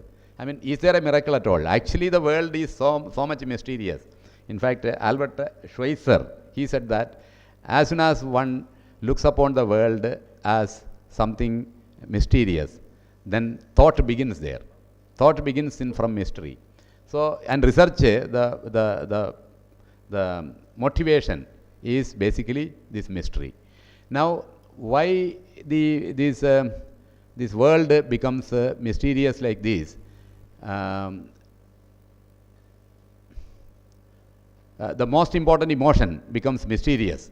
Now, because life can be lived only in two ways, either everything is a miracle or nothing is a miracle. Why everything is a miracle? So, if any person who studied science, today we are now sitting in the hall, light is there and we are seeing each other. Now, we know that this light which we are seeing today, we are able to see because our eyes are sensitive to the visible spectrum, 400 to 700 nanometer. If it is below 400, it is ultraviolet. If it is above 700, it is infrared. So our eyes are sensitive to a very narrow spectrum or visible spectrum, 400 to 700 nanometer. Waves are coming, and I see this podium black because it is this is an object which reflects everything, reflects only black color. Probably it absorbs all the colors. That is why it is seen as black. Now this light which falls here, something is reflected by this object. It goes to my eyes And then in my neocortex, which is a very complex thing, some kind of screen is there where this image is synthesized. So this is particular object here. Now suppose my eyes are sensitive to a spectrum which is not this visible spectrum. Suppose it is our this James Webb telescope is looking at infrared spectrum. So my eyes are sensitive to some other spectrum. Will I see this podium exactly like this, or something else I will see? Or suppose my brain, the neocortex, which is showing me this image, it is showing the image in a different way. As I said, the language is hardwired into human brain. That is why the animals do not have the same language as we have. So is there any guarantee that the whatever cortex an animal is having is showing the same image which I see when I look at this table or podium? There is no such a guarantee. So therefore, if my brain is changed, I may not be seeing this podium like this color. Even size, shape, everything is actually something out there objectively in the world. Is not there objectively in the world. Actually speaking, everything that we see as knowledge is a relation between our brain, the cognitive apparatus, and the external world. So the external world as an objective, something out there, really does not exist in that manner. Because even science tells us that it is an interaction, it's a relation between our brain and that particular object. Whether you take color, size, shape, or anything, even for a material object, it does not exist there. So that is why people call something, some object as thing in itself. What is that thing in itself? No one will ever know. Even this podium is actually, our physics will tell us that this is mostly vacant space. Though it's seen as something concrete and, very, very concrete thing. It is because the atomic structure tells us that it's all vacant space. There is very, very, very little quantity of maybe electron, proton, etc. And if you take this electron, what is that electron? Electron was considered as a particle by J.J. Thomson. He invented electron in cathode rays and got Nobel Prize in 1906. And then de Broglie came. He said that electron is particle and wave. He got Nobel Prize in 1927. And this J.J. Thomson's son proved that electron is a wave by conducting diffraction studies on crystals and all that. And he also got Nobel Prize. So J.J. Thomson got Nobel Prize for saying electron is particle. His son got Nobel Prize for saying electron is a wave. And de Broglie got Nobel Prize saying that electron is both particle and wave. So now another person may come and get Nobel Prize for saying that electron is none of these kind of thing at all. It is a different object which will show all these qualities depending on the situation, and we don't know what exactly is electron. Because it is very difficult to find what exactly is electron. It is only, just like if this podium is a relation between my cognitive apparatus and the thing in itself. What about electron which nobody has ever seen? So if you cannot trust what you see every day in the external world, what is the objective reality of that external world, if you are not able to decipher, then what about the objective reality of something which you, like an electron, which you have never seen, nobody has ever seen. So there is this person, whether it is even, some people think of it as mathematical, Dirac's equation for an electron. It is only an equation, it is a partial differential equation in time and space. So electron is a partial differential equation or a wave function which is propagating in time and space. And what is this wave function concept? Is it really in your brain or is it outside? Suppose no human beings exist, is there a wave function in this world at all? Because these kind of concepts are actually formulated in our brain to explain the external world, and it has got a validity, truth validity, only to the extent that it can capture the correspondence to reality. It may, whatever we put as any theory, simply if you take mechanics, situation is exactly the same. When Ptolemy looked at our solar system, he said that Earth is the center of the universe. To explain this movement of celestial spheres, he had to draw epicycles upon epicycles to explain that, because he put Earth as the center of the solar system. Then came Copernicus. He put sun as the center of the solar system. Suddenly all epicycles vanished. It is not that Ptolemy did not explain the motion. Ptolemy also explained. But with those epicycles he could also predict some of the motions, though with greater errors. But if you put the sun as the center of the solar system, the explanations became very easy. And the theory became very simple because there was more truth value in what Copernicus thought compared to what Ptolemy thought. Now, similar thing, mechanics, Isaac Newton thought that apple is falling because somebody is pulling it. No, it is attraction, law of it is force of attraction, which even today our students are studying, Newton's laws of motion, where every object is moving because something is attracting that object. Now, is that a correct proposition? Is something attracting an object? Somebody has to question now. See, it was Albert Einstein who thought, okay, if an object is to be attracted by Earth, suppose 1 kilo object and 10 kilo object has to be attracted by Earth. Now, we know that both these objects, when they are pulled down, they are moving with the same acceleration. If they have to move the same acceleration, the force on the 10 kilogram object must be 10 times that on the 1 kilogram object.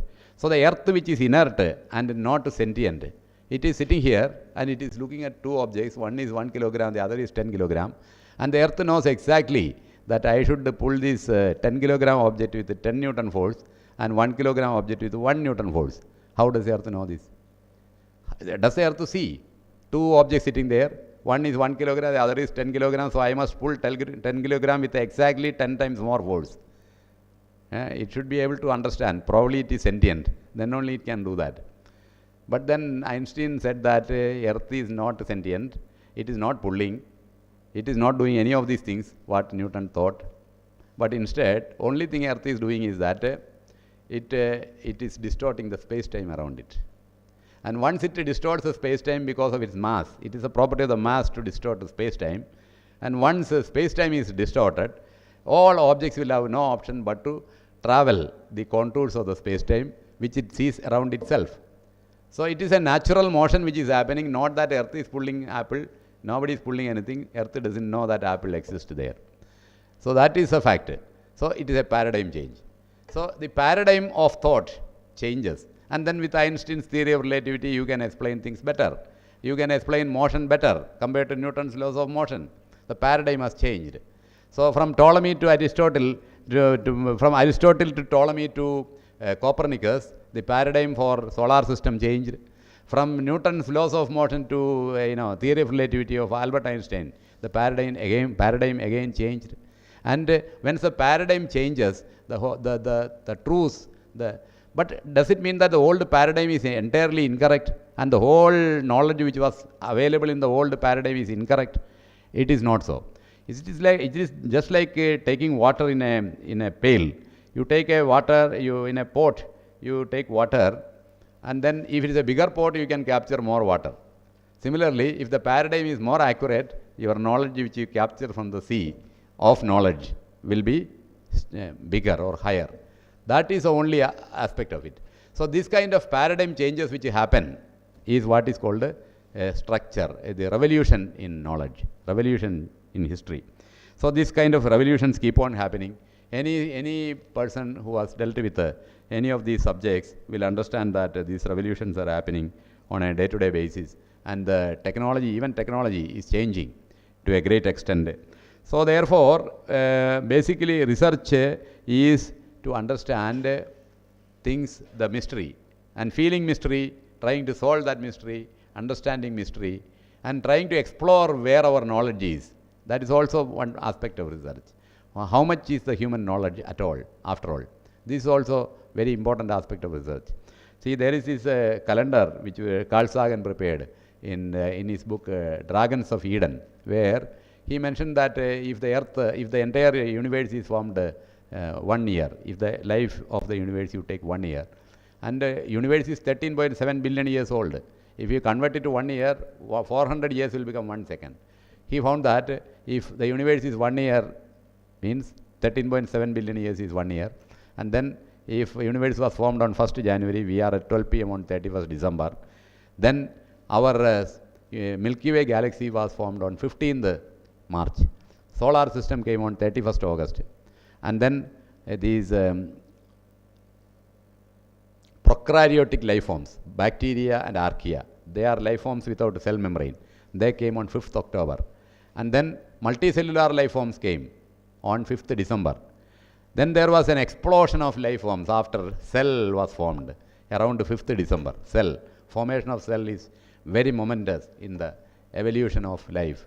And that was around 5th December. 5th to 12th, there was an explosion of cell in these life forms, which is called the Cambrian explosion. And 17th December, birds started swimming in the oceans. 17th December.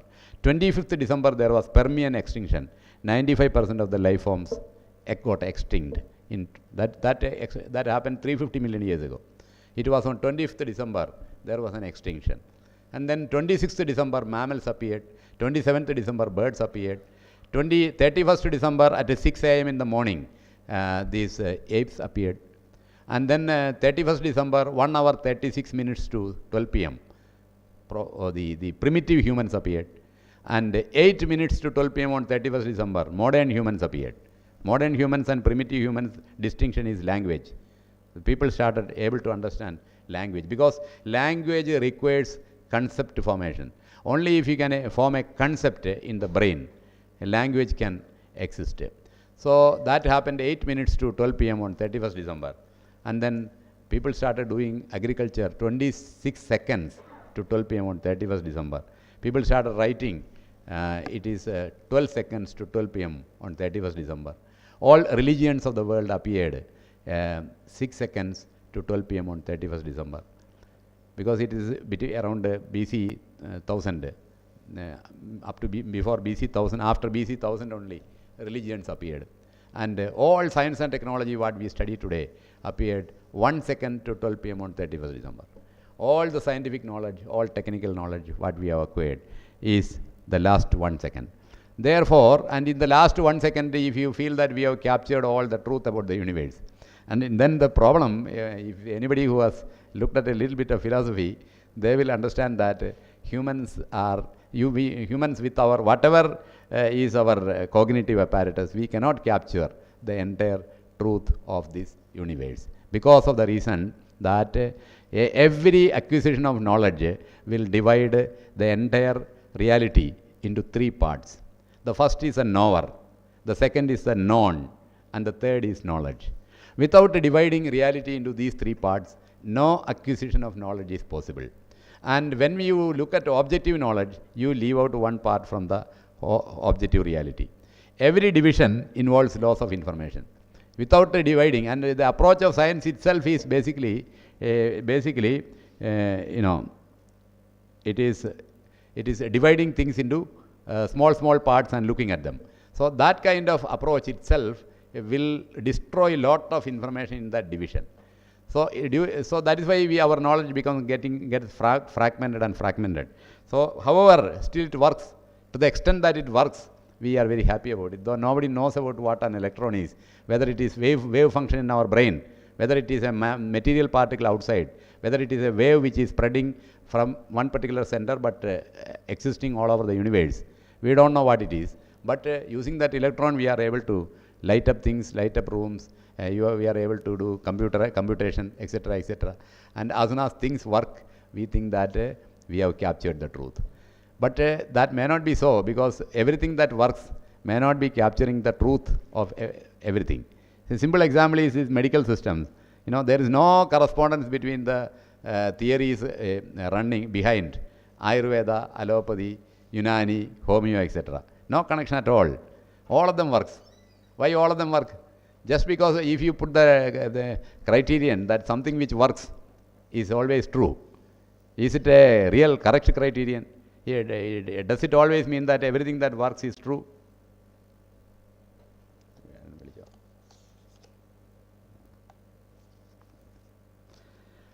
Okay, so these are issues which when you encounter when you do research. So therefore, the research is this understanding that when we are able to find mystery in anything, if you are able to find mystery, research will start there, and then that research becomes a motive force for yourself. The question is, why should you do research at all? It is only if you want to, as I said, why should you work? It is for life. Instead, you can think that why should I study? Study is life itself. Anything you spend time, part of your time, it is life itself. Study is life, work is life, and everything is life only. It is not that something is done for life. Similarly, research is when you find mystery, if you have an inclination to solve it, or to understand more about it, or to understand that it is not soluble, or you can't solve it, or to understand the limitations of your knowledge. What is the limitation of our knowledge, where it stands? Where, if you want to place knowledge in the perspective of human awareness, all these are issues which a thinking person faces. And as part of this thought, research happens. So it is not that research is done for some other purpose always. It is not like that. Is why Einstein said that the fundamental cosmic spiritual experience is a fundamental driving force behind scientific research. For him, not for us, of course. We have much lesser kind of objectives. For him, the fundamental driving force behind scientific research was cosmic spiritual experience. Because, you know, there was this famous philosopher, Spinoza, who lived in the 8th century. He said that he had some idea of God. He said that Einstein said that I believe in the God of Spinoza. And he had the idea of God as the entire reality. The reality not as perceived by us. The reality as it exists in this universe is God. So that is the idea of Spinoza, which Einstein said, I accept that idea of God. And if he accepted that idea of God, then he wanted to know what kind of idea is that, what kind of reality is that. With that perception, he started exploring the universe, and that gave him spiritual experience. So his objective of doing all this research was spiritual experience. So people will have different objectives for doing research, and it is not to be thought that you are doing research for some purpose, for the institution building or etc. That happens. That if because of research it happens. So any academic institution, because when there are intelligent minds there, intelligent minds and people, curious minds, who are able to look at things in the way that things are miracles, then research will flourish there. It is a natural growth in an institution. This is my understanding of research.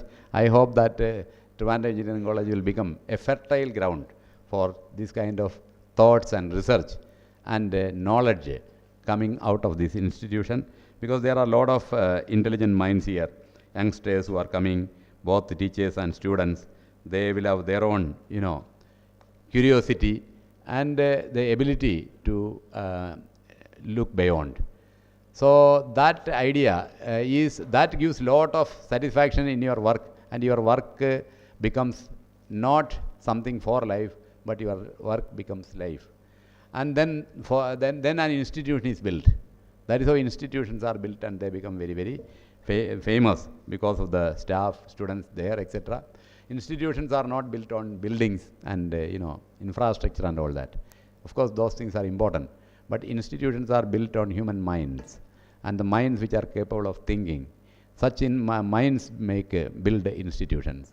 So therefore, it is important that this institution should be taken to the glory in scientific research by you people leading the students, thinking students, and when they are given this kind of thought, then their excellence will flourish, and such institutions automatically any negative aspects will automatically vanish. Today you will find that in colleges, of course, students are interested in studying, but at the same time they are not that able to focus on constructive and creative activities only. They might have so many distractions. So there is I am told there is influence even of drugs and all in colleges. Why such destructive things happen? Because their creative and intellectual spirit is not getting kindled by the environment of that institute. That is why these kind of things are happening in colleges, which I hope this institution will be able to avoid by fostering research, fostering excellence, creating a thinking community, and creating vitality among the youth who join this institution. I'm happy that this workshop is being organized to foster this atmosphere, and all the teachers and young students will, make this institution greater. With these words, I inaugurate this workshop. Thank you very much. Thank you, sir, for your inspiring words. Now let me request our principal to hand over a token of gratitude to our resource person, Dr. V.P. Joy IAS.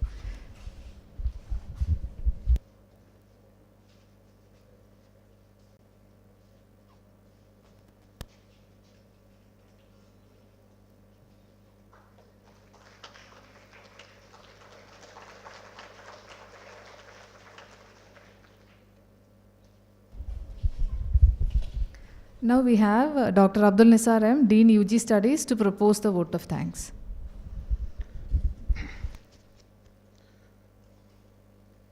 President of the function and respected Principal Dr. Suresh Babu, Chief Guest of the day Dr. V.P. Joy IAS, participants, my dear colleagues.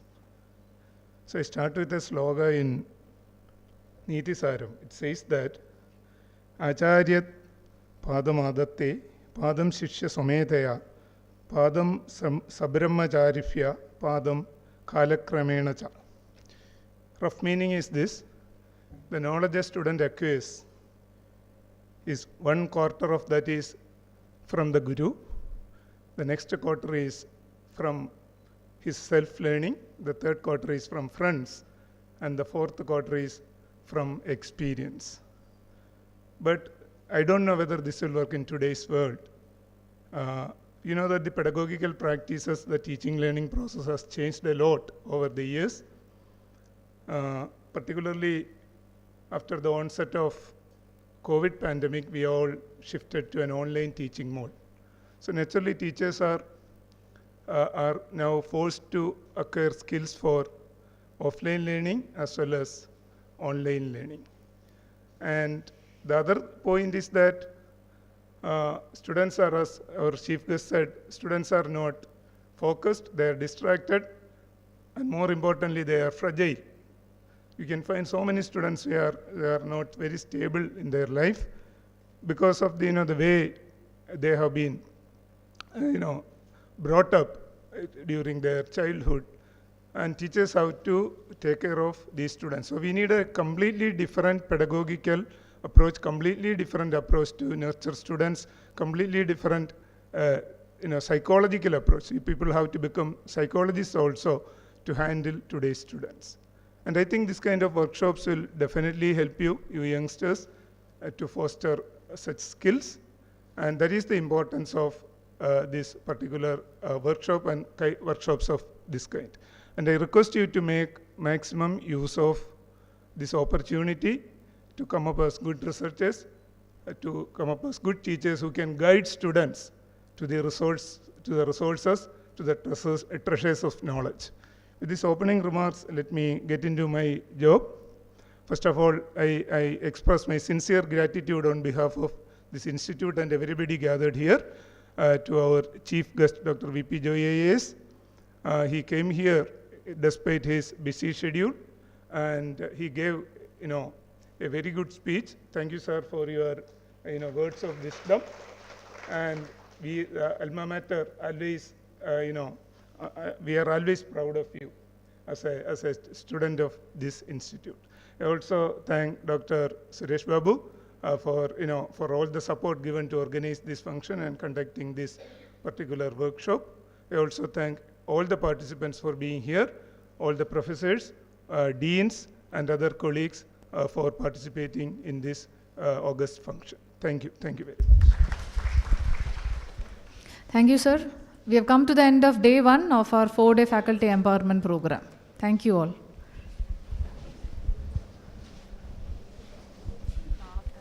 Participants, please note that tomorrow's forenoon session will be held at CGPU and the afternoon session will be at CETA Hall.